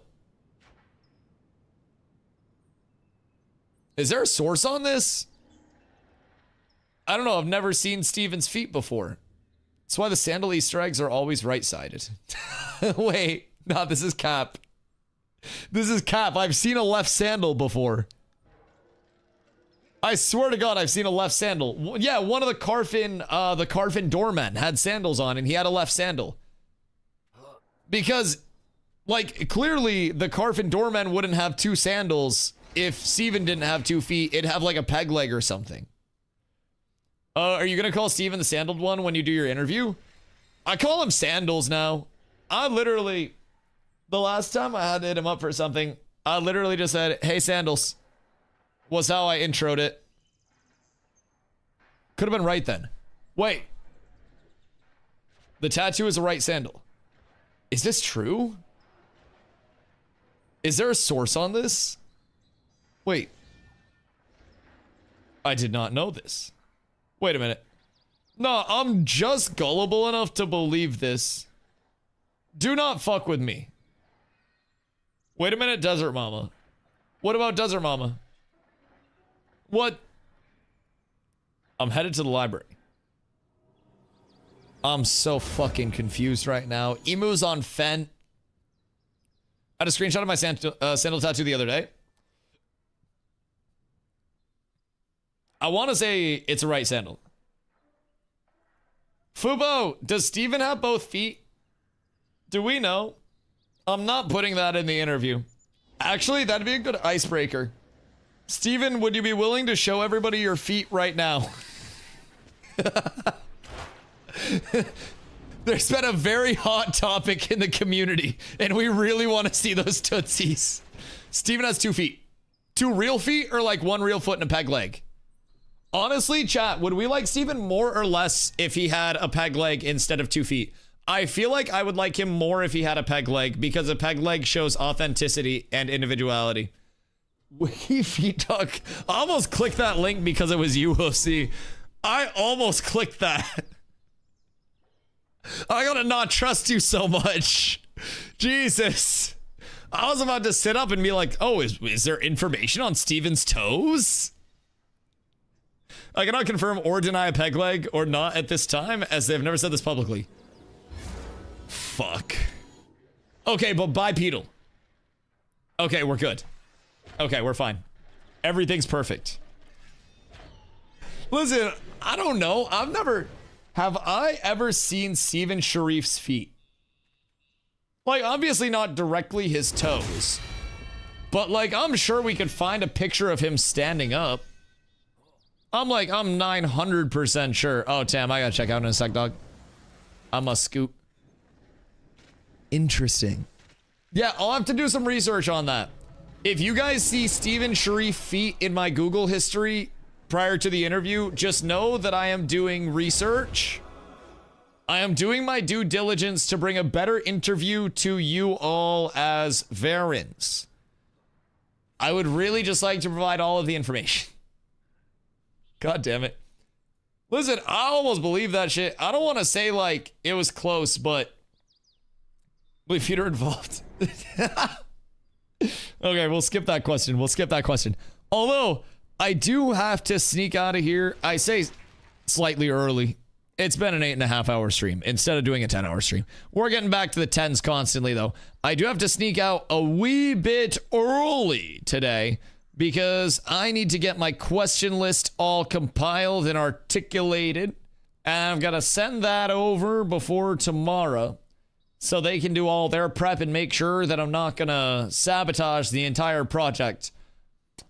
Which is kind of sad because I was going to try to sneak in a Steven, what is your credit card information question because he has to answer everything in the interview.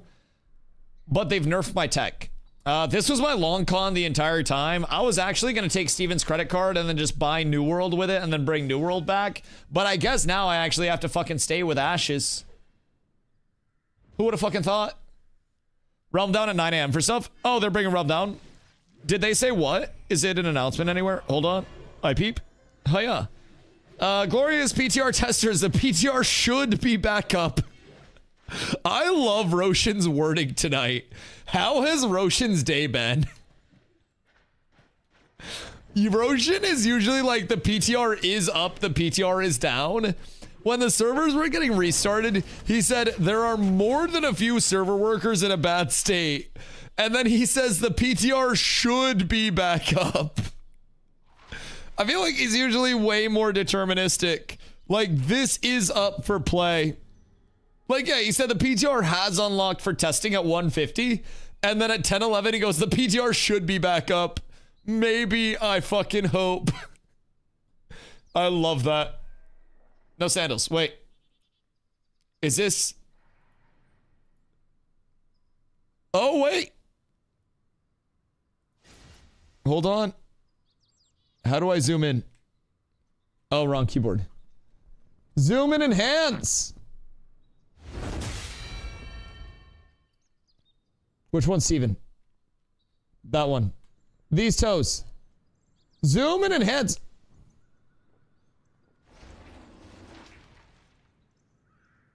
Who missed the dress code announcement? Who missed the dress code announcement? Okay. So anyways... looks like 2 feet. No peg leg. Looks like it, from what we can see. Did you Google Steven Sharif feet? Do you know if they're doing fresh starts or wipe before Steam launch? Full wipe.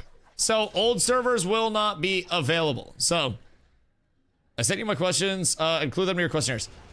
Post them in my Discord is my ask, if you have not. As rework of the Phoenix traffic, one of the questions for the interview. Are you discussing reworking the Phoenix into something a little bit more polished and put together by chance?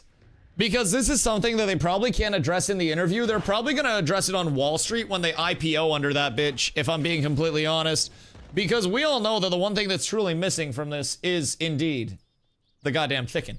Is Summoner coming out with a Steam release? It is indeed, yes, it's AI.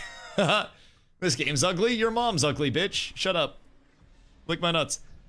Also, I'm sorry, your mom's not ugly, Danilo, over on YouTube. That was mean. I bet your mom's beautiful. That's my bad. I was a little defensive. But also, you don't need to be mean to Ashes. You don't need to be rude. This game's trying its goddamn best. If you don't like the way it looks, that's okay. But you don't need to be mean to it. It's here with us. It's in the room. Just don't be such a doo-doo head, dog. Goddamn. Goddamn. Voice your preferences in a productive way, Danilo. Fuck. But yeah, Summoner is coming with a Steam release among many other updates. Both PvE, PvP, everything in between, dog. It is absolutely beautiful. Sib, are you being Tam while he has 740 power?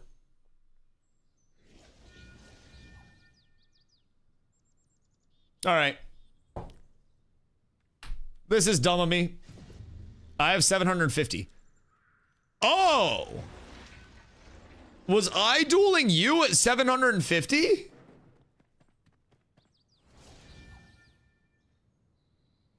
Why are you guys scaling so high? You were dueling me at 550. Oh. Why are you guys scaling so high? What the fuck is causing this? Is it Force bonus scaling like mad? Cause enchants. You went up 200 power from enchants? Aka fucking excuse me? Is in the room with us? Are we playing a visual replay because you can't stream the game that's with us? I can't stream the game because the game knows. Puck, I even suggested finding me every time I show the PTR instead of banning me. But apparently that's not allowed. So, more like 200 to 250.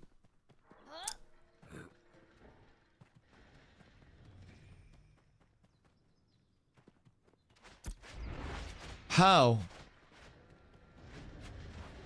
Genuinely how? Okay, I actually have to get off before I don't have time for the questions. Sorry, I wish I could do more. Tomorrow we run more. If we have people around for it. Blessings on blessings. It just gets better. Alright, boys. Excuse me. I have to get some food.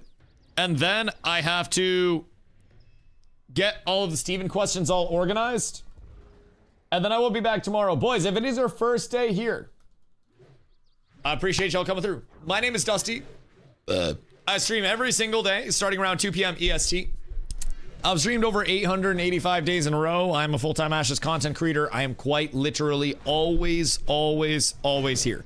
So if you guys have any questions about Ashes, please make sure you feel free to ask at any point in time. I'll answer any question as many times as you guys need to ask it.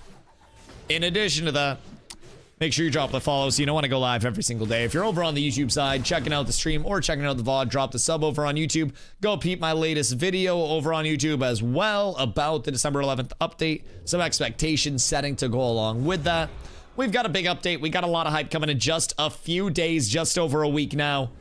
And I can't fucking wait. I'm extremely thankful for y'all coming over, hanging out today, chilling with me.